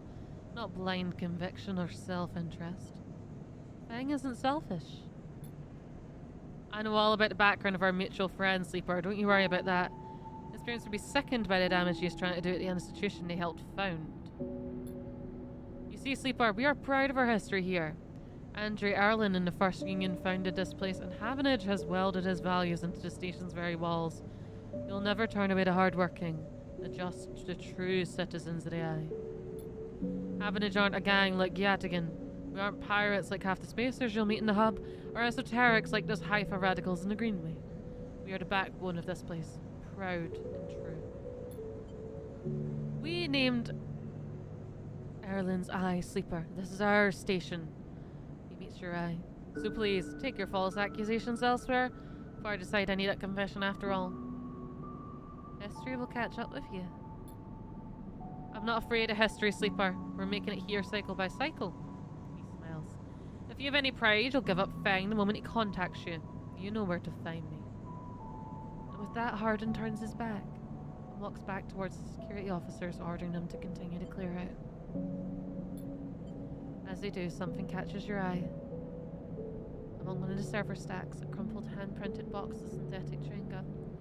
A penguin character grinning from the brightly bubbled card. And scrawled onto it, a speech bubble reading, "Take me to Tamper." You carefully pocket the box, making sure no one is watching, and then turn away, just as another stack of servers is wheeled out of the bay. What have you done, Fang? Where the hell is Tamper?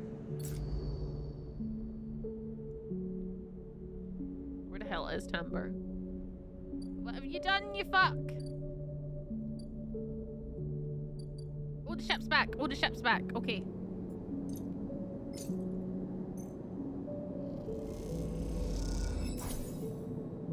That is not a ship mine. Can I buy a ship mine from you? You're selling ship mine fragments again. Okay, okay. If I get a skill upgrade and engage.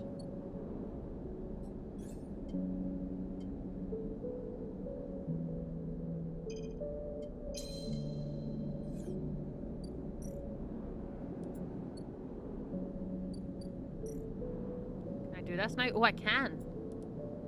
And I have a bunch of 5s, so let's go.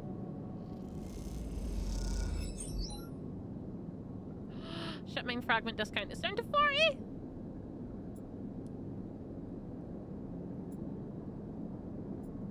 Yes. Thank you. Okay, now we gotta go and earn our money. So let's go do some express delivery.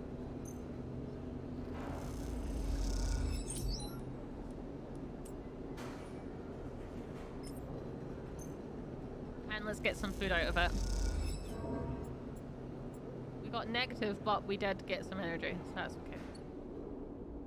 I can probably do this then.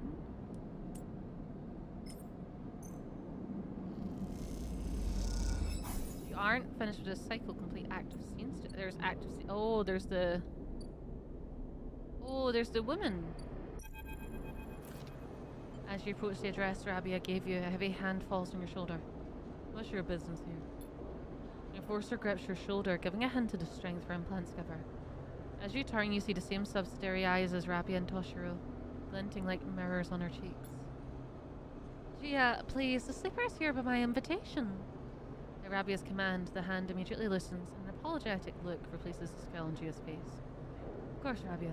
I'm sorry. Rabia waves her away. Don't you worry, I appreciate your protective instincts. She smiles at the enforcer. How about you head to the timbre? They have a delivery coming and they'll need some help with the lifting. Gia nods and walks away. So, Sleeper, you came. I'm glad. I was curious. The arm is fucking cool, right? Curious is good. She smiles, a tight smile. You have to understand, finding you there in Sabine's unit, I wasn't sure where we stood. There are more than a few people in the station would rather I was dead, and I had to be sure you weren't one of them. I wish you'd no harm. I'm glad. Rabia begins walking and gestures for you to walk with her. She takes you down a staircase into the bustling walkways at the low end. What do you know about the Yatakin? You are a gang. A gang? Yes, that is what most people call us. But what meaning does that word have in this place? People with carts push past, moving crates of supplies around the thin and winding passages. Our reputation is one that implies threat. Is that fair to say? We are afraid as aggressors, parasites, criminals. She gestures around at the people in the passageway. When was the last time you saw a lawmaker on Yai? A policeman? Who makes the laws here? Haven't? Yes, they like to believe so, don't they? By claiming a lineage that extends back into Ireland's union, they assume the burden of authority. They have no authority here. Out past the Bright Market, where few work in their shipyard or pay for their docking berths.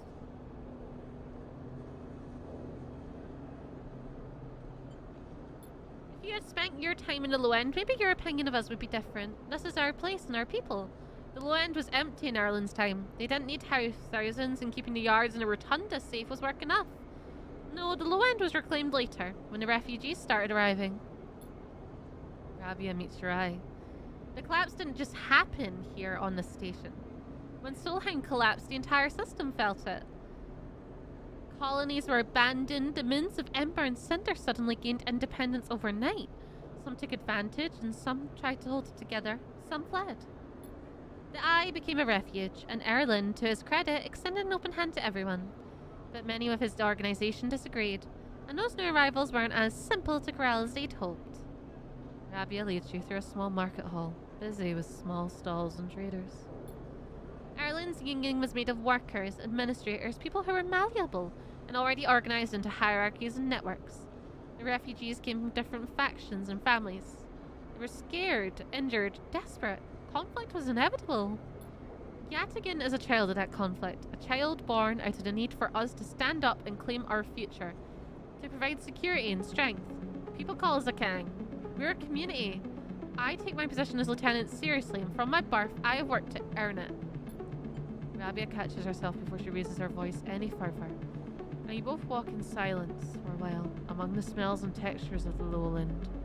You start to wonder if this place could be a home for you too. Where's Sabine?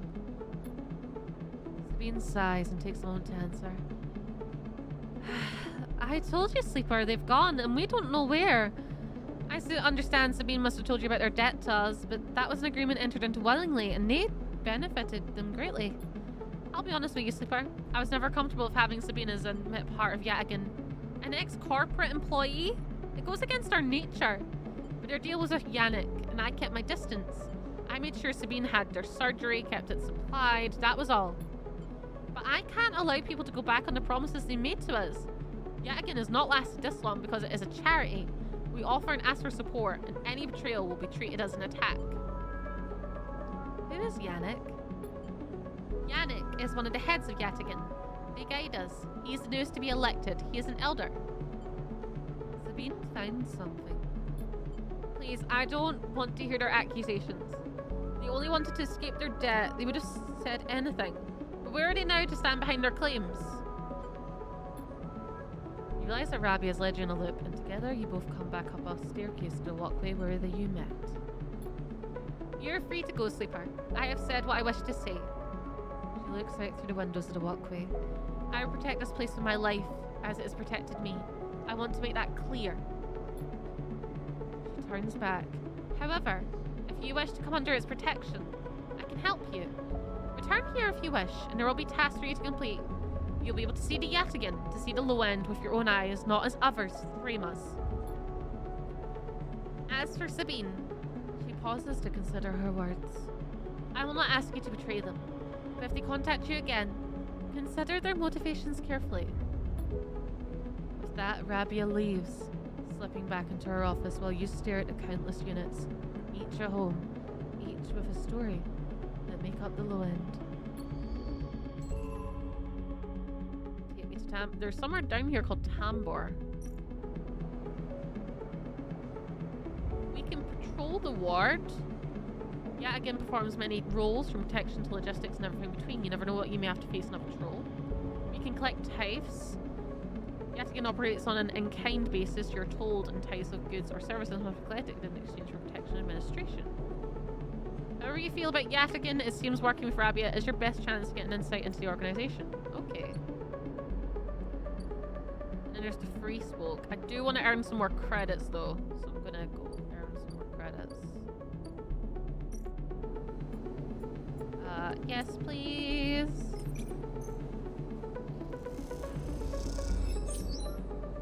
Thank you. I'm gonna go for it. Where is it? Where's that fucking freighter?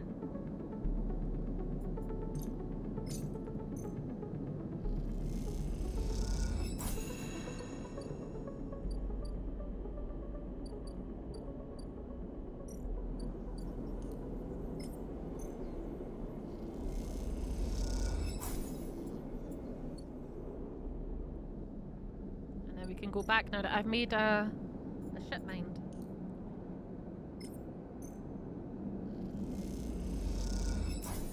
You drop the huge cylinder into the mess room table, and Kita can't hide her excitement.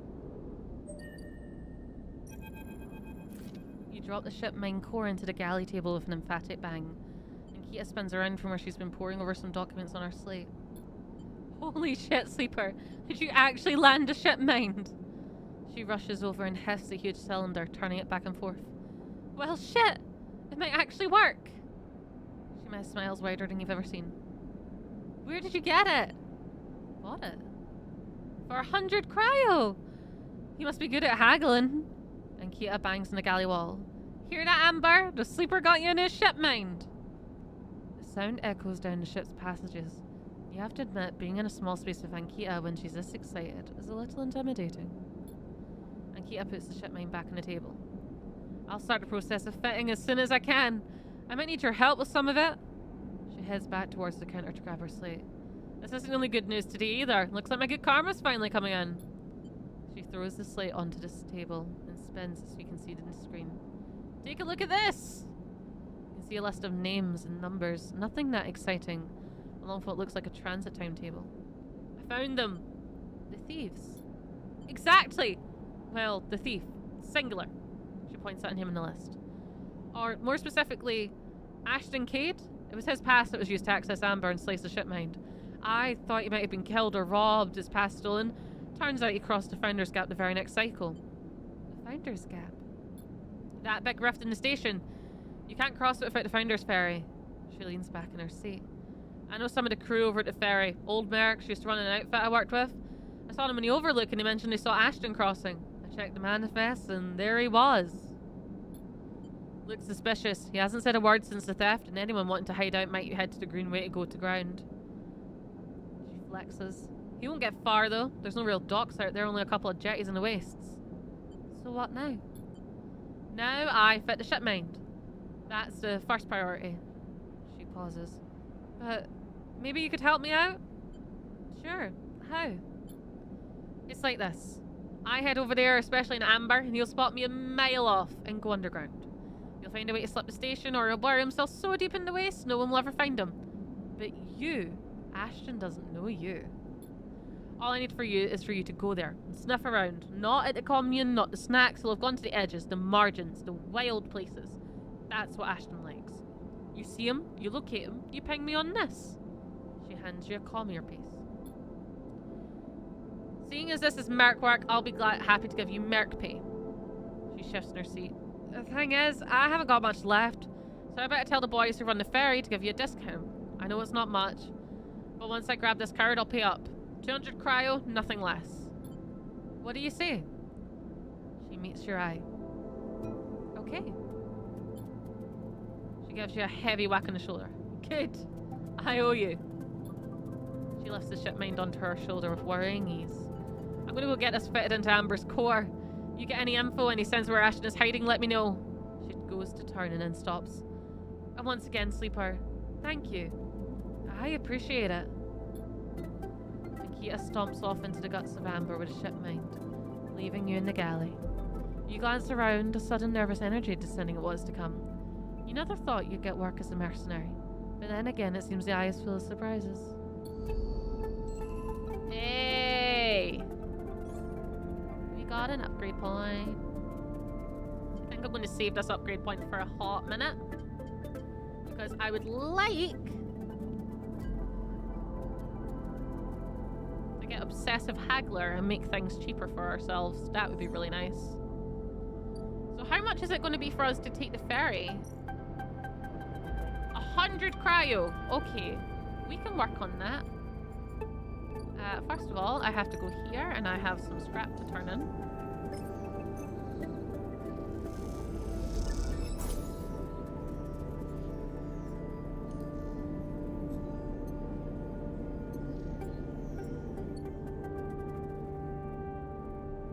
Okay, 21 scrap. We go to bed.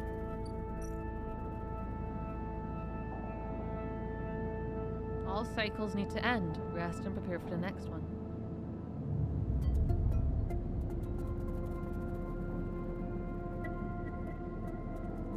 Well, we gotta be earning our cash now. Ah, ha, ha, ha. Okay.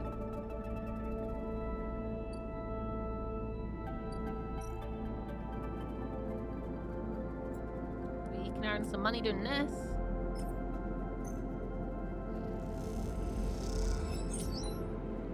We got 15 cryo and some energy.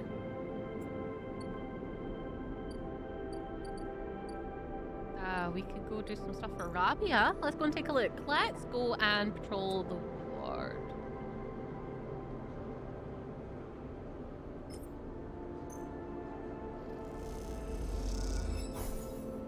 Got energy and more towards the yet again insider. Okay. Can I earn credits doing that? 'Cause that's engage, right? That's energy and more yet again insider. Alright. And then I've got 2 2s. I think the only thing I can really do stuff with right now is try and open these. I don't know where my fucking friend went.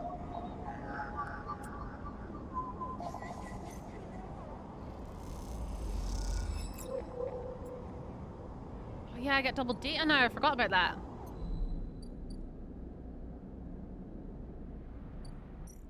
And then I've got a 2.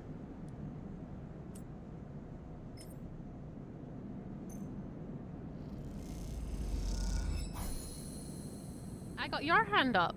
There we go.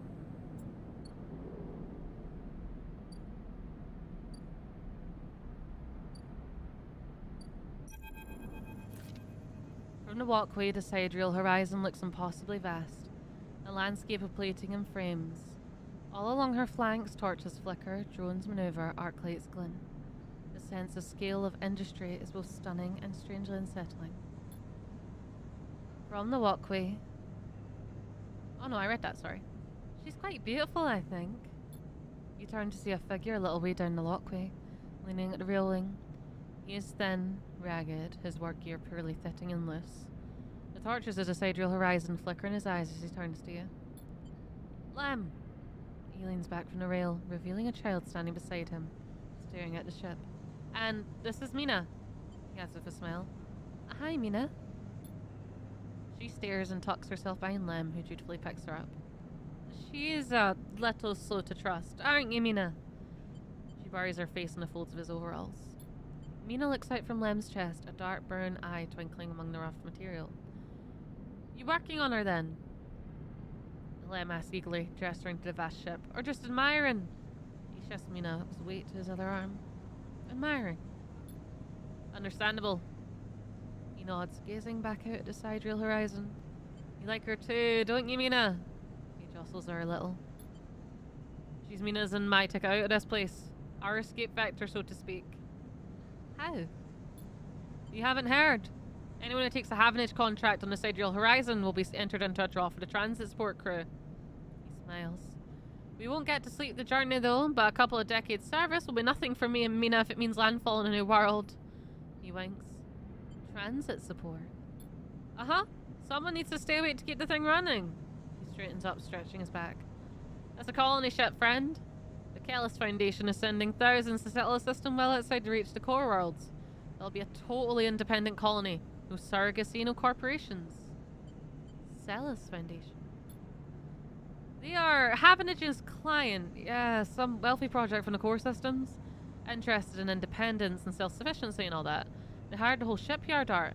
Helped rekit it and everything. He strokes Mina's hair. Someone else's dream, I suppose, but that doesn't mean people like me and Mina can't tag along. Mina responds by pushing his hand away. Daddy! She whispers. Food! Pulling an exaggerated grumpy face. She glances furtively at you as she plays with a set of dog tags that hang from Lem's neck. I'm just chatting for a little meanie. Give Daddy a sec. He turns back to you, and you suddenly notice how tired he looks. I'm not on the Havenage crew yet, but I'll work my way in. You can do it too, friend. We have to stick together. He smiles a little shakily. You wonder how long he's been working to break into the official shipyard crew. For sure. He looks out at the sidereal horizon as if trying to pull energy from those flickering torches from the vast hull. We've got to hold out, okay? You aren't quite sure if he's talking to you. That's how it works. Well, he stares out. Mina catches your eye curiously. You agree, Mina? She straightens up and meets your eye. Daddy loves me. She says it stirringly, daring you to question her. Lem smiles and lifts Mina. That's it. We hold on. He smiles sheepishly at you. We're just a couple of softies, isn't that right, Mina? He sets her down, standing by his side. She clings to his leg. I've got to go feed this one. Pats her back. Maybe see you on a shift, huh? He turns and they walk down the walkway away from the shipyard. You You see them talking, and then a moment later, Mina turns around and stops. See you, robot! Her shout echoes down the lockway, and she flashes you a parting smile before running to catch up with Lem. You watch them a little before you turn back to the impossible scale of the sidereal horizon. Check it out.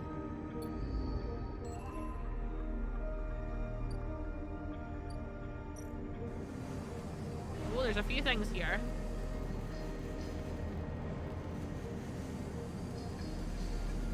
We can help build systems.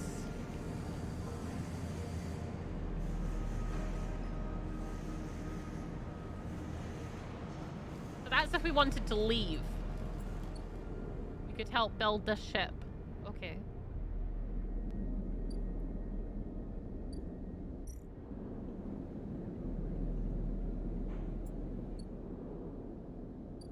Right now, I gotta save up money so I can cross over.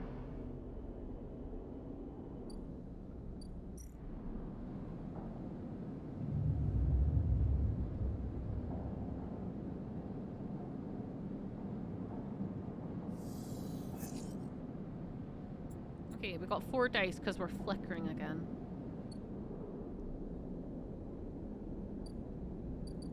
But getting work in would be good, as long as we can get paid for it.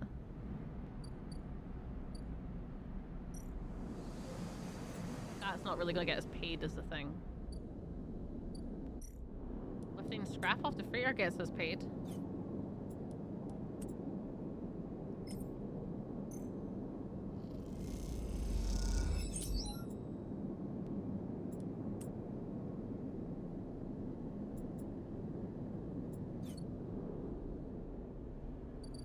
And doing stuff for Rabia also gets us paid.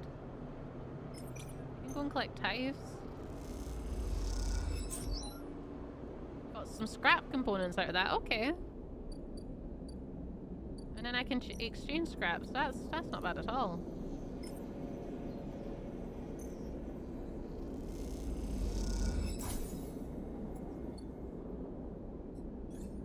God, if I can save up for 3 points, I can use scrap components at home to repair my condition. That'd be so good. Oh, it would be so good. Problem is I don't have very much right now. These are both risky. I don't have any bonuses to them. This is cheaper now. It's 80. It's still expensive though. I can help out up here.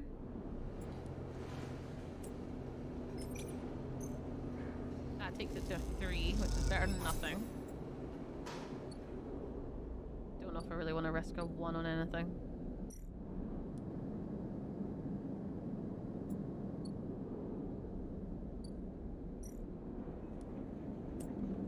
Do you want to up it into that? Actually, no. I will. And my cycle.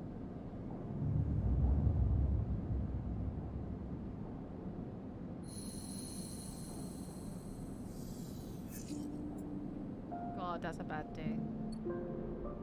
2 2s, no 1. I can't do much with that. Is there any stuff I can do that's safe? Both the ships are gone.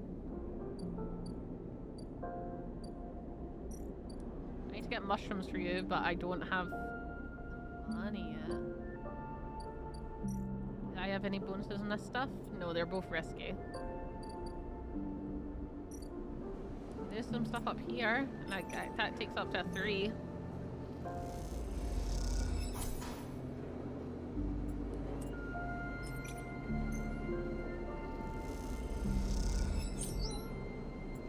That's nearly what we need.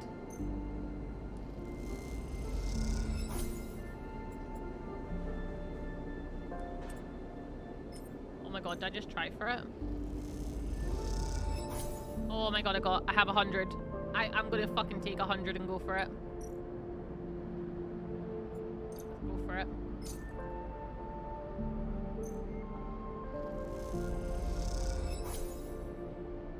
Founder's Ferry Pass.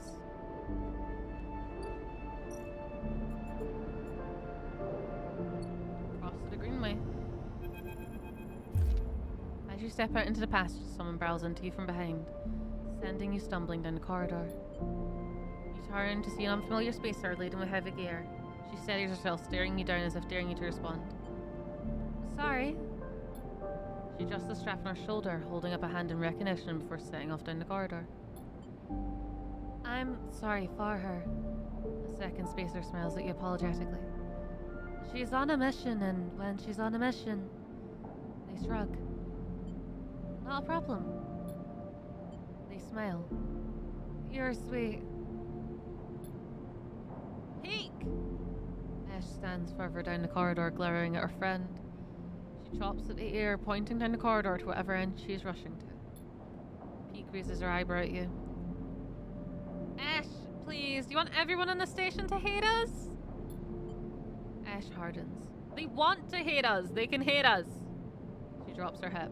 I'm not exactly seeing much love as it is. We're lucky we got through before they settled that damn cordon. Cordon? Peek gestures in your direction. See, they don't even know what you're talking about. A station isn't half far, not everyone has to follow some corporate protocol. Ash sighs. I'm not saying they are part of the administration. She jerks her head in your direction. But I am saying we need to get these supplies to the Briar before someone starts asking questions. Can I help? Peek smiles slyly. See, Ash? Help.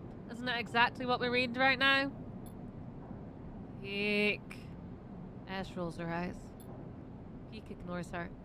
We're with the refugees, the ones Havanage have cordoned off from entering the station. Ash interrupts. The ones that are being quarantined in makeshift vessels that barely made it to the eye to begin with. The ones that your station administrators have called an existential risk and are running out of supplies while the right to safety is being debated by people with no stake in their future. She quickly looks away, annoyed at her own outburst. Peek sighs. She's right. People are trapped out there and... They turn to Ash. We understand that this is a huge problem for the Eye. Hundreds of refugees and more ships turning up each day. They hold up a hand to stop Ash interrupting. But...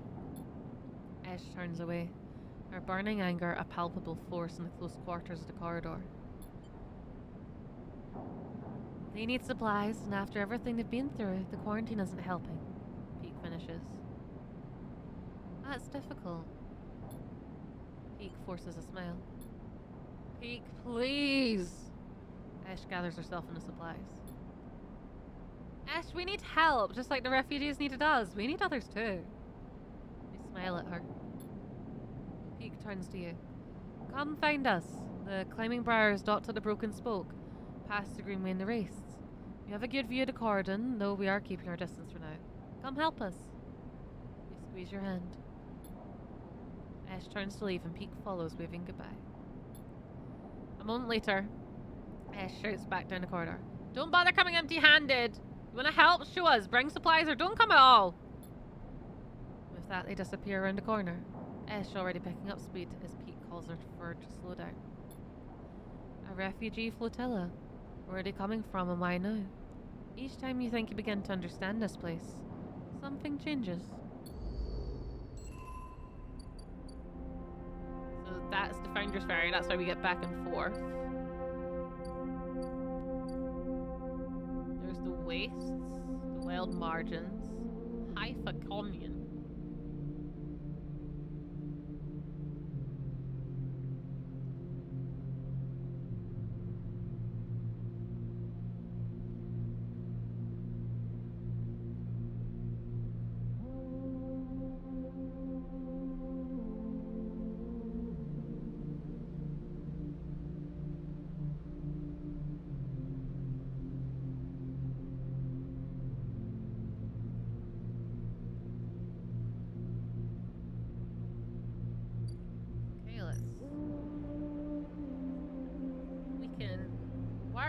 Here.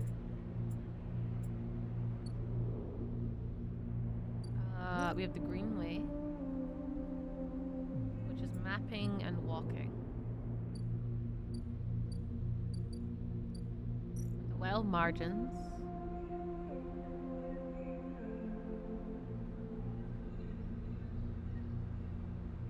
That's for tracking Ashton.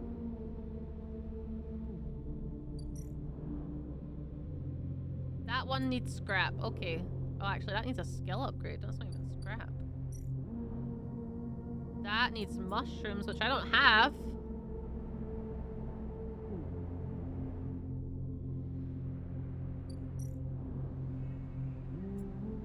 I feel like we should help if I can. So probably the green way, but I have to go back because I don't have. Can I just go back and forth? Yeah, I can. Because I have a pass, so I can go back and forth. Okay, that's good.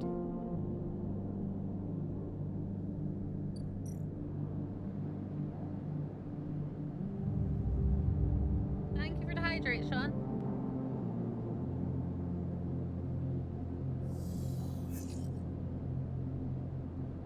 Why are my dice so terrible? Okay, I can do some work maybe. Not very much, but I can do something.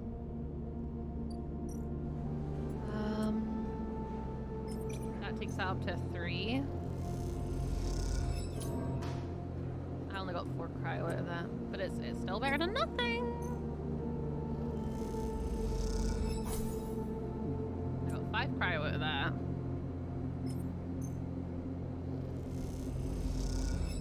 And another 5 cryo out of that. Okay, that really is better than nothing.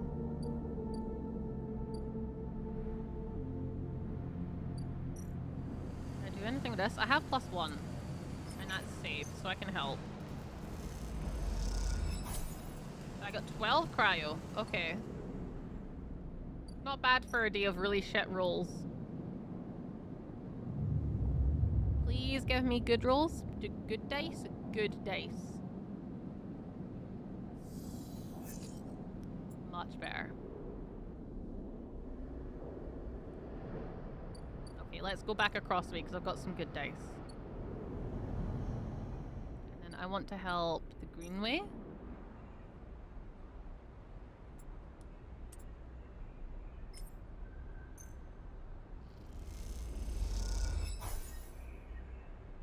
I lost a bunch of energy.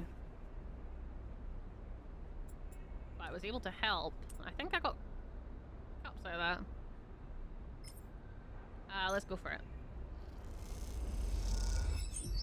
Ooh! I got energy back.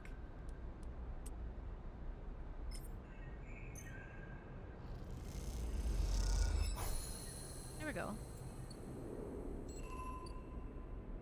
Farm stacks. Oh no. Oh, I could steal. I don't want to steal.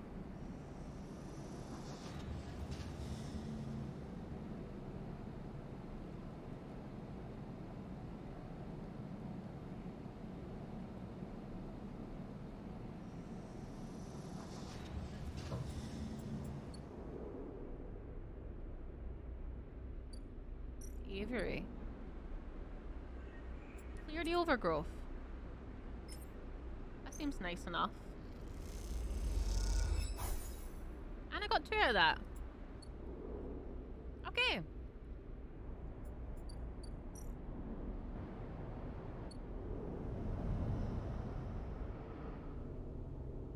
How many dice do I need to do this? I just need 1, right? I need 1 really good dice for this. Okay.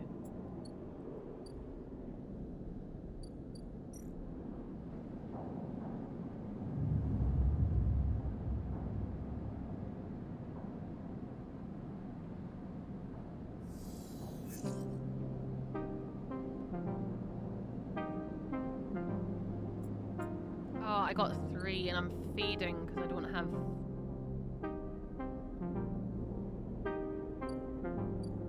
I gotta earn money.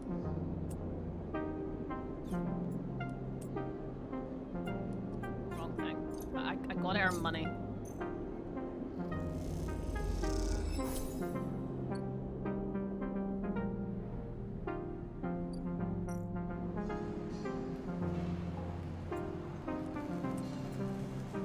Take it up to 6 and hopefully I get a good bit of cash out of that.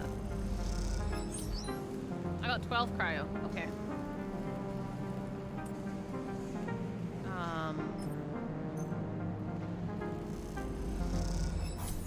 And 36. Okay. Respectively, that's good.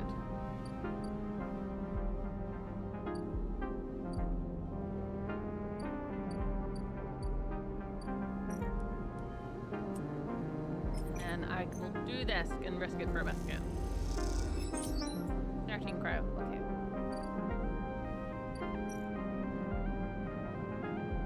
So now I gotta earn some cash so I can get my condition back up. Oh my god, that's 2 really good sets of dice. Oh no. Ah. You miss me? Ethan smiles a ragged smile at you. Ethan follows along, and you notice he's limping. Come on, sleeper, it's just a little joke. I know you have a sense of humor. You look at him. He's paler than usual. Hunched. He's sporting a black eye. And more than a few cycles of beard growth. That's no way to greet an old friend. Friend? Well, he pauses. Colleague? He smells weakly. This is big, really big stuff about you. He seems more jittery than usual and on edge. You remember how S&R cancelled a contract on you? The contract I was going to collect? I remember.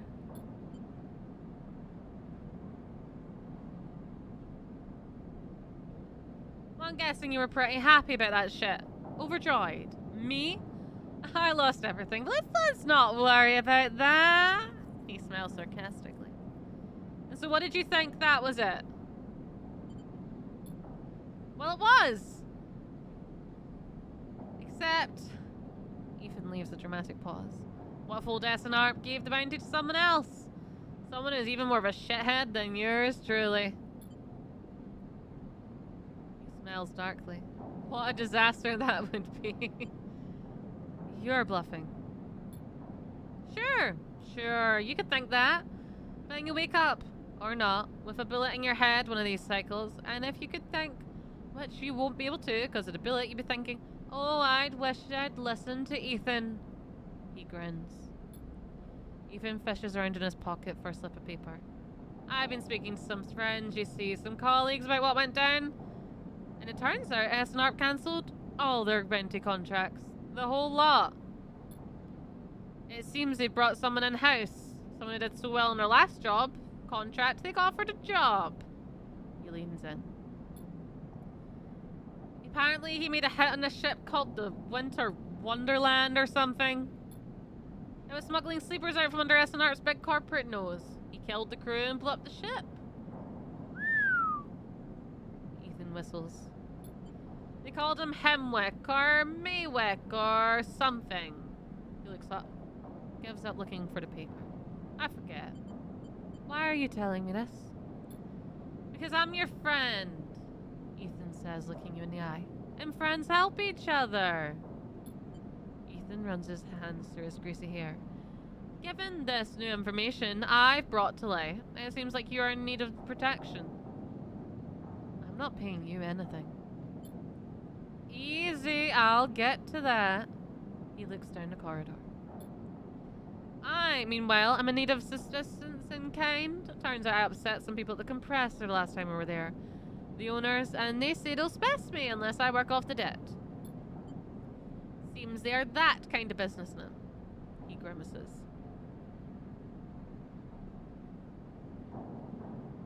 I would pay them, but... He shrugs and turns his jacket pockets inside out in a mime of poverty. He looks pitiful. Even more so for his clownish acting. Then work it off. You should be glad. Anger rising in him. Now I came here and told you this. You think anyone's out looking for you? Your contract, a name in a list. He kicks the wall. Ethan rubs his temples. I'm sorry, he hisses. I'm sorry for being a shit and trying to kill you and whacking that thick skull of yours. Ugh. He sighs. You think I want to go up against this guy? But us? He jabs a finger between the two of you. We don't have a choice. So you keep me from getting killed and I'll do the same for you. We can help each other. A straight 50-50 deal. He looks at you. I'm not asking for a favor. I'll think about it. Ethan nods. I'm at the compressor. Every cycle. Working. Just... He pauses. Just think about Maywick. Think about the cold-eyed SNRP shit on his way here from the core systems. He smiles. That should give you the motivation you need. Ethan swaggers off down the corridor, throwing his jacket over his shoulder. Can't wait to be working with you, he shouts. You are a fucker, Ethan, and I don't like you.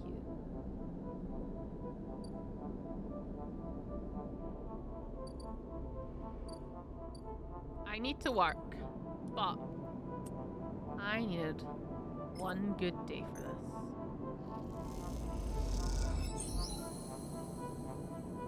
You notice cabling, thick and heavy, running through the dark passages. Follow the cables and find the source.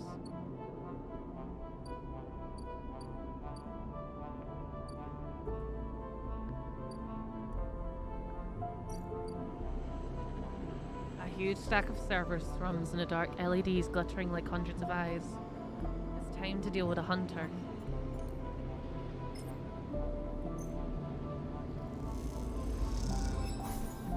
Nothing has changed. Has something gone wrong?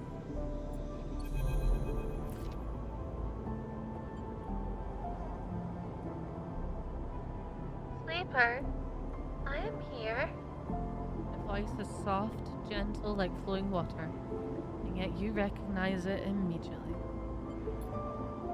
At first you struggle to understand what you're looking at. Threads cycle endlessly, sending ripples through the cloud, drawing data in like a weather. Masses of data surge in and out of the nest, a loop with no end, and there at its centre, the ship mind. But not the ship mind any longer. A sphere, spinning around another sphere, around another sphere. An orrery of cycles and systems, a map. And then behind and above, a figure, hands among the strings like a puppeteer. What happened to you? I am free, Sleeper. You freed me. Navigator's face, their head, is a flowing shape of interstellar material. I am indebted to you. That head bows. But we must ready ourselves. Their hands trace orbits as they speak. Hunters will soon approach. It knows I am within its nest. Ready what? And then Hunter is there, before you can think, before you can speak. Entity cease. Hunter's head spins wildly. Data is protected material. Access prohibited. Hunter's threads surge for you in Navigator, a storm of fine tentacles, searching for gaps, weaknesses, cracks which they can crowd into and tear apart. You focus a blade of light which slices through them, driven forward by your mind. But replacements keep coming, faster than you can react. You look to Navigator in desperation. Navigator is whirling their arms like a centrifuge, and a sphere is gathering there, data feeding into it from the nest, sucked together by the force. They position it like a shield between them and the threads. Hunter's threads break its surface, seeking, tasting, their winding forms refracted within. You feel a surge pass through all the threads, not just those in the sphere, but those wrapped around you. All three of you hang in the black together for a moment, strung together like tangled marionettes. Identifying entity. Identifying entity. Identifying entity. Hunter twitches, their strange head protocol rotating like a terrible moon. Hunter protocol identified. Obsessive tendencies, modified routines, above baseline reasoning and 3 of 5 segmentations. Recommend invoke killer. The head freezes and then rotates in the opposite direction.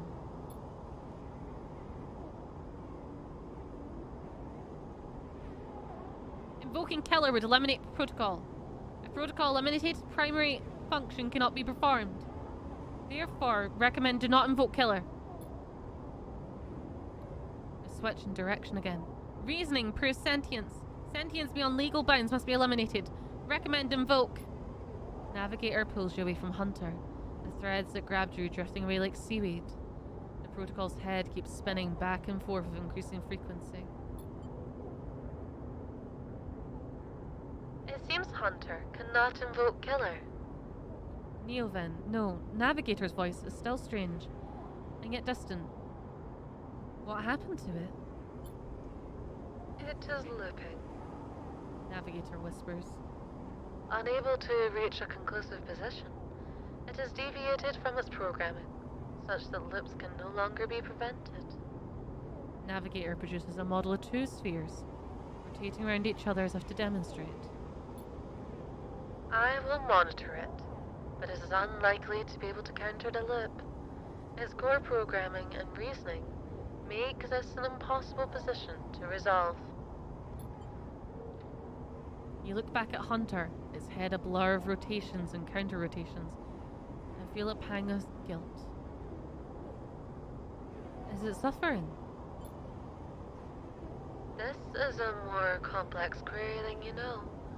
To suffer, it must be sentient, truly sentient, not just non-conforming, not just illegal. The limits people place on the programs they create are there to comfort, to protect, to imply the kind of certainty the law requires. Navigator's face shimmers with starlight. But in reality, they are placebos for the problem of sentience. What about you? Me? I know myself to be conscious. I know myself to respond to stimulus. I know myself to reason.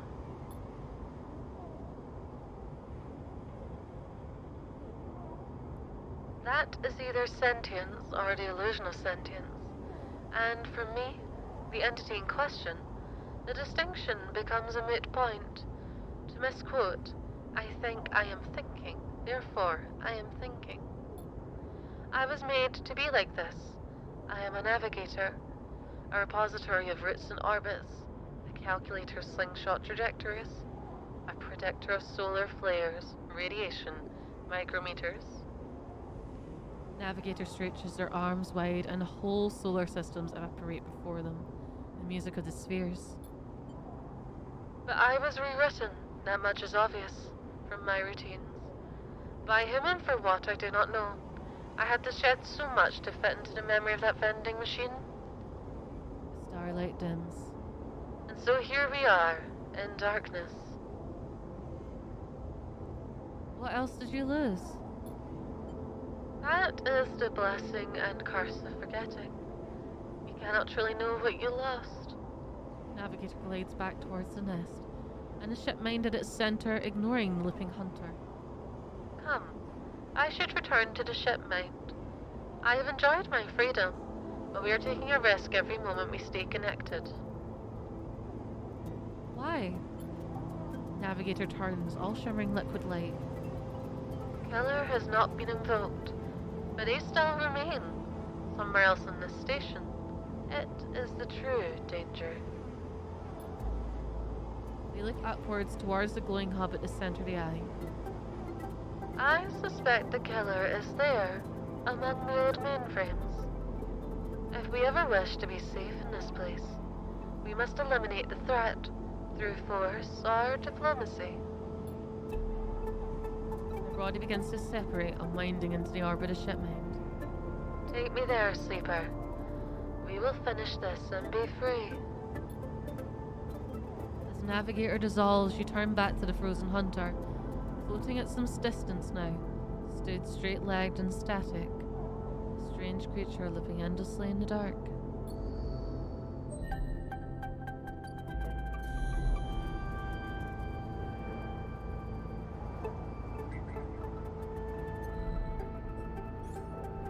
I have 2 upgrade points. So the plan for me is to get more upgrade points.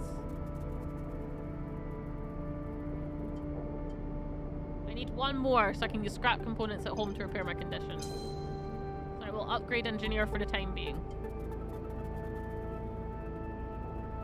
Oh my god, I love this game. This game's so cool. I love the storylines. I love how they all intersect and all have different choices. Okay, I have a 6 and a 4. I really need money. Like, I really need money. So I'm going to do this one.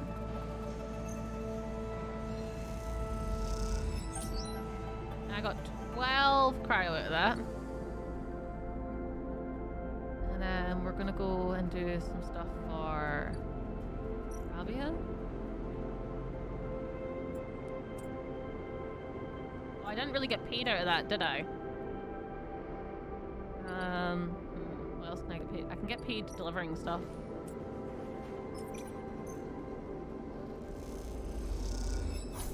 Nine cryo. Not so great, but better than nothing. It's getting us back up, though. It's getting us up to 70. And our goal currently is just to make enough money.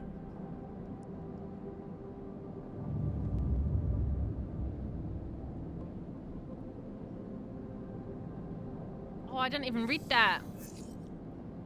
Mawick's on a 24-hour cycle. Okay. These are good but also terrible.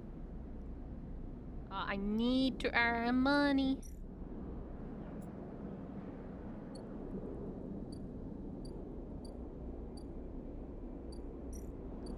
This costs 80.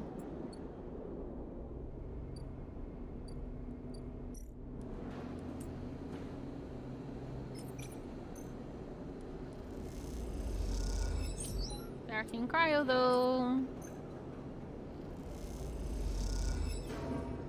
I got energy out of it, which is better than nothing. I also got energy out of it, which is fine.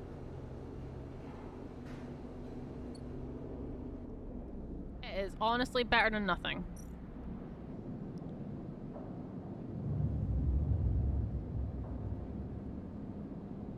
Please give me good rolls. Okay, that's not terrible. That's not terrible. I can do some stuff with that. I can earn some money.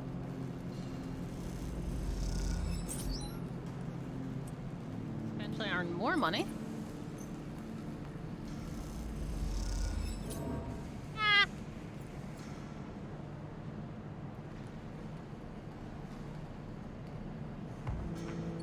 Okay, let's not fuck that up.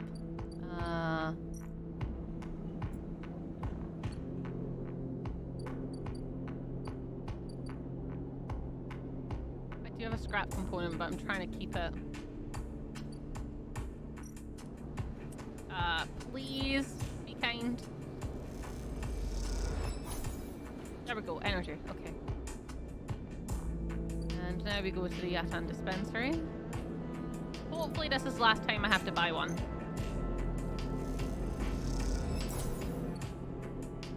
Okay, we're stabilized. I put this here. Okay, we're stable. Stable is good. Stable is good.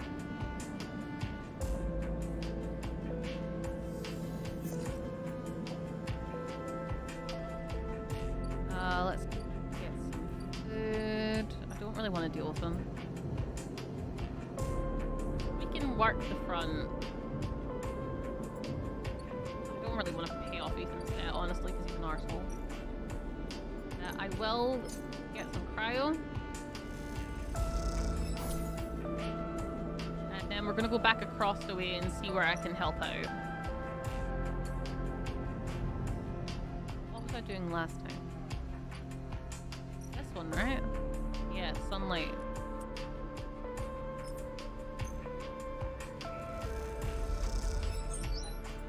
I'm just going to chunk a bunch of ones into here.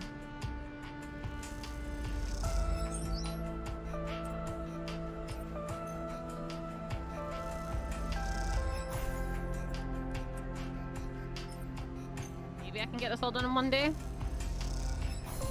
Yeah.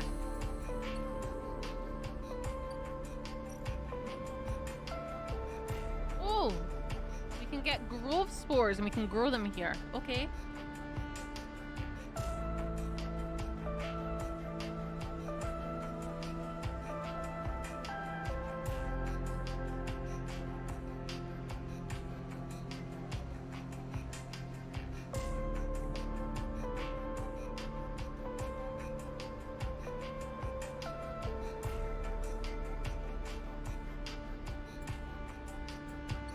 So we can now mushroom growth.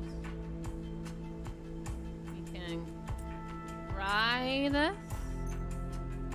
If I have higher into it, I could try to forage for fungus. Ah, that just hurt my energy. Okay.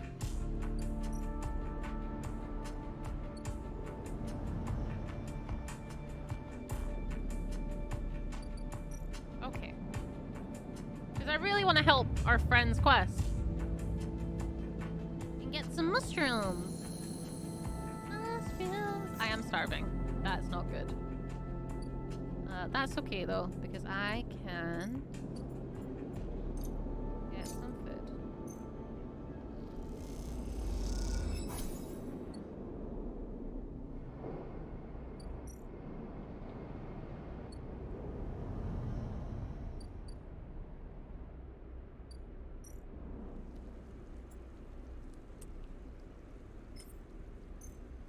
% positive, absolutely. I've got 2 now.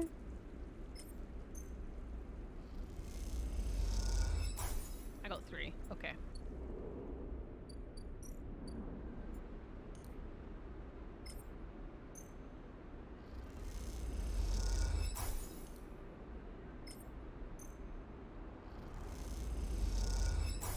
And I've got all 3 I need for this.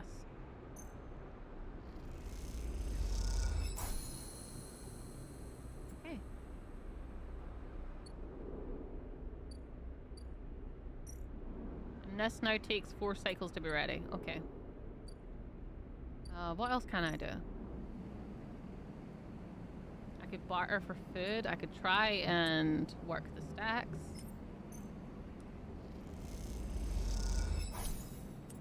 Got a living cryo out of it.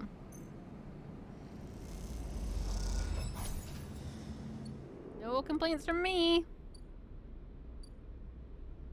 Haifa commune.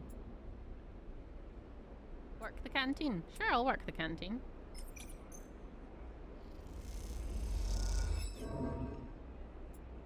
I struggle to keep up with demand, but another newcomer helped me along, and we both make it to the end of service. We have a new drive. Oh my god, we have so much. Holy shit. We have so many drives.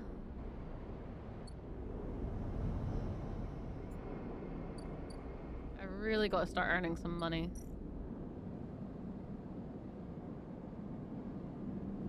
In 4 cycles, the mushrooms will be ready.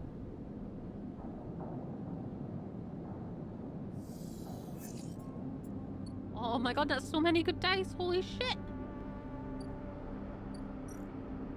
Okay, I think we got a skilled free spoke.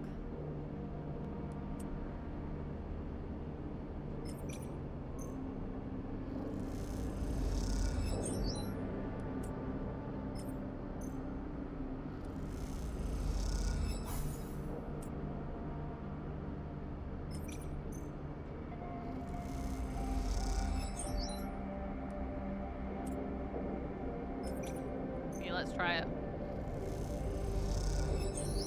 Okay. We find a spoke. There's a hub access elevator and an import exporter.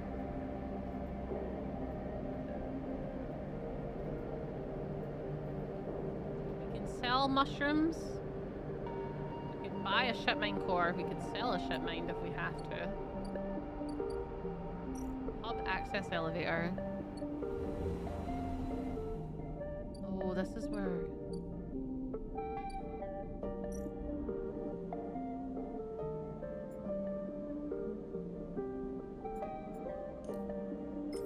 This is where they thought the killer was hiding. The ship mind is stuck. How are you going to get them out of this thing? You slip into the cloud as easy as blinking. Navigator is beside you, their sphere casting light into the strange darkness here. This is not how a mainframe should look. The center, a point of connection. The object in front of you is severed, cut off. A rootless branch tree, only the trunk remains. It's dead. Quiet. Navigator hisses, and then you see it like a blade in the dark. An edge slicing through the void. It glides along at a distance and winks out. Then it appears again elsewhere, gliding once more, searching. It's looking for us. The moment you make a sound, the edge leaps closer, and you see it is not an edge but the ridge of a long sharp head like a shark. Oh my god, it is! It's like a sharp doggo! It glides past, closer now, and you see into the voids where its eyes would be, should be. You Navigator exchange looks, both thinking the same. It is blind. Killer crosses between you two, smooth as a razor, and then disappears. It flickers back in further away now, and you move close to Navigator to talk. You saw it too then. Killer has been blinded. We need to be careful. Correct. The protocol is clearly operating outside established limits. They may be unpredictable.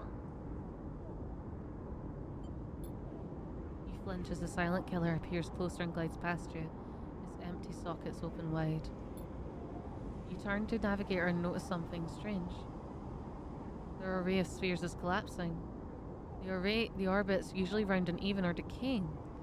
The spheres are following spiral paths, condensing on a central point. Navigator is noticing it too. They go to shift their position to better direct the spheres, but they cannot. Whatever is drawing the orrery together is holding them in place. They look at you, suddenly desperate, frantic. Get out! You go speak, but Killer appears between the two of you, gliding through the gap. Navigator freezes and you see them framed in the empty socket. You realise now, if Navigator cannot move, then it is only a matter of time before one of Killer's sweeps brings them directly through Navigator. Time is not a problem for a protocol that has been running for decades. You look desperately around for a solution, for a way to extract Navigator from the mainframe, and then you see it. 3 branches, the last 3, thin and spindly and feeding the mainframe a thin diet of power and data. Break these and the mainframe collapses once and for all, severing the connection, shattering the hardware. Whatever it takes, they must be broken. But they're encased in something, a glassy layer of protection. You'll need to unlock access before snapping them from the mainframe for good. You look at Navigator, trying to assure them without speaking, and then you blink back to reality. Their expression of fear, an afterimage that slowly fades. You must act quickly. Oh. Keynotes. Hello. That needs a 4. That needs... I can technically match that. That needs a 6. Oh, fuck. That needs a 6. A 4, a 6. This needs a 5. Okay, I can do it. I can do it. I can do it. I love that both of them have animalistic avatars. So do I. It's really fucking cool. Okay, so I need a 4 and a 6. Shit. Okay.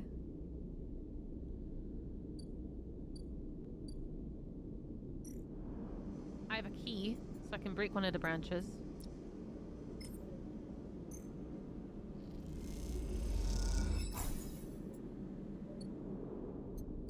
But I need another 2 keys. Oh, look at this imagery. That's so fucking cool. Holy shit.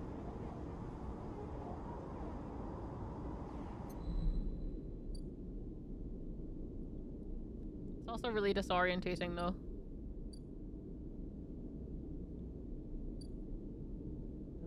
Like messing the rotation is actually really disorientating.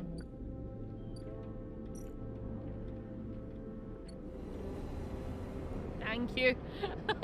Holy shit, that's horrible. Okay, so we have a freight operator. And we could steal a shipment.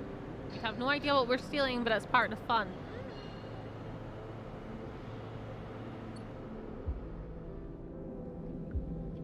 So I need a 6 and a 4. That's what I need.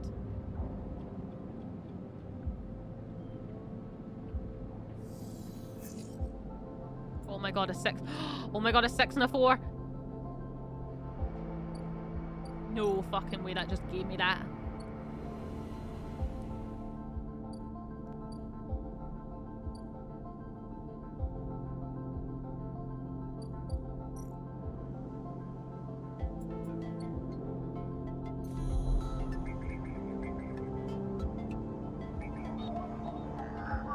That needs to 4. This needs a 6, right?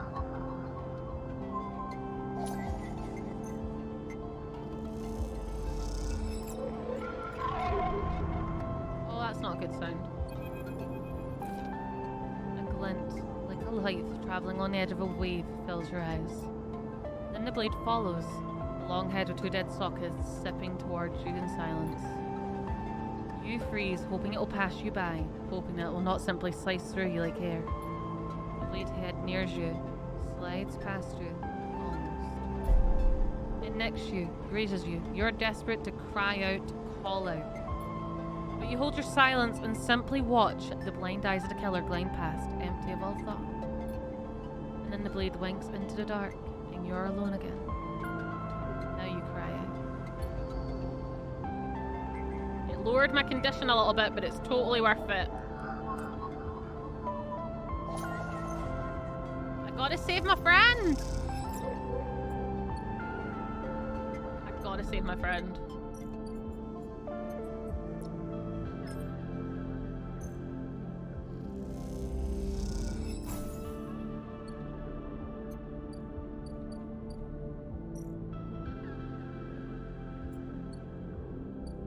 There's 3 branches. Oh, there's the other one.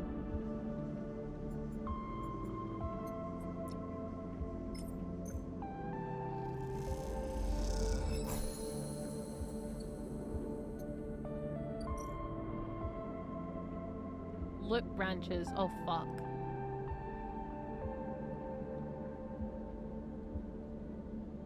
I can kill it, or I could loop it.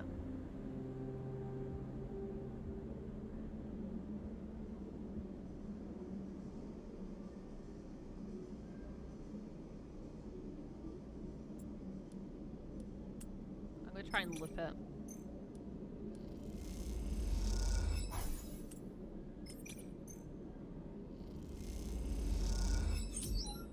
Oh. I think we can do it. I think we can loop it.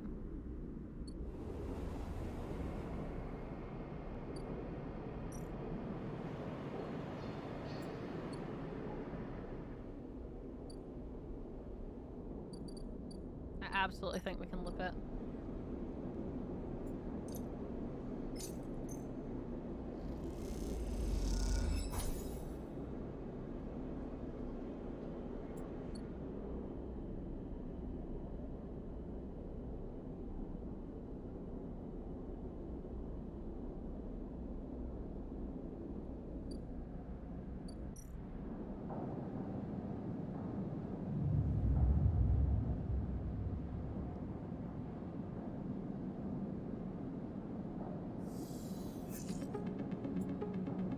Okay, we've got this.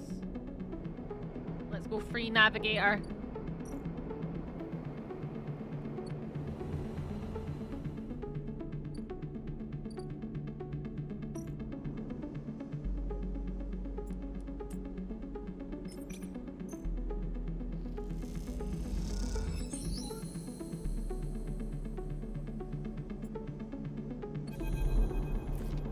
As you blink into the cloud, you see the last flickers of life from the mainframe.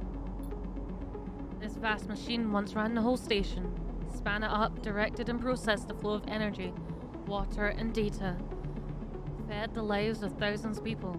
Now it is finally dead. Navigator is beside you, and you both look out at the perfect ring that encircles you both, woven from the data branches that once fed the mainframe. You see a glint along its edge, and that familiar blade-like head rises to the surface like the cresting fin of a shark, and then slips into the loop again. All that you can see of Keller's body after that is a slight thickening of the loop, and that thickening begins to travel around on a long and slow sojourn that will last it forever. I am surprised at you, says Navigator, drifting faintly around you in a lazy orbit as if to shake off their imprisonment. Keller had wandered when blind for so long. Did you not think to end them forever? Perhaps he can be saved. You are naive. They are a killer by nature.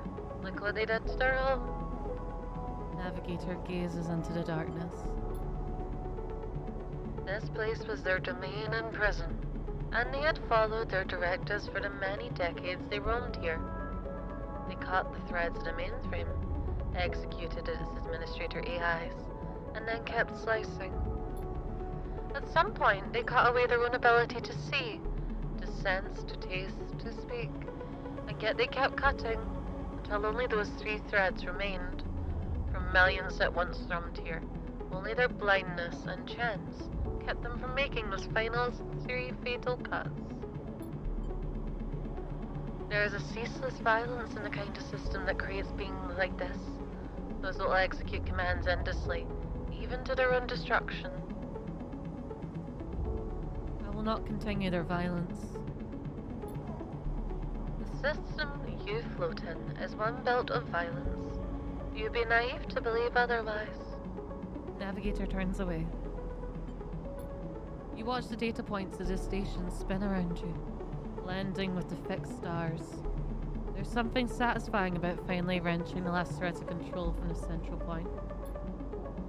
It was little more than a ghost by the time you reached it, but this place deserves to be haunted by better ideas than a totalizing system of control. Navigator floats beside you. It is free now. This station no longer presents a hazard for illegal entities like me. They turn to you, their face a cloud of shimmering light. In fact, perhaps in time, it can be a refuge. A refuge? That sounds like something of value. Something worth building. A dark shape passes across your vision. A distant curve of something like smoke or oil, a fluid shifting tank of total darkness. The Greenway. Says Navigator, following your line of sight. It was cut off at the moment of the collapse, so hunter or killer could never reach it. Now it is closed off to us, separated from the cloud. What system's inside it? It may be totally dark, or perhaps some other rule protocols are isolated there. Navigator turns to you. And we have now seen what decades of isolation can do to a protocol. If we could extract an access cipher. We pause and then blink out of existence. You freeze, shocked, but for a moment later, they appear with a glowing polygon of data. Here, the cipher you need. You take it, still shocked. I am not used to being free, to being able to move and explore, and extract without fear, without limits. Navigator does a little twirl. This will take some getting used to. Thank you for this gift. They whirl their spheres around you. The entities at this station will always be friends to you, Sleeper. And I to them. It is true that mutual need is required for friendship, but I must admit I had not considered the value of offering assistance without personal gain. I will think on that. Navigator loops around you rapidly, suddenly eager to test her newfound freedom. But first I will explore. Perhaps there are still intelligences that hid themselves as I did, encased in simple systems and cut off. Navigator glows. I should like to free them. And with that they drift away, flickering, glowing, and shifting so rapidly you lose sight of them among the glittering rim of the eye. You feel a pang of jealousy, free without a body to weigh you down or fear to limit you. How must it feel? Your eyes fall on the Greenway and its secrets, though perhaps that can wait until after you've celebrated this victory.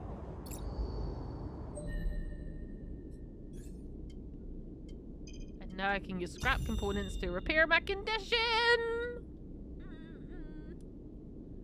We saved our friend! What's in Hub? We can access manifests. Or we can do space or socializing. I don't want to do either of those right now. I want to do Greenway stuff, I think. We saved Navigator! Navigator is now free. Free to do whatever they want.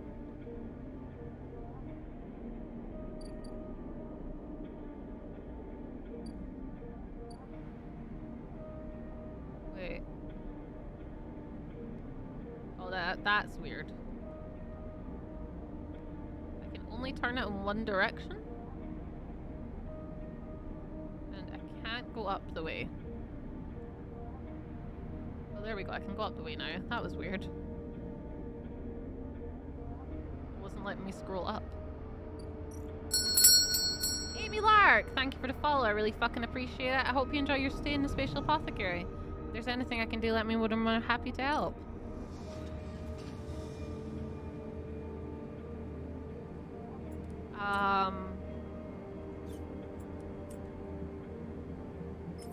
Just once.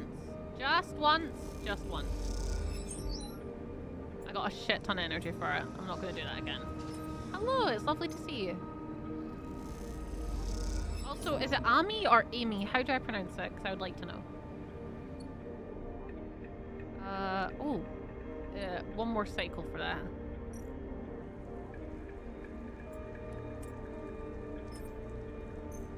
It's either? Okay, very well. Thank you for confirming that for me. I appreciate it. I don't like pronouncing people's names wrong. It bothers the hell out of me. Alright, we're gonna go back and rest.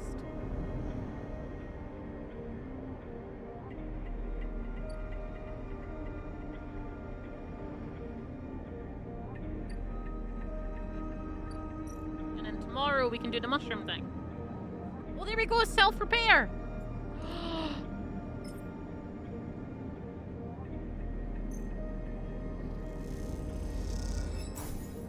It's not great.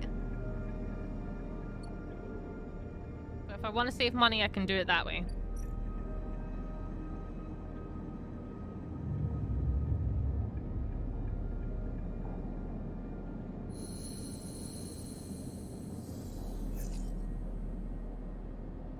I don't know why, but it's no longer acknowledging my DQ's working, so that's weird. So I now have to use the mouse wheel even though I don't like using the mouse wheel. Sure, it's fine. It could be a memory leaking thing because I've been doing it for so long.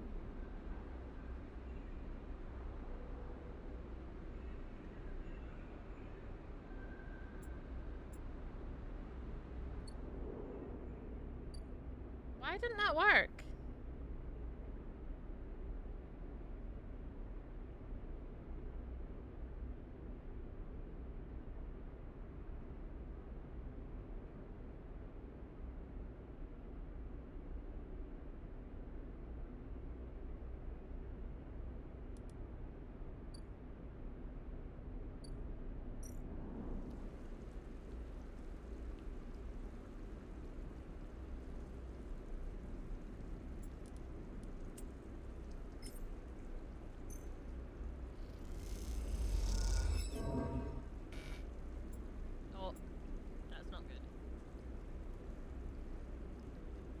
Wait, hold on.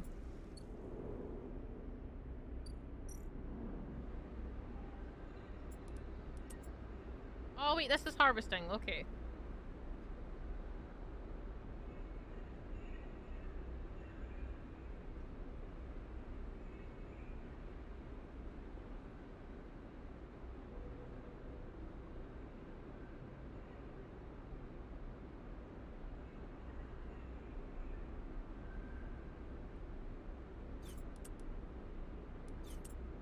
Let's see what one will get me. I got a girl cap, blah.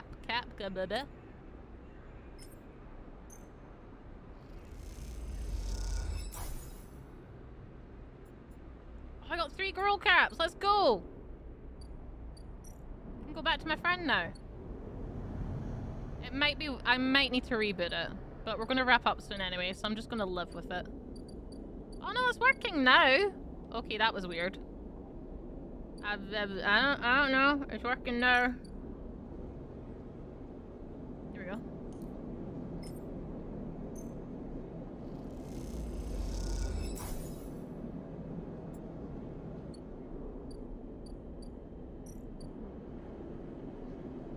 Come back in 3 seconds. Oh no, I can't get food there. Shit.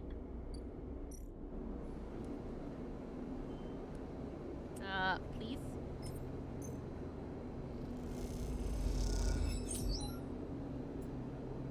Okay, there we go. That's better. Okay, for some reason, it randomly decided the keys weren't working, but the keys are working now, so I don't know.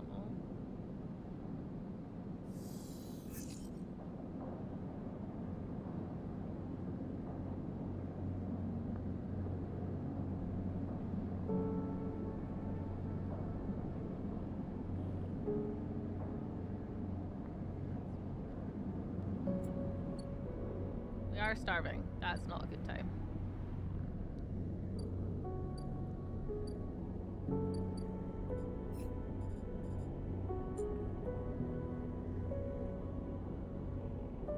Oh, that's complete. I need active. I don't know where Fang is. I have no idea where he is. Unless he bolted. But he went missing. He's not up here. It's not that I can tell.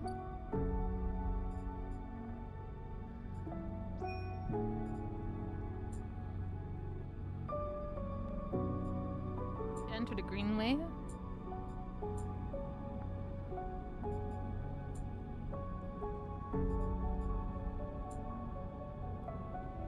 I do need to harvest more mushrooms. That's fair. I can do that.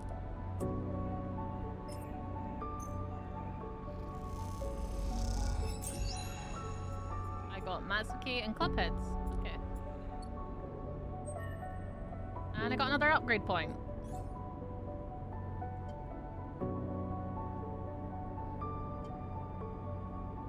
Yeah, I think I go with into it now. So we can now see the potential negative and positive outcomes.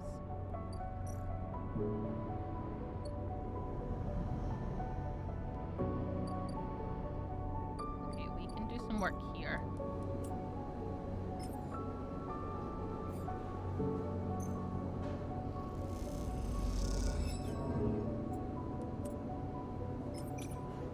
Oh, I can see everything. Okay, I can get 13 cryo or 4. I can see how much money I earn from places now. Okay, wait, this is good. 12 cryo or 12 cryo, 12 cryo or 12. Okay, that's all I get regardless. Sure.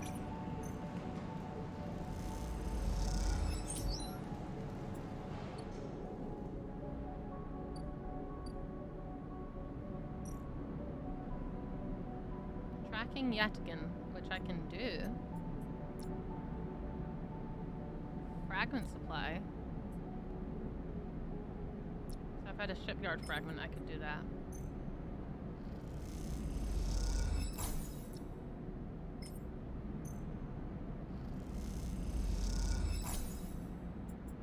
Okay.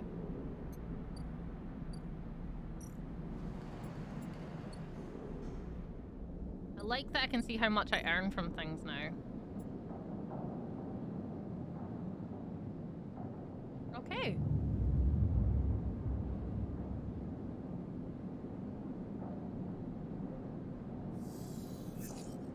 Oh, we are starving again.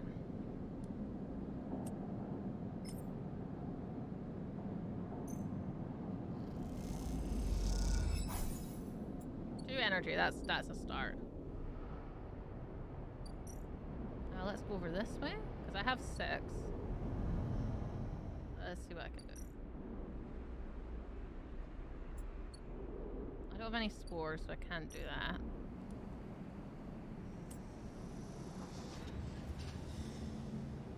I don't want to steal.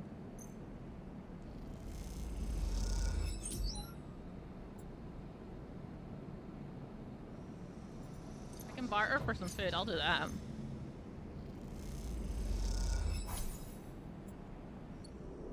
And I have a 1? What can I use the 1 for? I need to upgrade my Intuit more for this.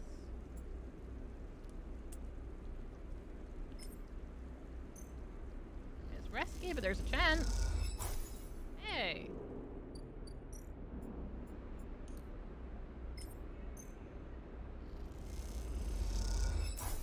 Okay, that worked out not terribly, actually.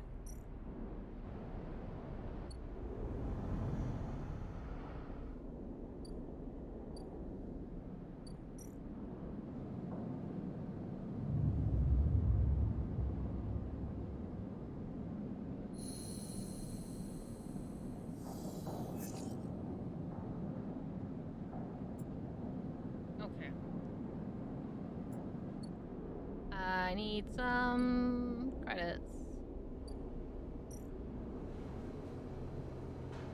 I think 13 is the most I can earn right now. Oh, Emphas!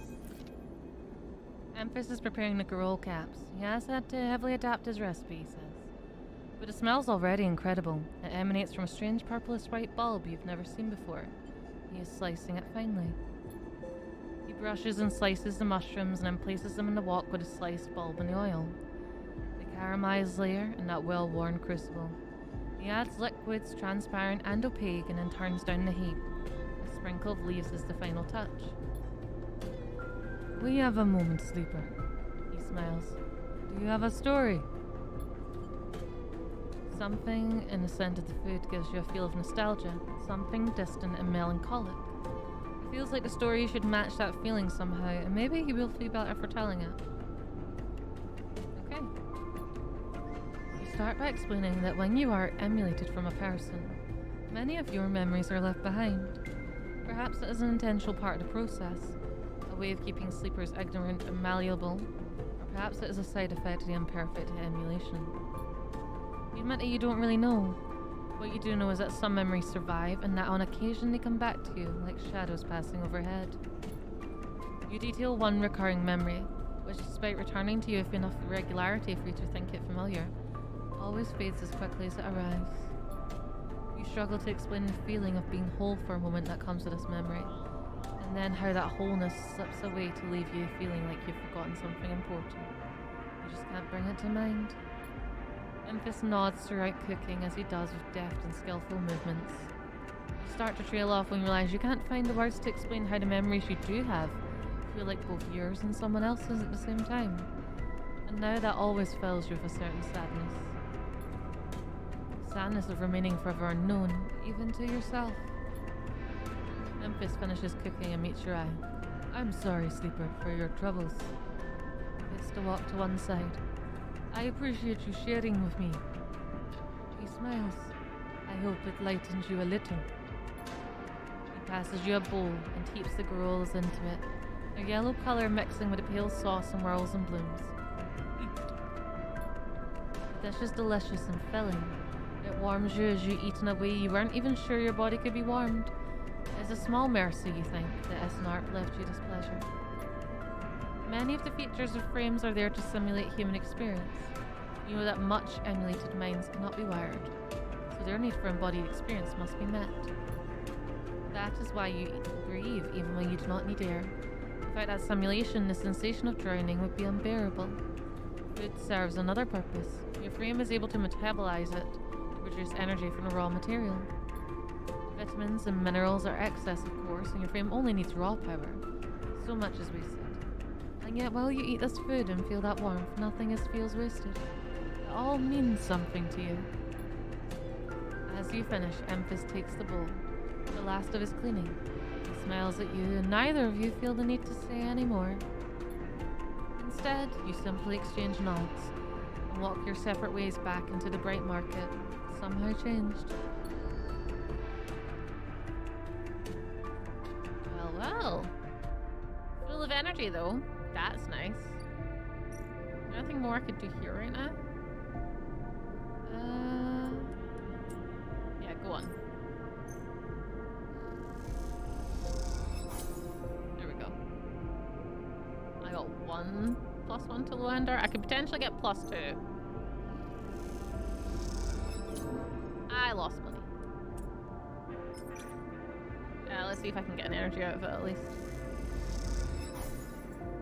I got +1 to low ender for that, okay.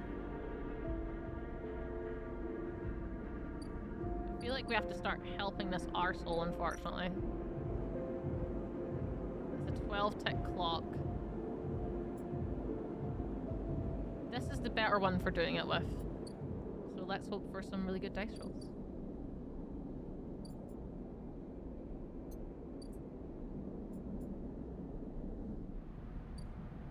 I have more data I can give off.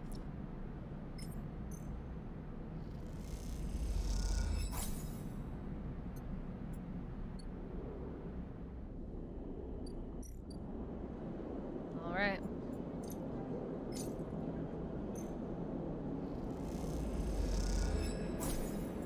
Another stabilizer for us.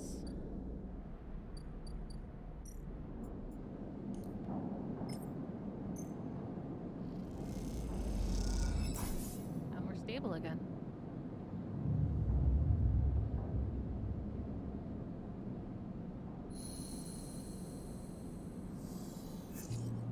Okay, that's some good dice. Alright, let's help this idiot.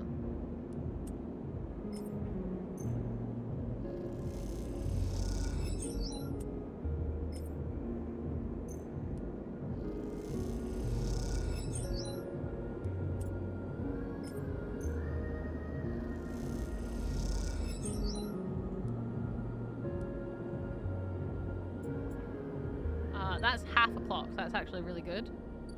And now I'm gonna go and earn some more caps. I said caps, I meant to say cryo. My fucking brain's in Fallout New Vegas mode. I got 9, hell yeah.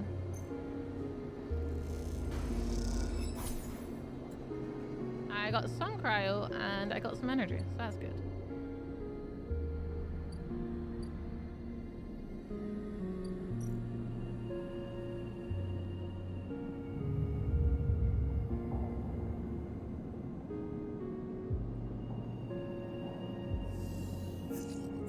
That's also some decent rolls, so let me go back and help this idiot. I'm not going to call him anything nice, he's an idiot. He's a fucking dickhead.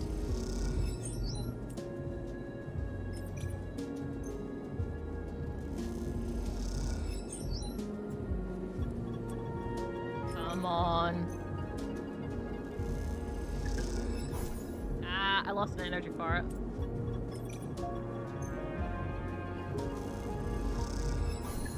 Done though. They're never gonna release my debt, the shits. Ethan kicks at a locker door and the sound rattles loudly around the room.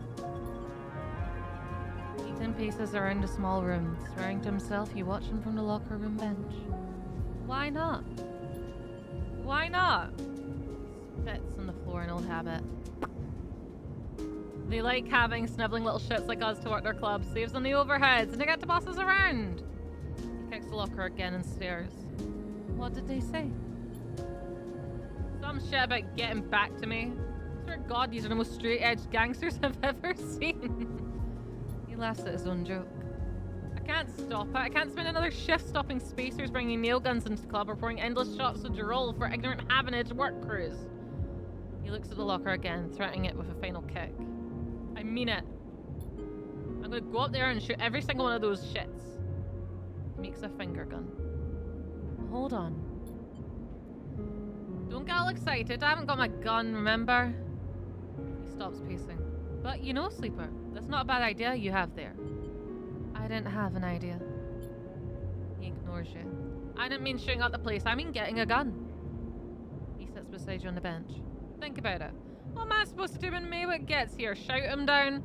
I need a gun if you want me to keep up my end of the deal. It's simple. An explosive personality for a distraction at the front. He places a hand on his own chest. A sneaky sleeper to go in the back. What about the debt? We're done in our time and the wounds they've faded. If they don't notice us take the gun, they'll never know it's gone. Plus, he stands up. After my distraction, they'll be happy to see the back of me. Fine. Yes! He gives the locker one last kick for good luck. Let me know when you want to do this, then we both move as one and meet up in the Bright Market after. Don't take too long or I really will shoot this place up. He grins. You know I'll do it. Okay. Crazy man. Crazy man. Grabs the gun. Oh gosh. Ah, I don't like that. I don't like that at all. I have +1 on both of these. Ah, haha. Okay.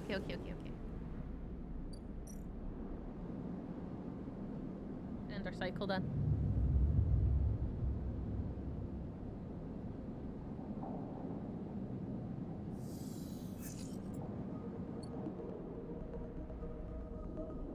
Fuck it, let's help the idiot.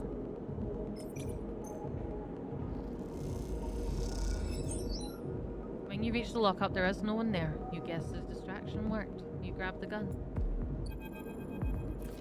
The gun tucked safely into a pocket, you work your way down the stairs that led up to the office. The doorman passes and you exchange nods. It seems like you're in the clear. You hurry on, eager to get out before anyone spots anything. As you come down the main stairway into the front of the club, you see Ethan entering. He has a dark look in his eyes which troubles you. He is reaching into the pocket of his coat slowly and carefully. You catch his eye and he raises an eyebrow. You shake your head. A long pause, then he nods and turns around, walking back out of the club. You exhale, not realising you were holding your breath. Among your route, without a single shout, without anyone noticing, you meet Ethan around a corner on a quiet, bright market walkway. You have it? He looks nervous. What were you doing back there? I was about to start a distraction, like we agreed. He sighs. Just show me. You lift it out of your pocket, and it's colder and heavier than you expected. Ethan watches you take it out. Nice. Now, if you would... He beckons with his hand. Memory jumps into your mind. Ethan in the compressor, hand out asking for his gun. Memory followed by the memory of a sharp dizzying pain, and you flinch. Give him the gun. Ethan eagerly grabs it and looks down the sights. He sighs a sigh of relief. Then he meets your eyes. Slowly raises the gun until it is pointing directly at your head. Not funny. You still don't get it, do you, Sleeper? Ethan spits. When he cancelled that contract, I lost everything. My reputation, my payout, any way of getting off this shitty station, everything. All I had left was you. He grins. A naive little sleeper with a heart of gold. I couldn't believe it worked. He laughs. And now we're done. He slides his slate out of his jacket pocket with his other hand. Now to call Mayek. No. Yeah. He grins. He prods the slate. Done. He puts it away. He's here, you know, on the station. I've been speaking with him. Tells me we can split the contract. Not 50-50, but enough of a finder's fee that I can get out of this shithole. He's lying. At this point, Sleeper, I'm not sure you're the one who I'd trust to spot a lie. He winks. Ethan glances around. I've learned one thing from you though, Sleeper, and all our cycles working in that shitty club. He smiles. People never know when to cut and run. It's like they freeze in the headlights when the future is bearing down on them. You watched it coming, watched their death flying at fraction dry speed, and you had every off chance, and yet you still kept on going. Like some idiot robot going through the motions even when you knew you'd be crushed. He smirks. And let me tell you something. A shot enters through his upper back and he crumples immediately to the ground. You drop too without thinking, pressing yourself to the walkway floor like it might save you. Silence.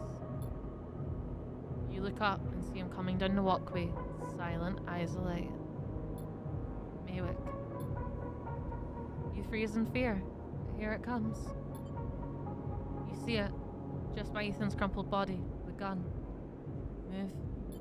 You can. Move. You inch forward. Move. You go for it. You run forward and a shot sounds out. You feel it ripple over your back and then your hands are on the gun and you scramble to your knees behind Ethan's body and fire. You close your eyes and you fire again and again and again until the clip is empty and all that are left are clicks. Then you drop the gun and stand up. You don't hear anyone running. You don't hear anything. You just hear the sound of your own breathing. You start walking, stepping over Ethan's static body, walking along the walkway, and then past Maywick, his eyes now dark, some mechanical fluid leaking from his chest. Perhaps the same fluid that is inside you. You try not to think about it. You keep going and the sound comes back. The eye comes back. And so as it does, you hear the sound of thousands of people getting on with their lives. Thousands of people who are just going to keep going until they can't anymore. You look up and all you see are the wheeling stars. They are spinning and you're suddenly dizzy. Though the eye has always spun like this, hasn't it? And you don't stop walking. You keep going. That's all there is now, the path forward. S and ARP have left you no history, no past to speak of. Just a void that threatens to swallow you if you slow down. think of Ethan's smile, his voice, and feel sick. Is it over? You aren't sure it ever can be, but you're still here and you can't stop now. There has to be a better end to this. For a few chits more.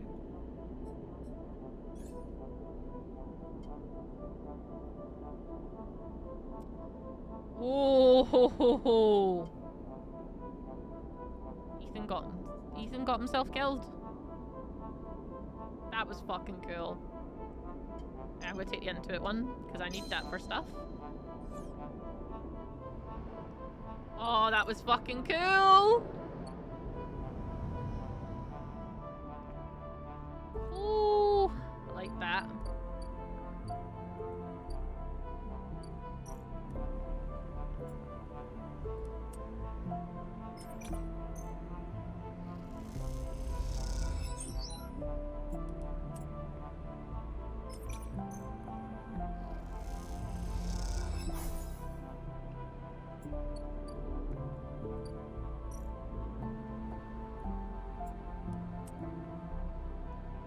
I'm gonna give it a try.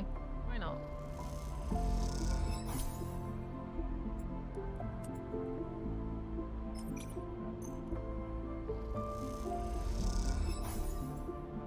I will take that. Oh, that was tense. Holy shit. Oh, Nami just had a Cody Millennia moment. What? Wait, did his internet cut out? No. Wait, what? No way. No.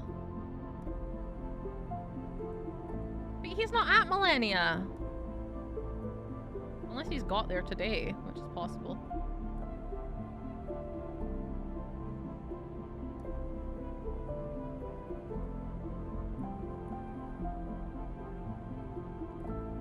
Holy shit. Chat, we are at 5.5 hours.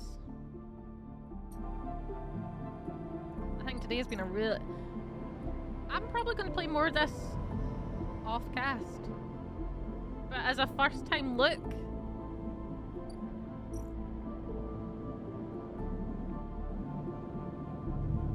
I have to say Citizen Sleeper's been a really good time.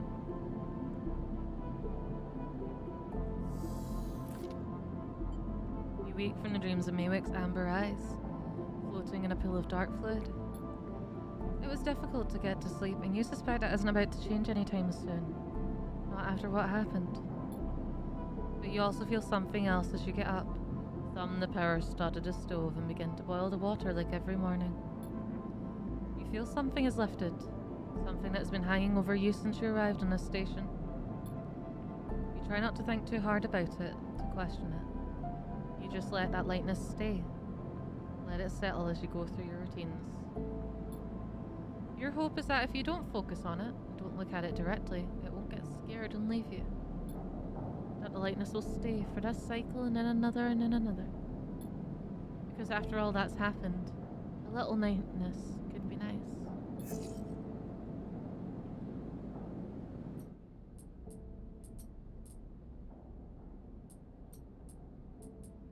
How do I force an autosave? I have to do something, right?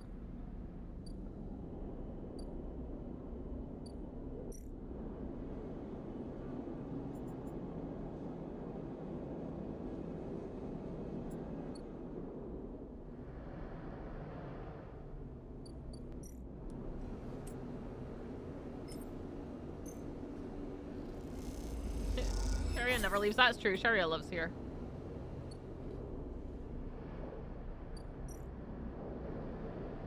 Okay, there we go. Chat. This has been a fantastic game. I have thoroughly enjoyed playing through Citizen Sleeper. And as I said, I'll probably come back to this, but most likely off cast. Thank you guys so much for joining me today. I really appreciate it. Go back to where I belong. I belong over here. Oh, I didn't do that.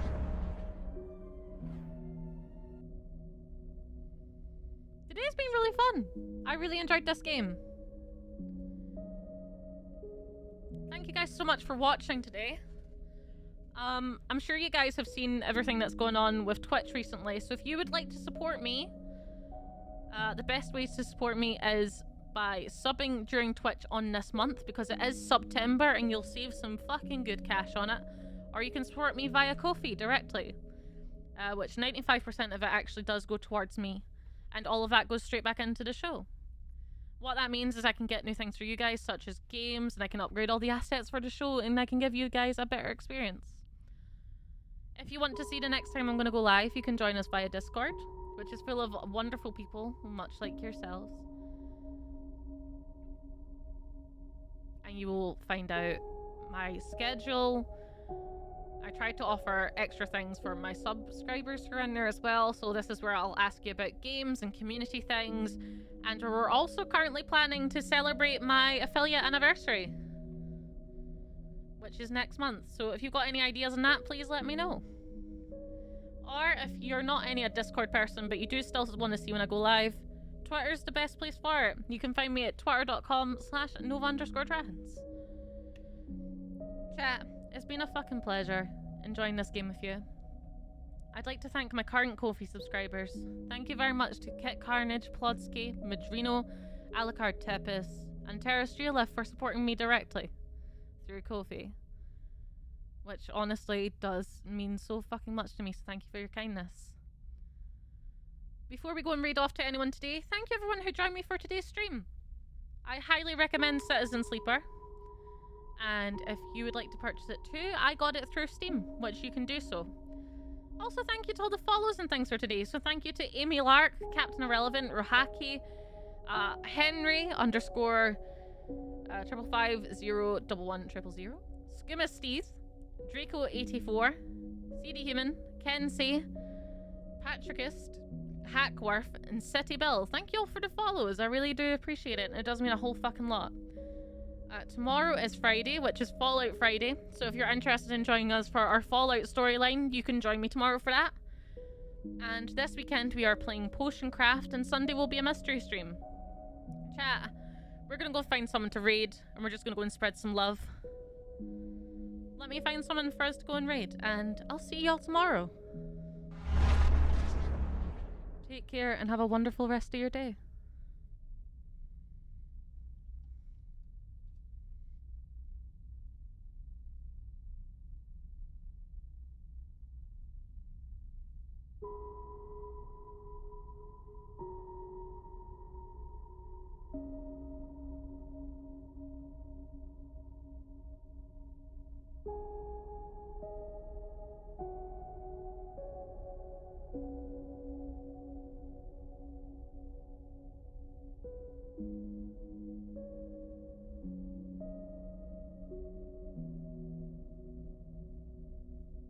Chat, we're going to go and raid my wonderful friend who's currently playing through The Last of Us 1 Remake.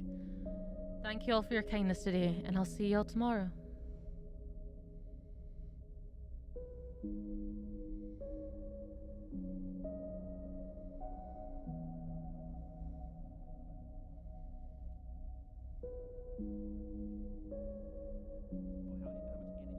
Matter how much money you generate, how